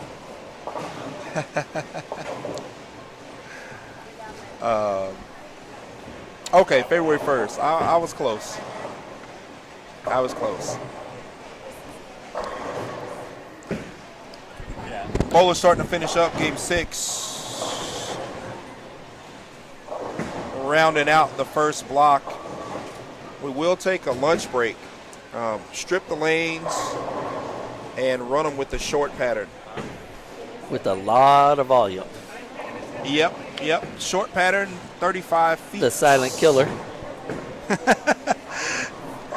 The silent killer, 35 feet and almost 35 mils. Fairly flat. Will be fun to watch. Will definitely be fun to watch. Hey, Anthony, you want to explain the pattern to us for the short?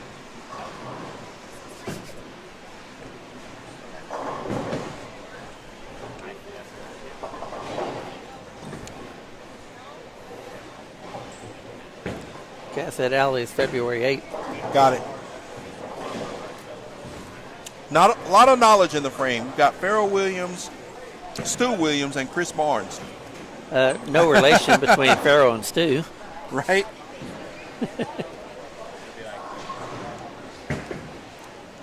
Not a lot for of the obvious there. reason. Stu's English. Right? Pharaoh wouldn't be caught dead with that accent.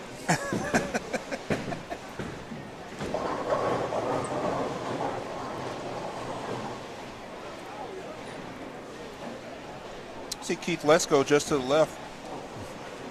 Keith is the guy who's just had recent surgery. But nice to see him back on the lanes. I told him he's crazy bowling this after 10 games. That's all he's had since surgery. What a trooper. But his game's fairly simple, so I mean it helps him on patterns like this. And that right there, you see Jason Marquez chop the 3-6. I mean, he's a 230 guy. Yeah. And chopping that spare is gives you an idea of just how these lanes are at this point. And he's throwing it fairly straight at it too. It just right. I mean, they are not easy, Cully. His next is, can I just turn that off and it's gone? Let's go to the next ball. Right. See Marshall Morrison, tournament leader, up against the wall, shooting a single pin. Not sure if that was a 5 or a 9. I hope it's a 5 if he had to shoot.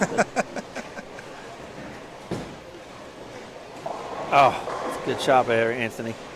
And we watched Pharaoh throw that shot and seemingly give it plenty of room and still leave the baby split. So that gives the viewers just an idea of what these bowlers are seeing on the lanes. And they will feel like they move a couple more left. It's like, a 3 count. Right. Or washout, just barely getting inside a little bit more. Did he chop it? Yeah.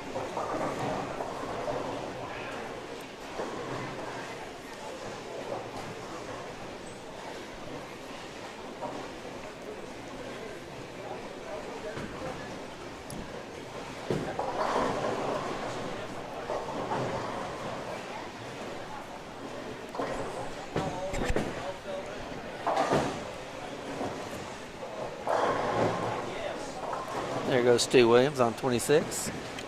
I was just thinking I couldn't see. I remember when I saw him throw a shot last. Cody Udoff on, looks like 21.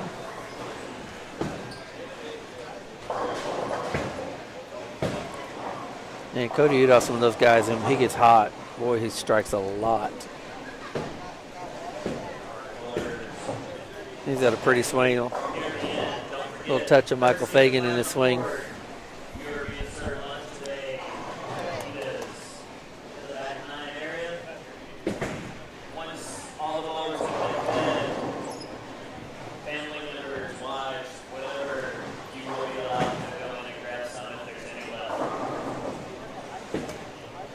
Another good shot there for Chris Barnes.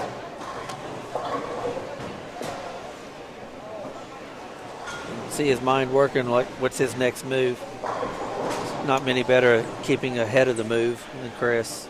Oh, Yeah, that's just what you got to do. And take a look at Mrs. Sampson. You know, as we see Marshall continue to strike. Yeah. You know, it's funny. Not thinking about any moves, just throwing it down there, letting the ball strike. Well, we said it at the beginning. You know, it doesn't seem to matter the length or the volume or the surface. Marshall always seems right at home. He does. And he's just, you know, he's dialed in, he's matched up, he's relaxed. And it's showing. I mean, he's scoring. Unless he's bowling against me, then he presses, you know.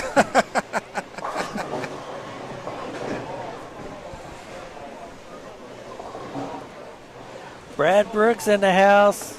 How's it going, buddy? Hope you bowled well this weekend up there. Out in Arkansas.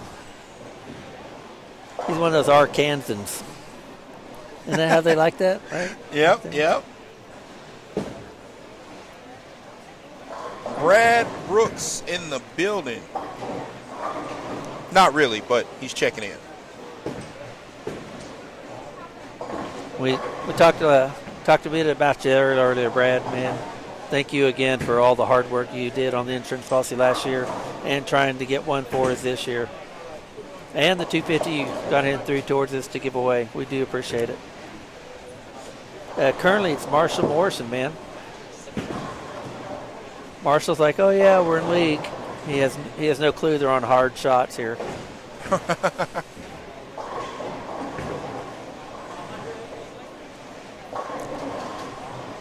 Let's do with another good shot. Let's see what Chris is doing right here.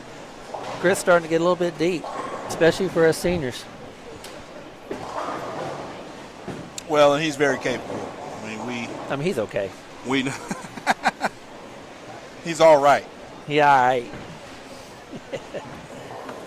Simo getting in around 6th arrow there. That's a beautiful shot. Can you do the two-hand thing? Can you do two-handed? Who? You. No. I get less speed, less revs. I don't, and my fingers hurt. I don't understand. I fall on my face.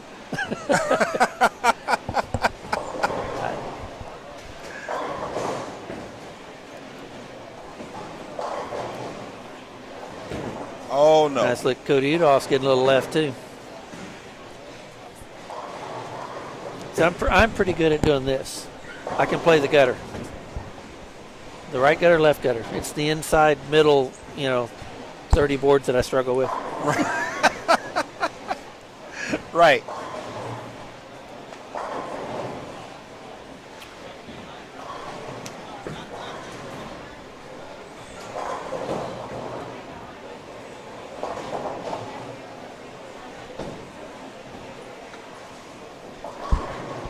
There goes Marshall, Brad, right there. Just ho-hum.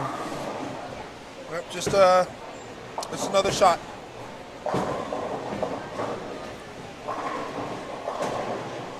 See, A.J. Chapman got a chance here at 220. It's a good game at this point in the block. Oh, and he balked.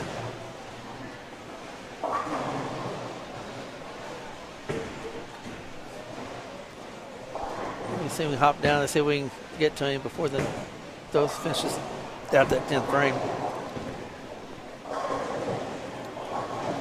And Chris just made an announcement a little while ago. Everybody out there, Platinum Ford is feeding the bowlers today. So after a little break while we strip and oil the lanes and clean up again real quick. We are having some fajita buffet. Steak, chicken, taco meat in there. How can you go wrong? Little rice and beans, which kind of is perfect considering the names of the oil patterns.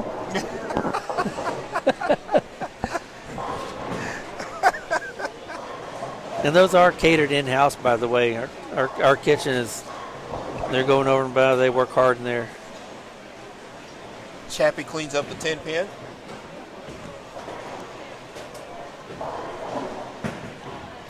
All right, bowlers finishing up game 6. Stony Burke, 194.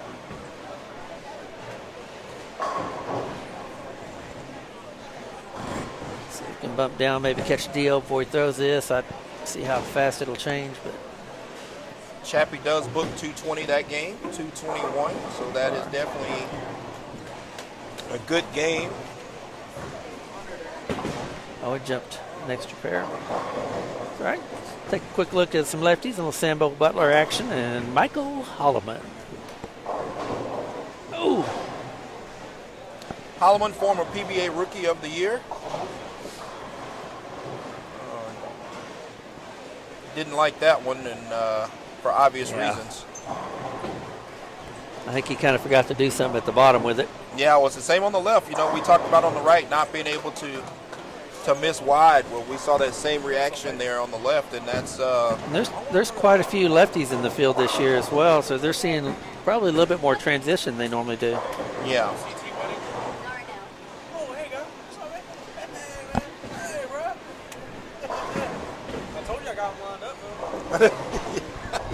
And Sambo stepping up for his spare attempt. Tell you what, they've done a really good job there up there in Oklahoma City with that college. James Haynes, head coach. They got Mitch Whitehead. Oh no!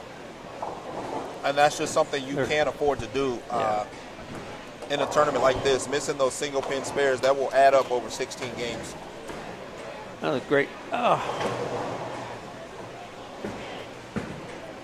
Nicolette went kind of high right there, split to Dustin. Never gets too out of himself.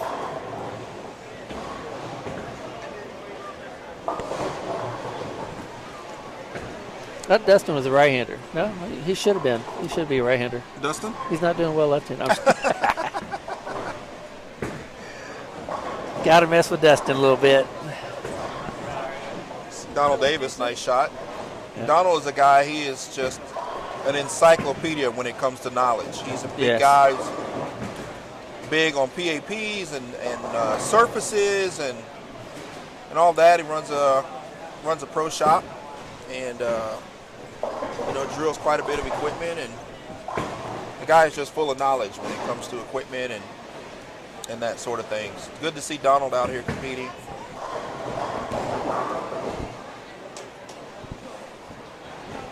Robert, I got that a little far right? Yep, he did.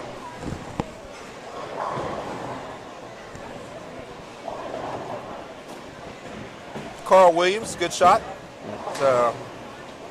Guy made the trek in from Memphis. Boy, he's got a solid game, doesn't he? Oh, he's solid. He really. I bowled a tournament with Carl. I bowled the Ozarks with Carl earlier. And spent a little time and watched his game for 9 games, and he's just, he's solid. Nice carry there for Micah. If anybody doesn't know the long-haired kid there on the left, Micah McCracken is probably the nicest person you'll ever meet. 100%. He's always yes, sir, no, sir. He's 100%. Very polite, man. if his parents are tuned in, good job. He's good young man. One of my favorite people.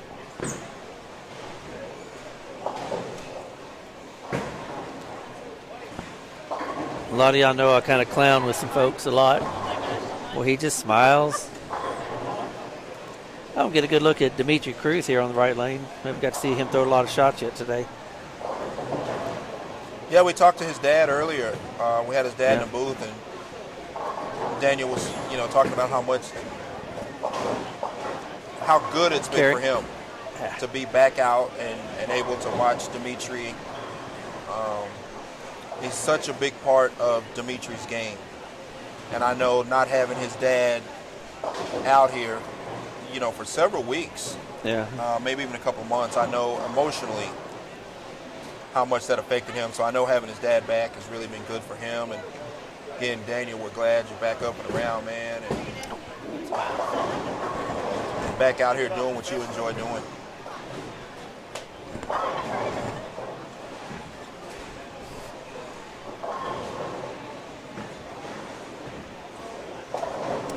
Here's Holloman tossing a purple ball down the lane. I wonder what that is. No clue. Nonetheless, 10 back. Yes. Karen Hoyle up next.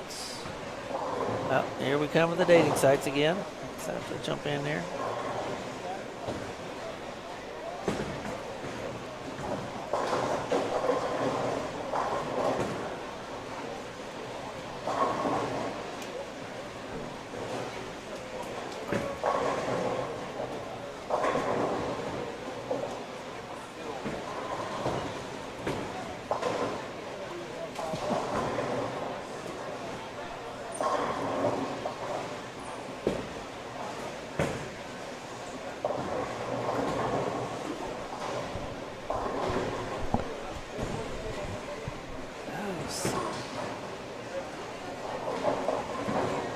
Yeah, Dusty is. He's a good dude. Now, Joe Findling's not bowling this week. He talked about it where he's up and down. He kind of debated. I wish he would bowl one just so people can see, the talent he is. Like I said, we talked about him earlier, his coaching, and he gets more enjoyment seeing someone he's helping score than he does if he wins the tournament. But watching him throw the ball is really quite annoying. Like he can throw right-handed, left-handed, two-handed. Incredible.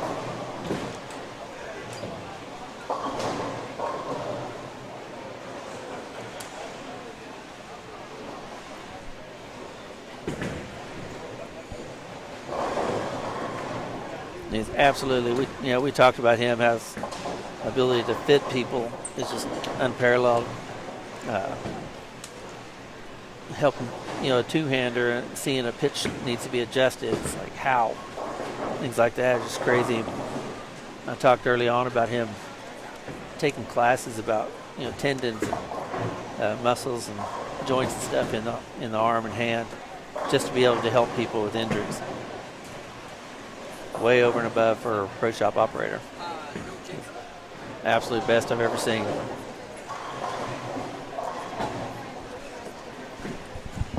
We're really, really lucky to have him here in Rowlett.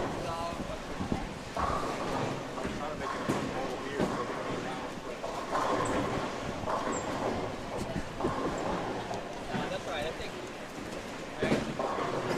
6-1.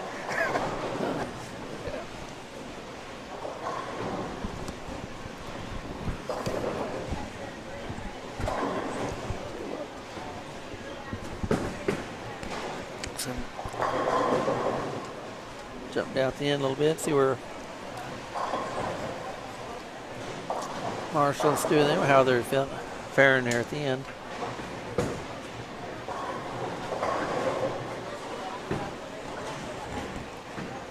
Barnes had a pretty good game going as well.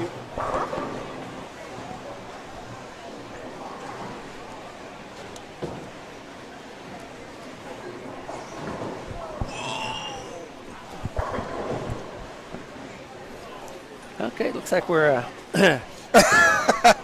About to have a little change here in the standings. I'm going to let CT handle this because there's some changes.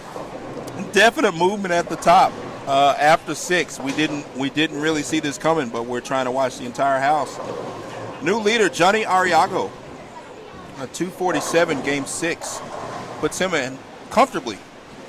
16 ahead of second place Pharoah Williams, who shot 265 to get him at plus 41. Johnny is at plus 157.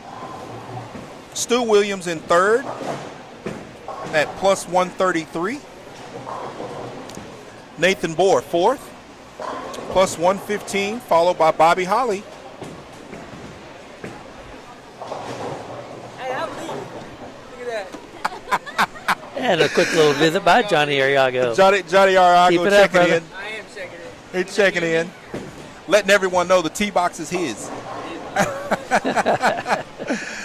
Bobby Holly, who has been constant all morning, about the only thing that hasn't changed at the top. He's plus 105. Marshall Morrison in sixth at plus 102. Billy Rogers plus 101. Dimitri Cruz climbing steadily, plus 88.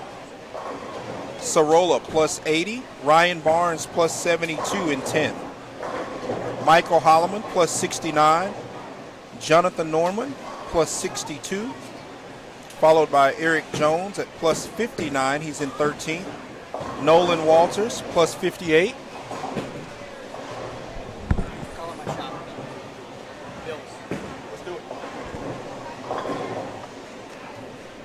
Dinner on me.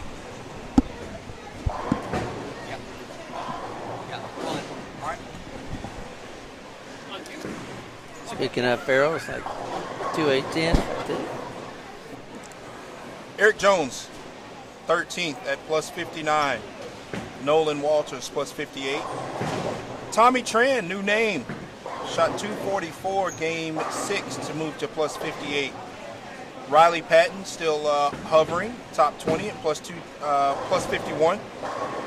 Chris Barnes, plus 44. Robert Albright, plus 43. Anthony Simonson, plus 35. And Rick Bernard rounds out your top 20 at plus 31. 9 pins ahead of his son at plus 22. Chris Barnes tripping a forward, slapping it off. Just out of the top 20, A.J. Chapman, plus 6. Lorenzo, we mentioned his name early after going 224, 201 the first 2 games. He's at plus 4. Then it drops off to Donald Davis. We were just talking about Donald, right on cue at minus 6. Maria Jose making a run, top 20. She's in 26th. At minus 20. We had a couple of people ask about Brian Viator. He's in 27th at minus 21. Other notable names, Anthony Lavery. Started with 130. Is now in 30th at minus 37. Again, plus 31 is the cut to the top 20. Anthony Lavery at minus 37. Dallas Leong at minus 41. Brandon Ingram, minus 42. So we got Brandon Ingram, Nolan Walters, and Johnny Ariago all in the top 40 here. Young talent that we talked about, bowls here at the center. Gid Rash, minus 42. Micah McCracken, minus 46. Sambo Butler, we had some people ask about Sambo. He shot 169, game 6, minus 59. Nicolette is still in striking distance at minus 60. Hey, Paulie, how's it going? Welcome. Hope you're feeling better. The other notable names here as we check. Austin Bertrand, we mentioned him earlier. He's in 58 at minus 146. Keith Lesko at minus 148.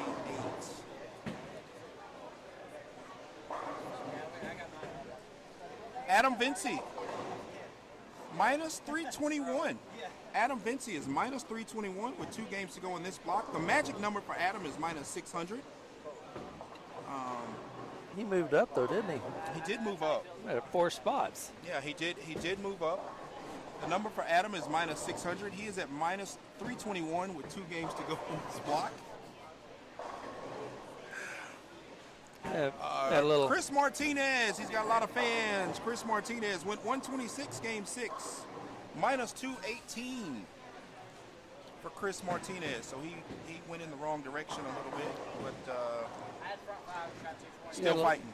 We had a quick shout out, Paul Henderson, and saying, hey, my man, Paul Henderson. Man, we do miss you, and I'm glad you're feeling better. He had to withdraw, caught a little case of the COVID. Yep. It's gotten the best of us, man. So definitely get better, take care of yourself. We need you on the grill, man. We need some brisket. Yeah.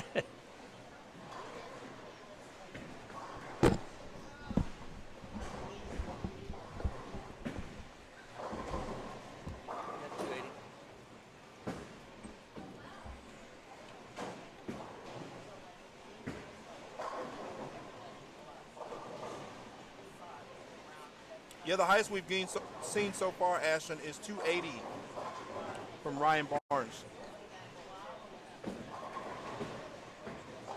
280 from Ryan Barnes.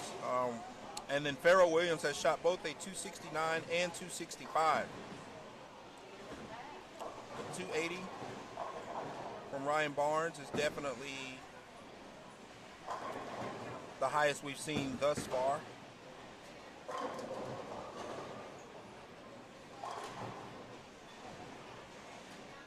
Followed by Pharoah Williams, 269 and 265, who's in second place at plus 141. Again, your tournament leader is Johnny Arriago at plus 157 with games of 187, 234, 247, 189, 253, and 247. So Johnny seems to have figured something out, at least on this pattern.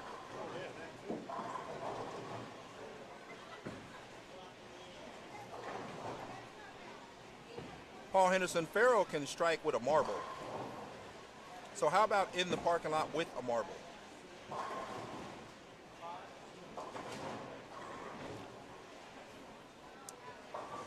Ashton went well.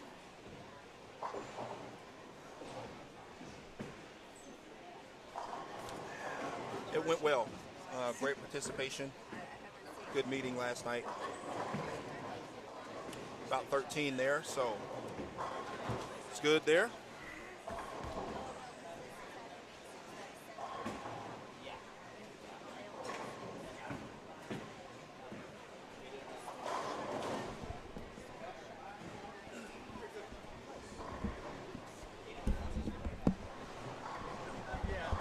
Just got intel that Stu Williams just shot 299 game 7. 299 game 7, just short. What did he leave, I wonder? Of the 300 pot. 1 pin cost him $2,500. See? 10 pin. See? $2,500 10 pin? Yep. Yep.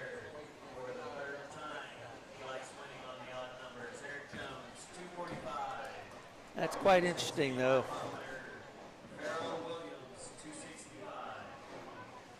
299. See, now that's almost.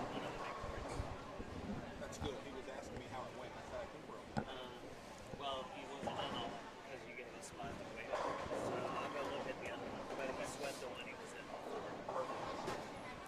Speaking of what I was about to say, Chris Lucas talking about the 280 earlier. That's not almost a 300 since you missed in second frame. 299, definitely almost 300. We didn't know either. We didn't. We have a ring that they need to let us know, so I need to come verify that Adam's not here. Adam's on the pair with him. Oh, it was Stu. I got you. Interesting. Adam Vincey's complaining about me being on the microphone. I don't know why. Bless his heart.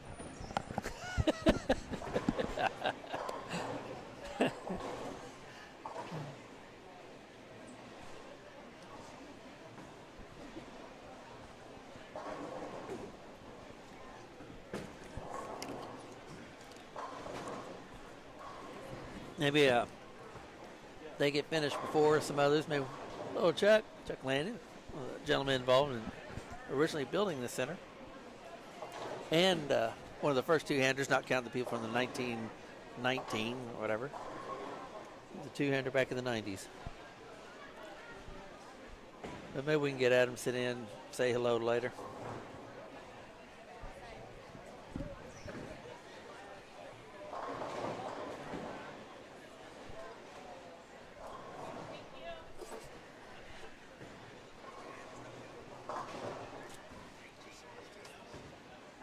Bless your heart, Adam. Bless your heart. So I just got word that Adam followed him every step of the way, telling him you need this one for the 2,500. So apparently, we just got word that as Stu's trying to shoot 300, Adam Vinci on the same pair and with him. he texts me. Followed him every step of the way. You need this one shot for 300. Yeah, just one. You need this one shot for $2,500. Ah, that's brutal. Yeah, I told him the whole way I was in his ear. You followed him all the way up to the prize. Step for step. Wow.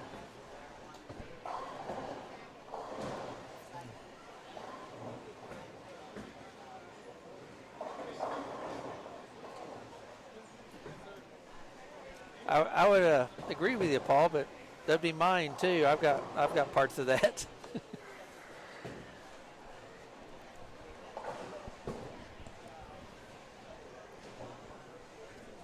No.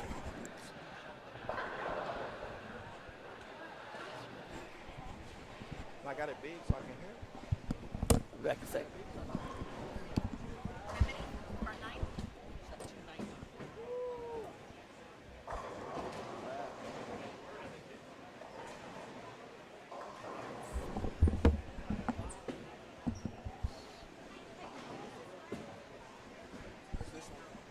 Yeah, I'm just looking for game 5. Is that it right here? Yep. Just want to be able to post it. People are on you. You don't post it, man. They're like, with all the audio problems, I'm going to oblige.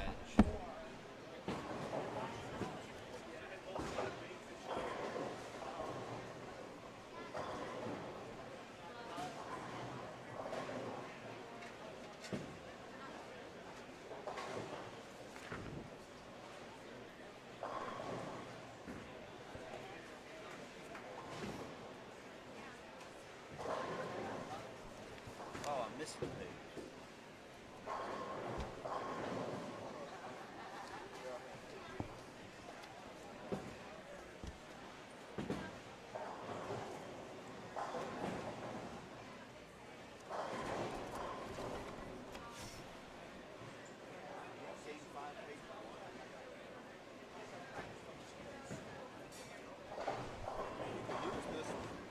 Y'all got them all over here. What do you need? 39.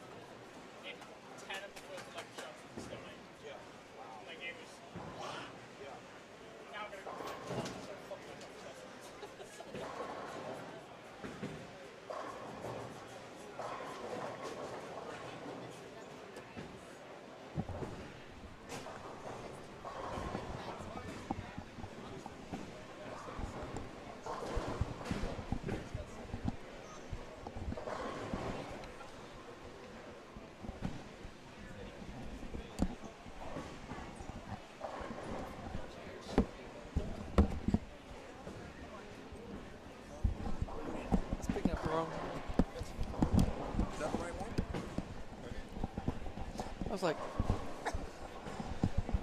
and we are back. Welcome back to the Comedy Hour, hosted by Chris Turner.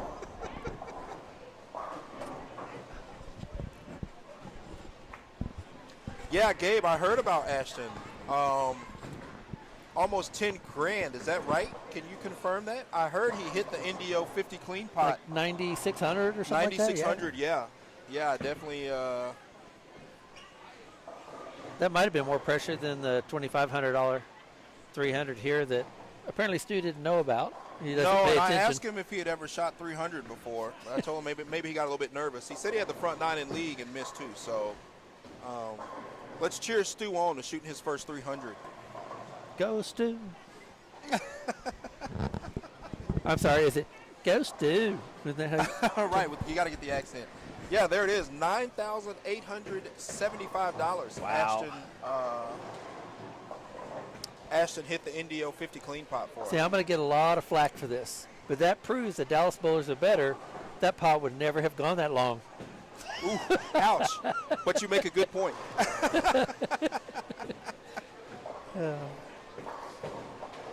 And no, I don't want to shoe up everybody. Quit. Don't even.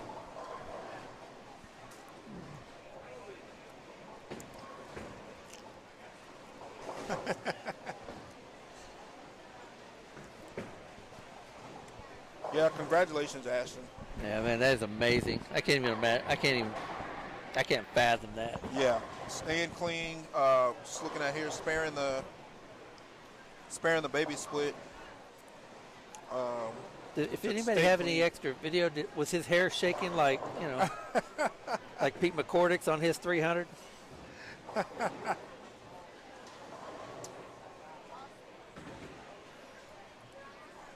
Nathan Bohr on his way to a big one here. I'd have been so nervous my hair would just fell out right then and there. Yeah, It was geez, sweeping I it up can't there. imagine. Staying clean 50 frames means I would have had to spare a 10 pin. So anybody Yeah. that knows me knows that's worth 10,000 just in itself.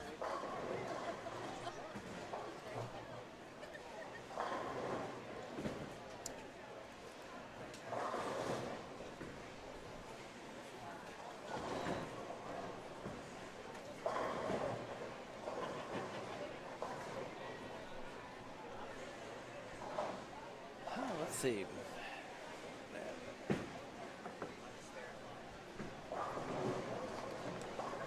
Reach out there, Cody. Down here to middle. Check out some middle of the lanes here. We haven't really been paying attention to for a little bit and see who's down here. Nathan Bohr just 10 pin first ball in the 10th, so he's Man. needs to fill for 258.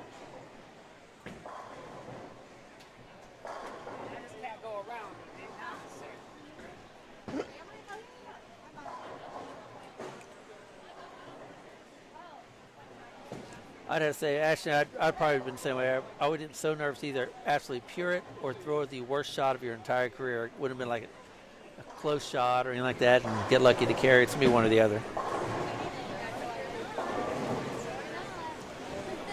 Dobson, you're exactly right, man. Me sparing a 10 pin is definitely worth 100,000.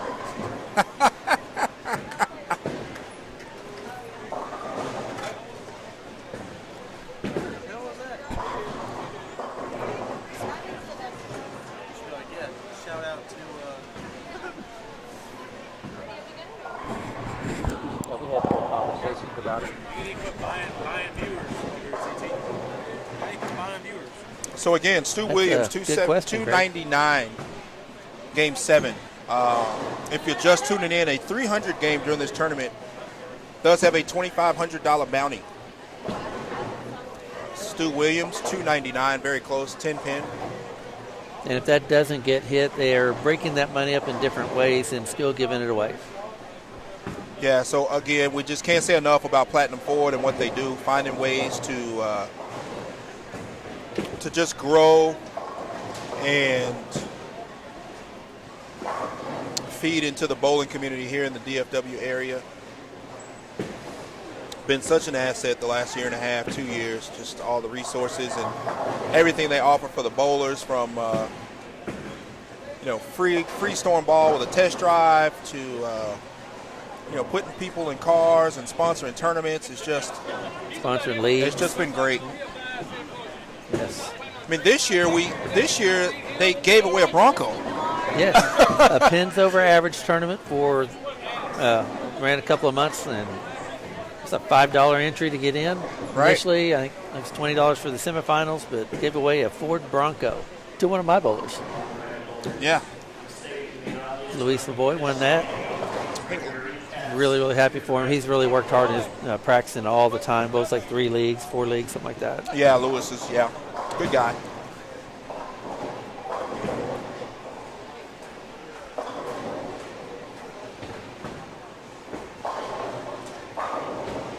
Get a chance to see Ryan Barnes here in front of us.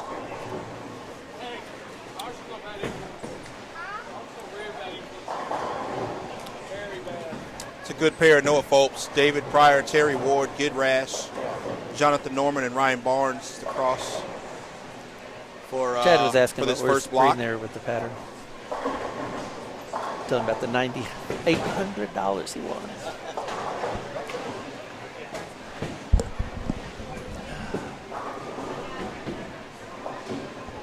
Ryan's in front of the ball return now. And 6th and 7th there, it looks like. And high flush.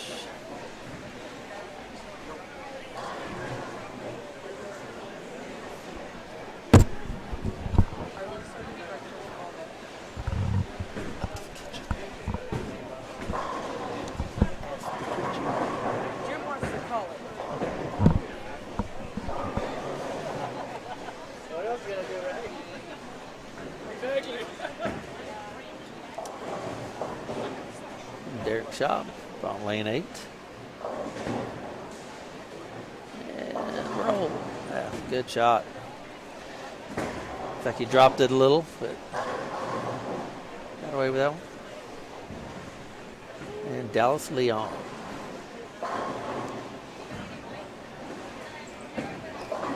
Ah.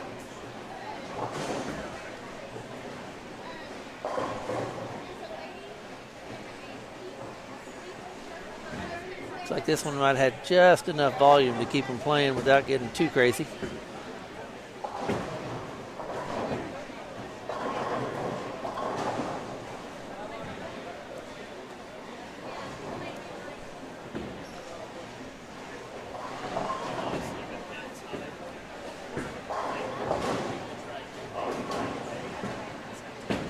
Stuck a little turn and got the spare.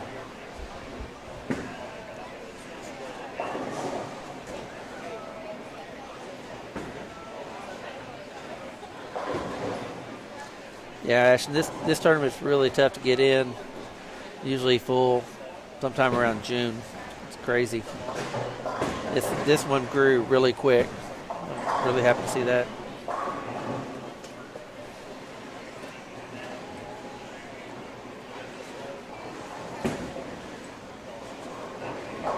And Craig, this person running the live stream is Chad Glines, a Perfect Strike. He'll probably be here doing our PBA 50 event in October. He's doing Longview doubles. He'll be streaming that event as well.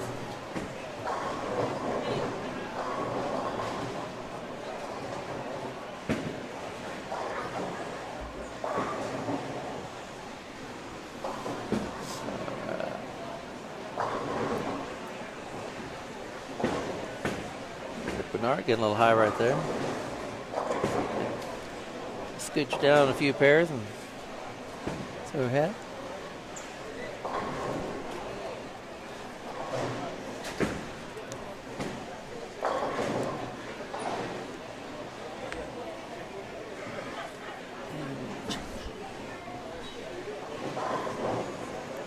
There's Sambo again with this one fan.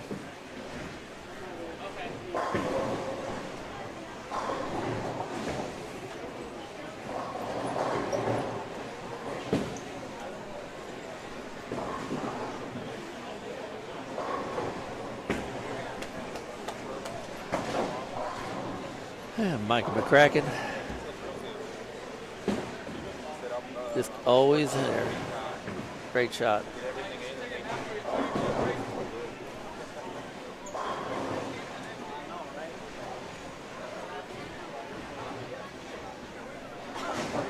And Eric Jones, high flush again.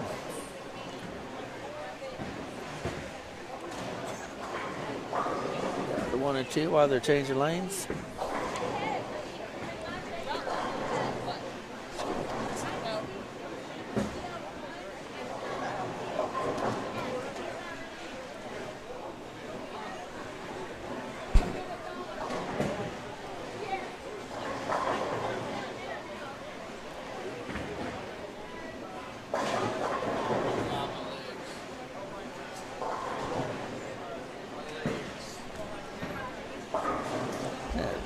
Jonathan Norman, backwards hat.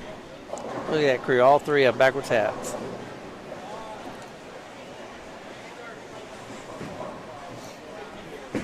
Yes, for helping me out today. I mean, I figure I owe y'all something. Thank you, Hey, man. no, man. You have to do that. Thank you, man. No, don't even sweat it. Thank you. Kevin, just take it. Appreciate it. If I had some more cash on, I'd give y'all more. No, thank you, man. Y'all want Thank to you. split the 50? No, man, I'm good. Thank you. Thank you. What should we? See if Jonathan can run down his temp in. I'll step. No, thank you. Thank you. Me too.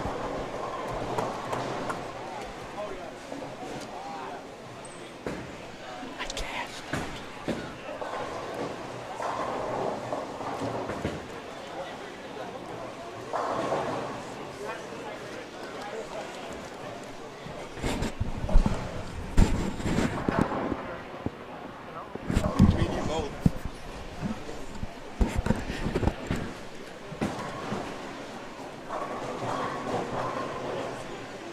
That's a good shot there, Good Rash.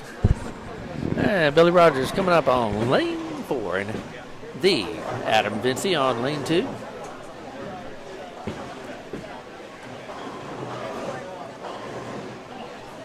Come on, Adam. Ah, the boy.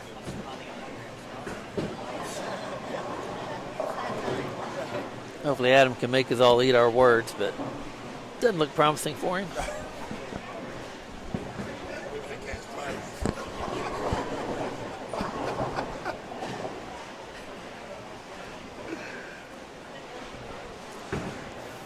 Craig, did we answer you about who to talk to? Yep, we got him. Good. Good. Gid Rash with an early double. Haven't talked a lot about Gid, but Gid is another guy. He's steady. He's a regional player. He was a Rookie of the Year a couple years ago. Yep. Brunswick staffer. I bowled league with Gid this year, and he's steady. You know, he's just steady across the board. He's a guy who's always going to give you 230, very capable of popping off an 800 any day of the week. I mean, at one point, Gid was super hot this year, shooting 750, 760 every week at Tyson Brannigan's event on Fridays. I mean, he was huge. Betty, tell him she needs to be sitting in this booth.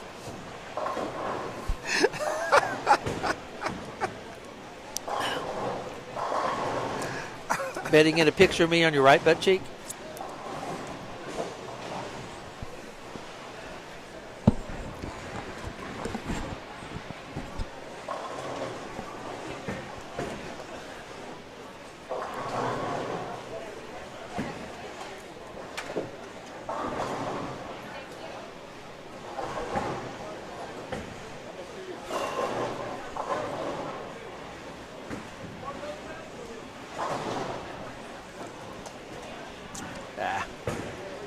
Carry. So Terry Ward there missed that shot left, but again, you know, as we said, if you miss on this pattern, you want it to be left. Definitely.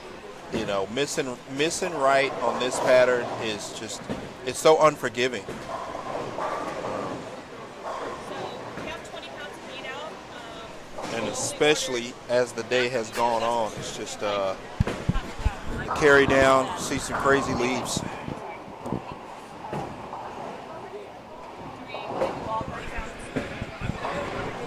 I told them my idea was to do all of it and we have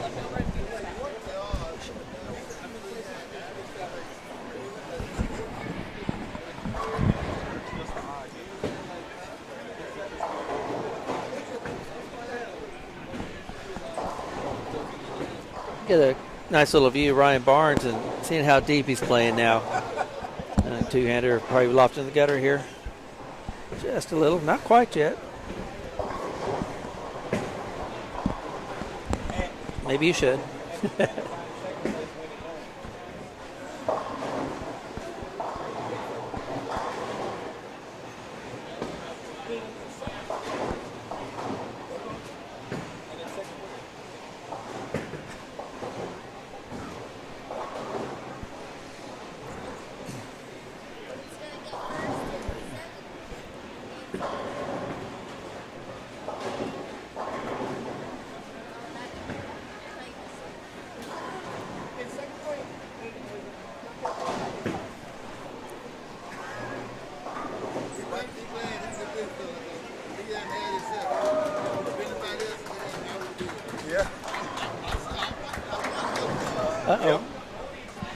Uh-oh. Adam Vincey trying to make a move, tripping out some pins. Adam Vincey he's got a double. That may be Adam's first double today.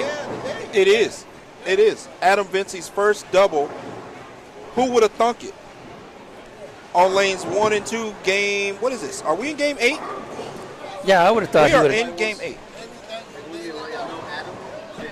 His first double. I would have, honestly, I'm shocked because I would expect him to get lucky a long time ago. No, you didn't. Oh, just once. No, you didn't. It's my teammate. I got to support him some. Adam Vincey, you got a double in the first block. Shout out to you. Game 8, lanes 1 and 2. Adam Throwing Vincey urethane. Now, great shot right there. That is a good shot from Anthony Lavery. Spot. We mentioned it.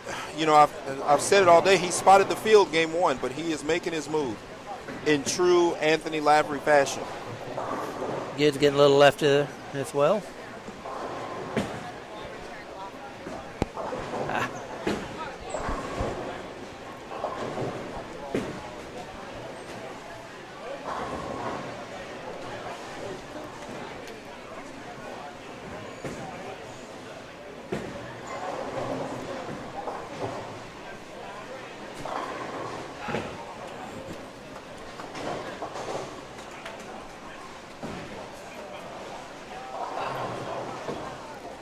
Hey, this is strenuous work right here. I'm in a lot of pain.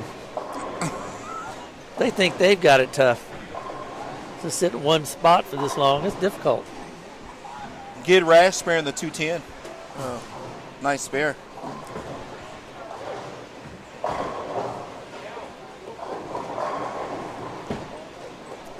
We need sound effects. We need like a drum roll for Adam stepping up on the approach so we can get a three-bagger. Well, let's see. Ladies and gentlemen, now on the approach, lane 2. No. Mr. Adam Vincey.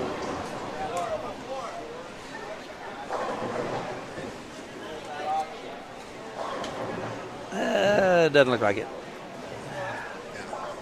But you know what? If you're going to break up a string, do it with style. No, he doubled. That was for a three-bagger. Oh, yeah. Very decent little shot there. Giving some back. Let's watch Anthony Lavery up on lane 3. Showing us his loft game. He's in around 7th arrow now.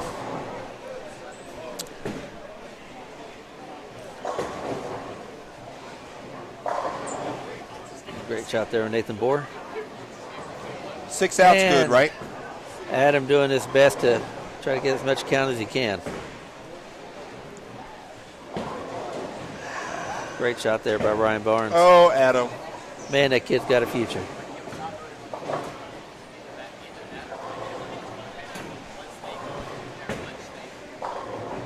I have a future too. It's bleak.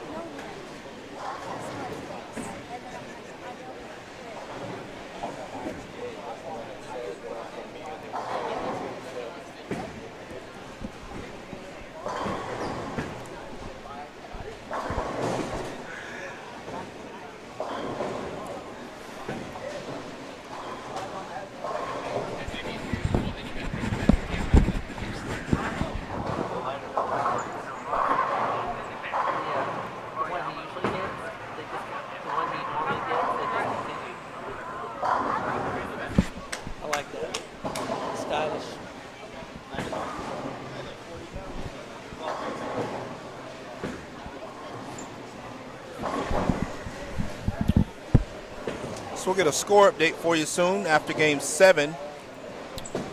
Thank you, Richard. Appreciate that. It's difficult coming up with cheeky commentary. My man Cotton Saw. My man Cotton.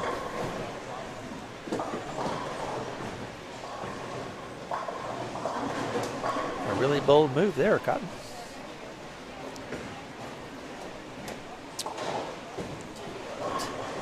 Let's go check out the high end real quick. See how we're doing down there. We are midway through Game 8. Some pairs first, second, third frame, but nonetheless, everyone is in the final game of the first block. 5 hours and 15 minutes.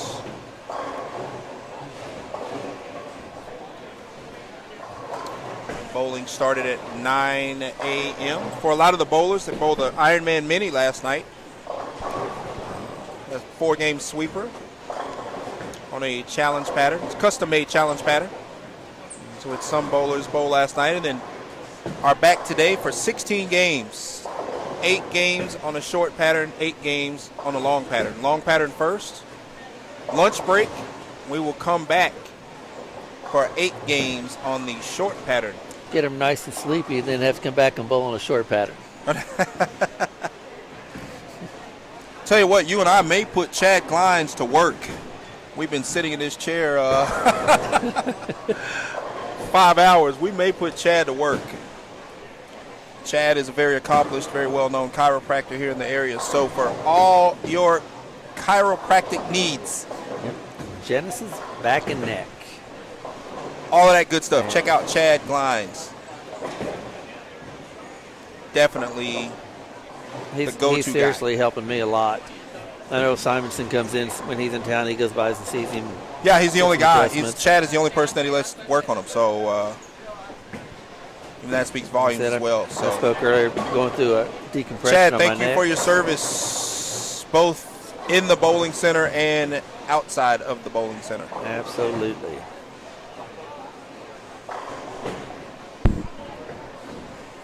Perfect strike is where we are. Thank you all for tuning in. Yeah, Chancey Anthony Simonson in front of the ball return. He can take let's see where Anthony is. He can take a full approach from there because, you know, he's 2 foot tall. You think Anthony will throw back up at this spirit? You think he'll go?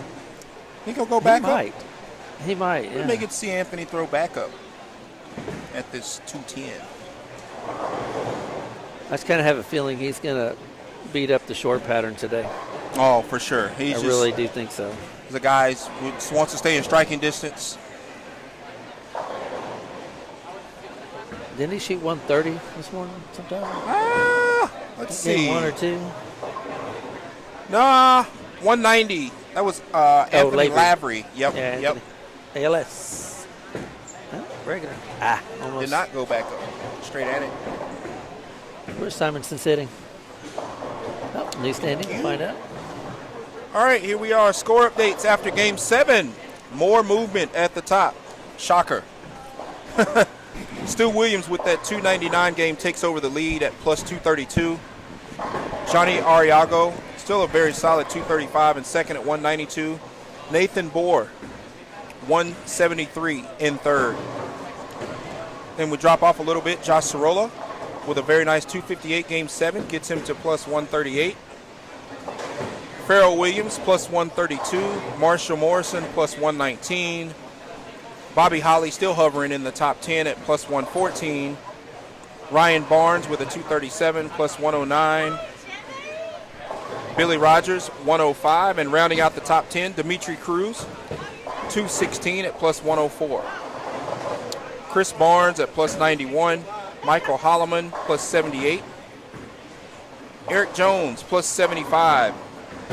Riley Patton making a move. He's at plus 61. Jonathan Norman plus 55. Nolan Walters staying in the top 20 all morning plus 51. AJ Chapman makes a move to the top 20. He's in 17th with a 237 game at plus 43. The father-son duo of Rick Bernard and Dio Bernard. Rick at plus 42 and Dio at plus 40. Well, they've been And consistent rounding out your right top beside 20 each other all day. is Lorenzo. Bernard's been right there all day, couple pins apart. Yep. Dad just keeping ahead of him. Yeah, for sure. Lorenzo rounding out the top 20 at plus 29. First out, Anthony Simonson at plus 27, who will no doubt make that up. Tommy Tran, plus 20.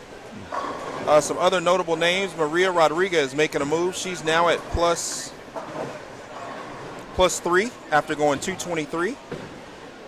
Robert Albright, who was in the top 20 for most of the morning, shot 158, fell to 25th, and is now plus 1. Michael McCracken checking in at minus 11 now. Shot a 235 game, so he moved up a little bit. Gid Rash, we've had quite a few people ask about. He shot 213, so he's at minus 29.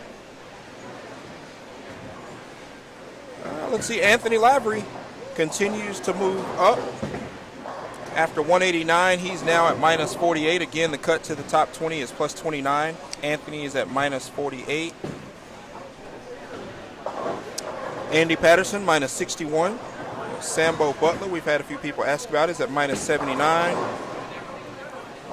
Nicolette is still on the front page. She's going back-to-back games of 167 and 165. She's at minus 102. Keith Lesko, he's in the mix, minus 165, Keith Lesko. So right now the cut to the top 20 is plus 29. I would say anything plus at this point is very good. Plus 29 is top 20. Top 8 is Ryan Barnes at plus 109. Plus 109 for bonus bowling is where we are right now for the top 8. Again, your tournament leader after shooting 299 game 7 is Stu Williams at plus 232. Johnny Ariago plus 192. Third place is Nathan Bohr at plus 173. Josh Sorolla at plus 138, and rounding out the top 5.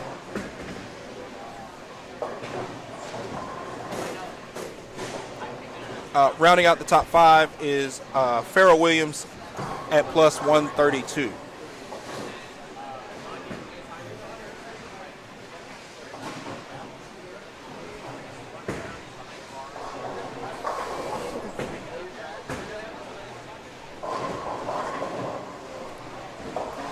And Eric Jones stepping up on lane 15 here.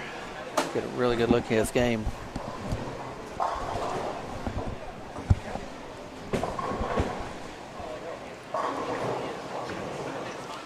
Man.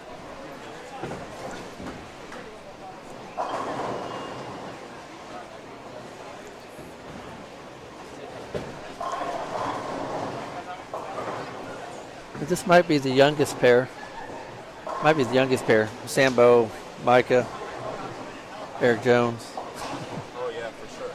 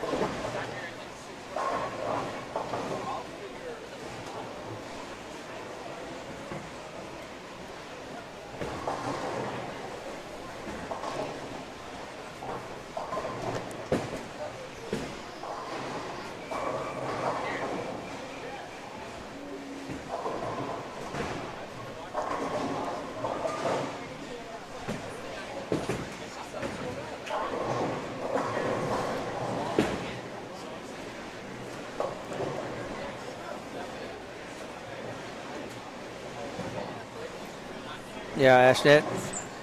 Eric just has a ton of talent. He's so solid at the foul line.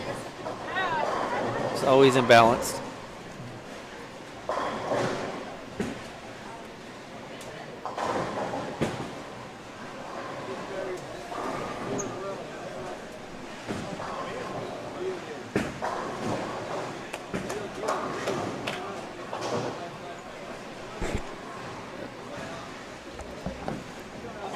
Another great shot there by Johnny Arriaga.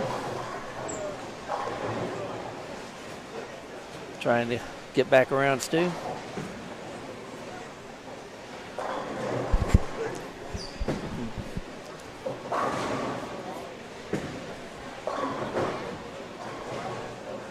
Josh Sorello is quietly inching up the standings.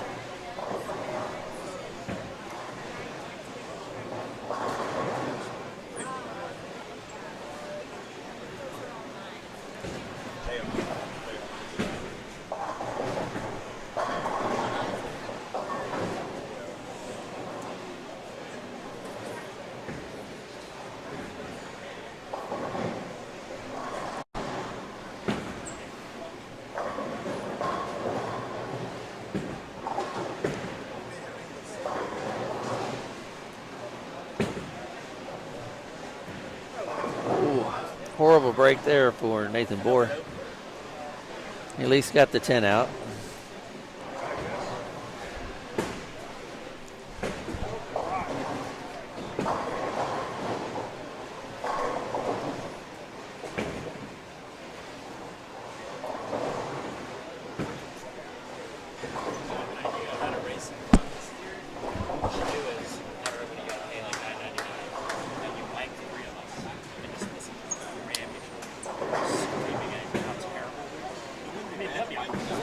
Would be fun.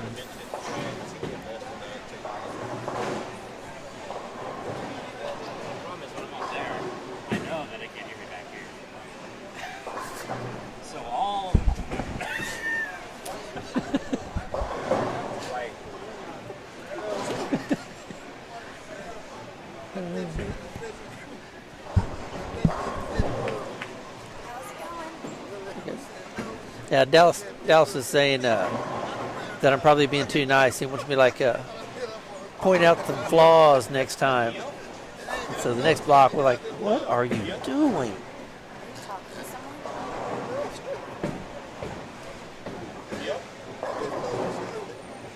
Dang, Keith Kessler. Make his steady shot, lane 9. Again, you're going to miss left, not right. So.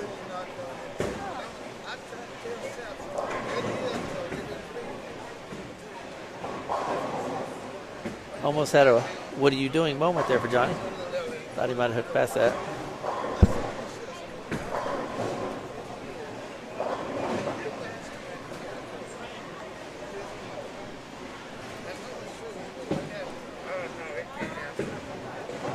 Doing okay, Oz.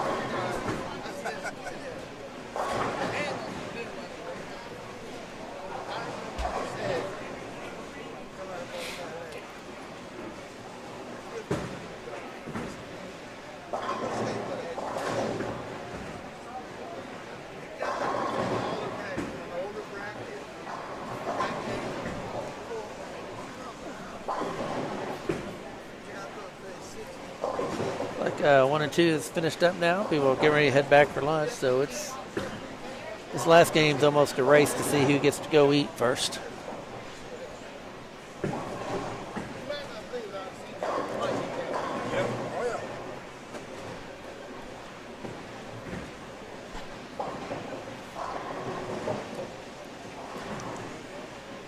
Done? With the first one. With the first hand. I ain't gonna even count their hands right now.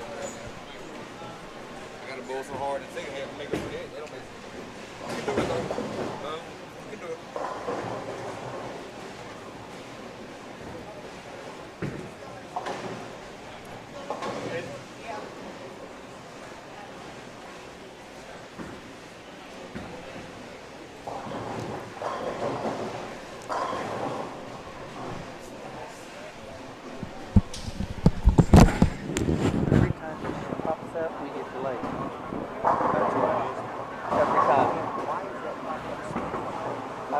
Yeah. So he's going to be finished on 2, so we're going to move over to 6.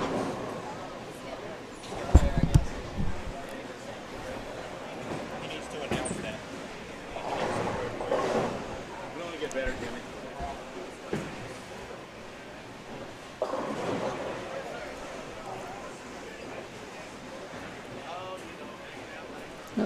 Keith Lesko's even getting in front of the ball return now.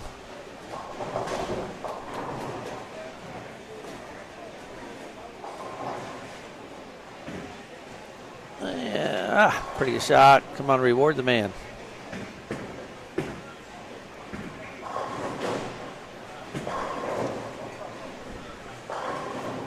Brandon Ingram, nice spare.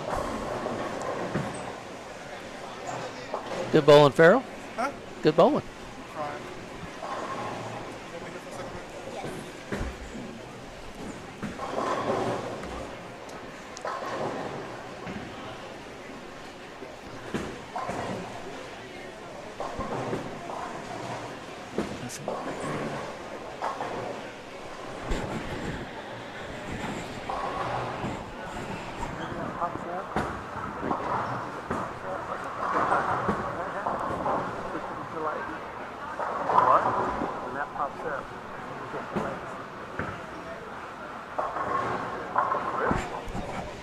I was like, So why?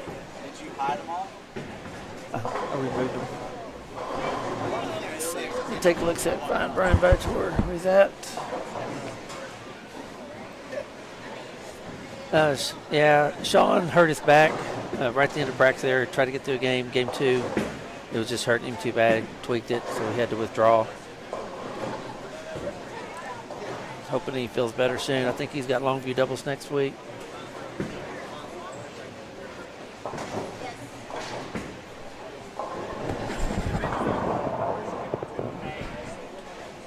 You don't see anybody shooting 300 right now, right? I don't want to talk if there's something going on. Brian Bachelor. Brian, what? Bachelor.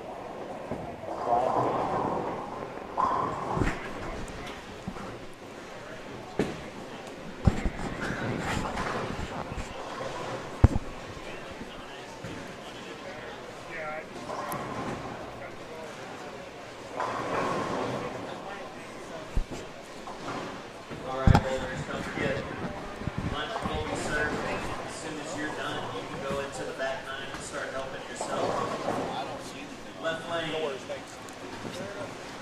You will come back and be on the paired pace.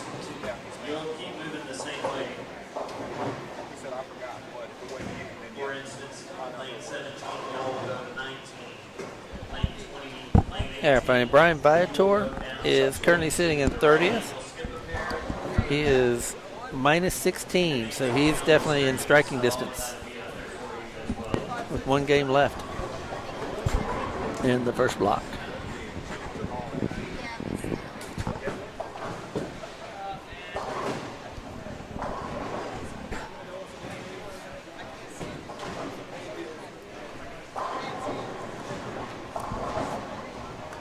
I'm just going to say those tater tots. Fresh? God, they get cold. No, I had them for some. But the jalapeno thing, good when it first came out. As I let it sit, not so good.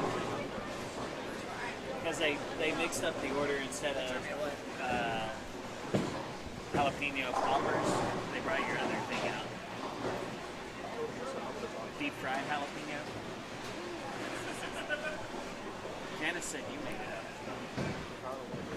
Oh, the Ball Rockets.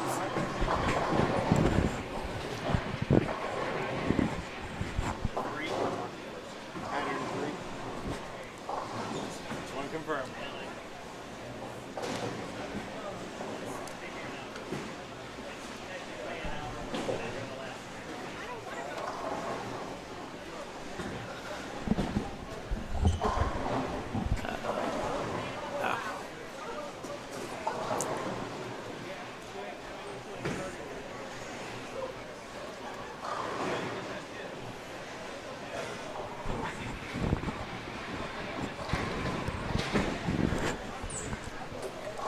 trying to do some directing traffic there. All right, let's see, Karen Hoyle on 17, see if she can clean up her spare. And you asked me about Brian Vitor a while ago. There he is right there on lane 14, stepping up.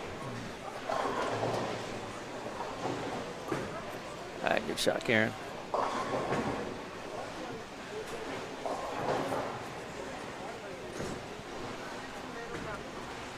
Okay, good.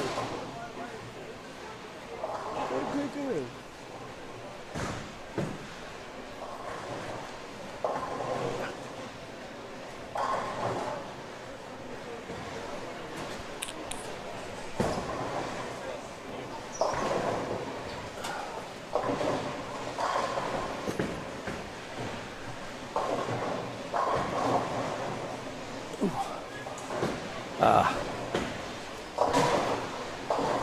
They're definitely not too friendly and not one to reward a lot of strikes here at the end. Yeah. A lot of corners.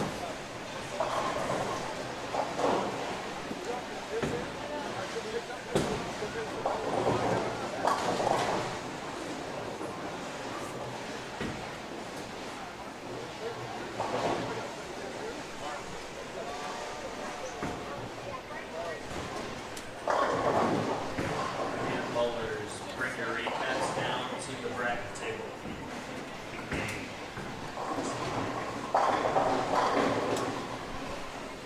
Turn it up. I could hear it. I was like, that doesn't sound like enough.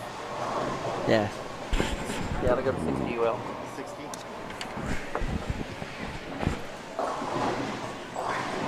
We have the short. You have it over there.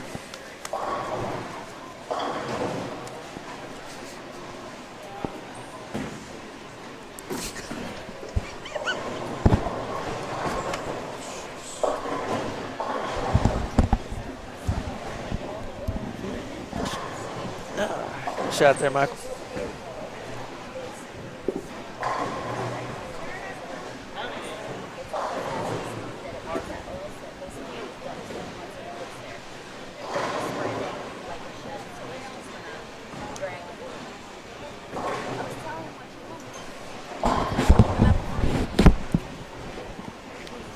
Aaron, wait till they finish bowling before you start running. I'm on 187 with strike, spare, double, 210. Nice there out. Right. Hard to get them right. Right. 1-6 of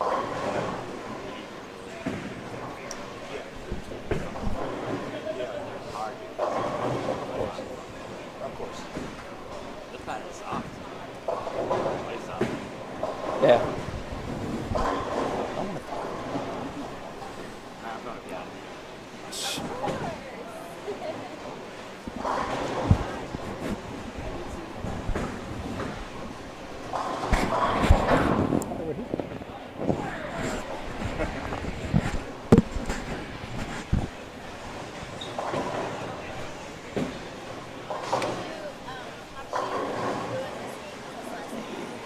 You got everything on CT.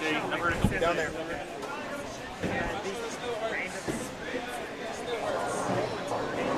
I mean, all the momentum.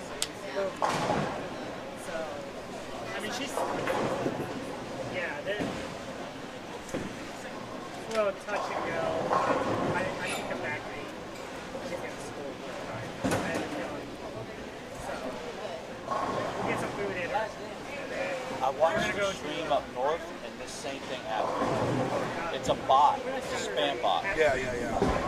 What they do is they find live streams, and they just go post all this stuff. Yeah. Because it's open to the public. Well, it happened like New Mexico. Like when we go. Yes, I watched that. Yeah. Same thing. That was the one I was talking about. Yeah. Stop here. He gets the number 2. It's like a huge burger, and that costs like $11. I'm like, son, you're the most expensive thing. I'm like, Talking about bot here. And the bot here delays it another like 2 seconds. There's no way to stop it. The New Mexico guys dealt with it too. They just have to move.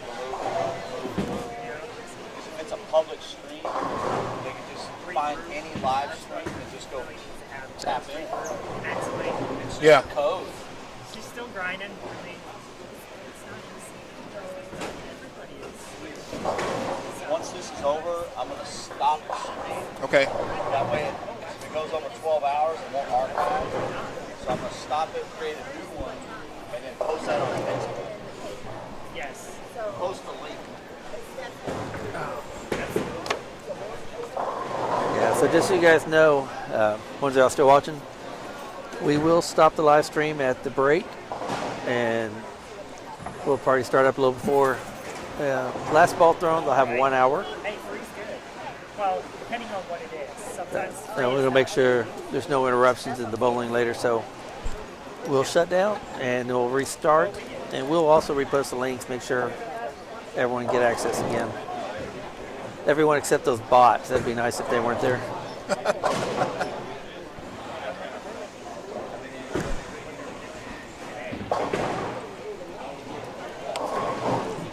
Tanya Gonzalez might be sitting in the live stream later. Assistant manager just kept walking.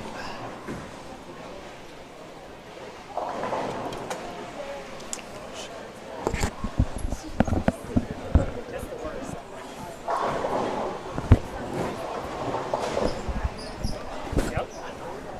All right, come on, we're almost Yep.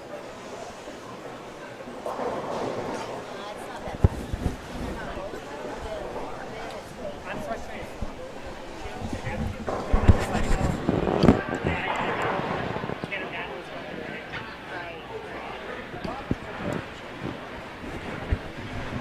Like I said, it's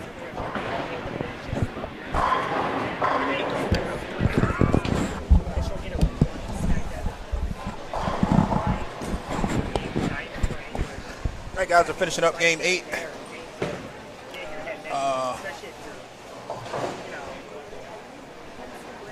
Yes, absolutely. Good ball, bud. Yeah, they want to go. Yes, sir. Only won't matter if I'm shooting in the next Okay. We are finishing up the first block. It'll be way harder next block. We'll get try to get a score update to you before we go to break, but if not, we'll definitely post it on the Perfect Strike Facebook page.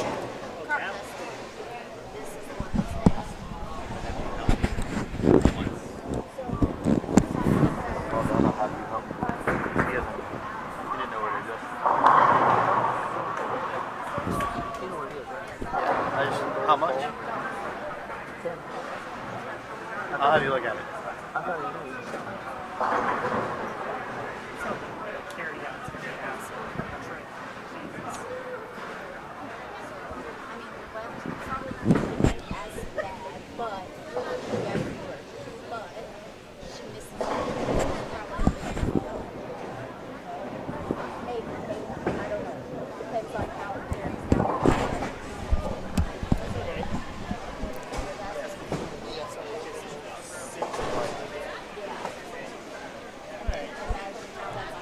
Thanks. You're welcome. Thanks. Someone. Oh my gosh. This one.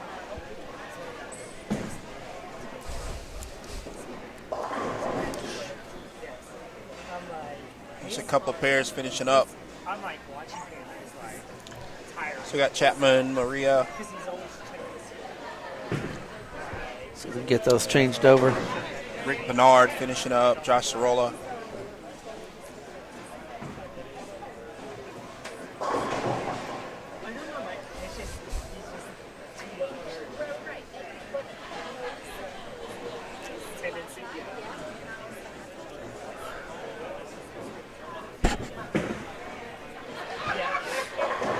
I could tell something was off, but I'm just like watching it. It's just tiring in itself.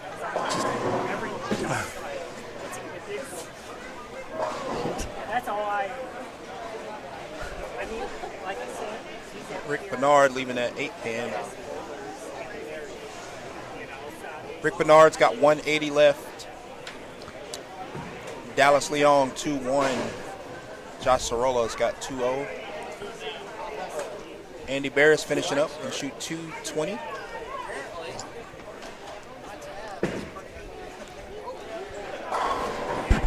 He got the first one in the 10th. Yeah, it's probably a lot lower so far than previous years, isn't it? We ain't even got into the heat of it yet.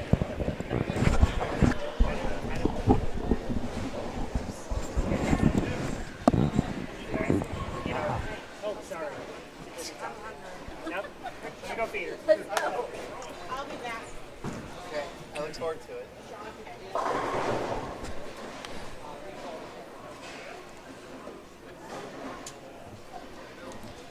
She'll have fajitas. We're going out to eat. More fajitas.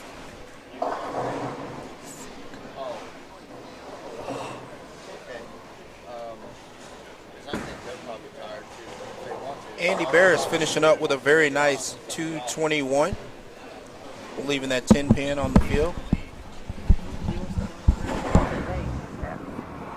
Rick Bernard 179 on the same pair.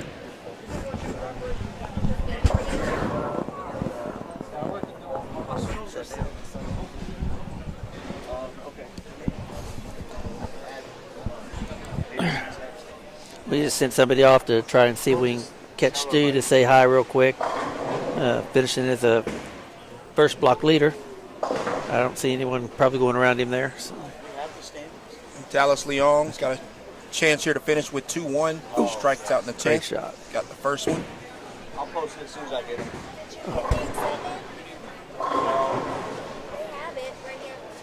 Game 7. I'll just wait for 8 now. Because we're almost done. I'll wait for 8. No, I'll be dead on. Everything else I'll take off. Oh, keep chapter 1. Keith Gisler 171, finishing the block. Stony Burke finished with 168.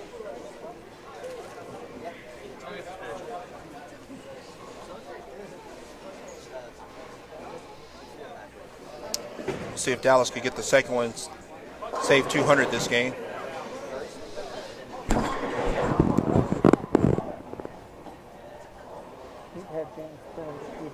What? You have James Brown PDS.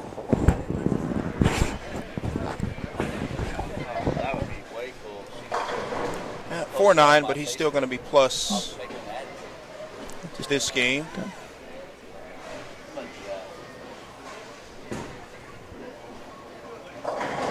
Nice shot there for David. It'll be coming into your screen. Looks like A.J. Chapman will be up on lane 11 there. And there it goes. See the foot kick and the smash when the ball hits. Yeah, that's A.J.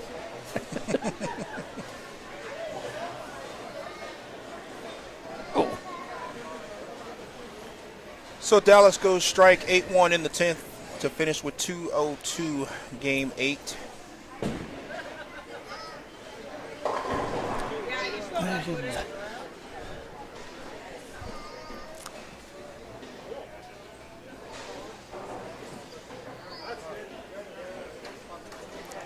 Here comes AJ again.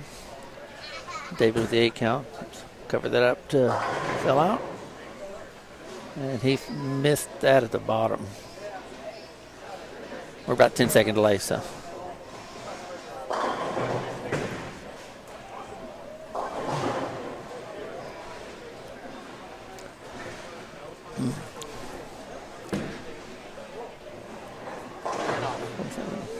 Great shot there, Josh.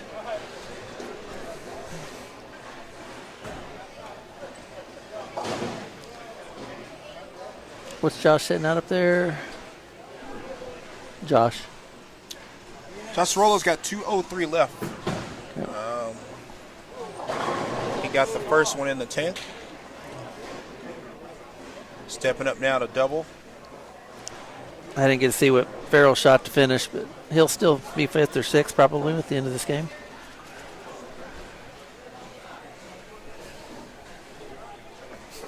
Nice double there for Sorola.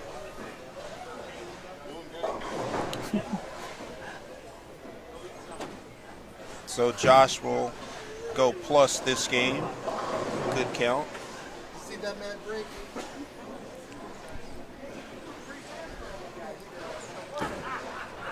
Oh.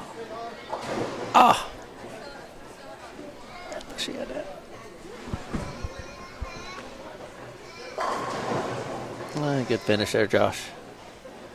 One more. See Maria just off the screen to the left. Almost picking up the Greek church. Thought she was going to have that. Yeah, it's going to finish with 160.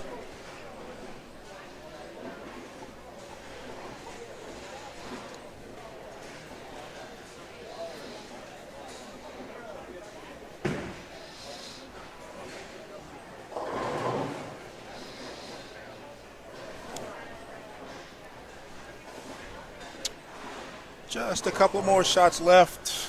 As my counterpart mentioned, we will end this during the break and post a new link for the new stream. That way we can archive the event and bring you uninterrupted coverage for the second block. And they weren't able to find Stu. I don't know where he ran off to. Grabbed his food and hid. Stu went to go eat, being told. Guess he found himself in an English pub. Definitely check out the Perfect Strike Facebook page for the new link for the stream this afternoon block. It will be starting again in approximately 1 hour after. So I would say check back at about 3:45. It's 2:45 Central Standard Time, so check back at about 3:45, 3:50 Central Standard Time. That's right. What are you going to do? Yep, it looks like that'll cut it. And no one, it'll either be exactly 1 hour, or he may give us till 4 o'clock before they start bowling again. Huh? Do you want anything? Let's check see. Will come if y'all want to do it.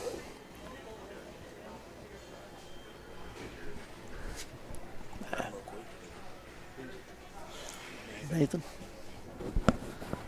Oh, yeah, he'd be good. Why don't you talk?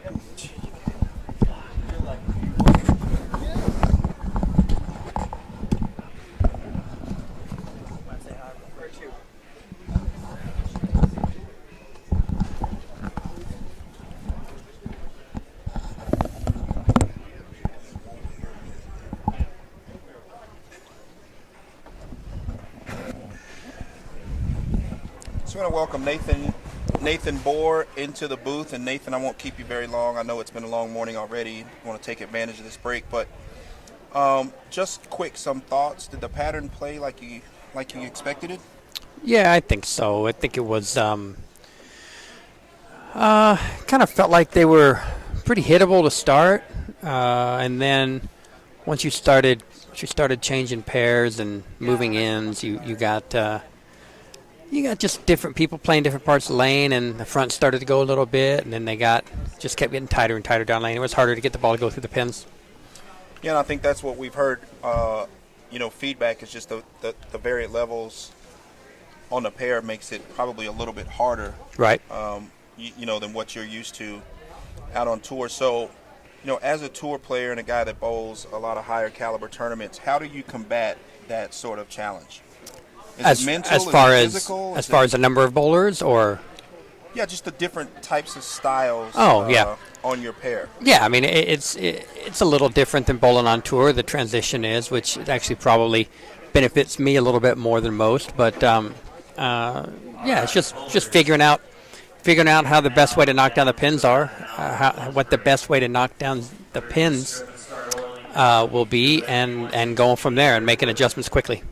Yeah, and then just wrapping up your approach, for the short pattern. Looks like the hook to the right, so I'm going to use the hook to the right. All right, sounds good, man. Good luck in the second block. Thank you for stopping by. Thanks, guys. Be back by 4 o'clock. All right, so that being said, it's going to wrap up our first block of coverage. Be sure and tune in to the Perfect Strike Facebook page. Click on the new link. We're being told 4 o'clock Central Standard Time. Check back in for our second block. All right, we're going to grab some lunch and come back. Thanks. Is the number, if it comes up on the random number draw?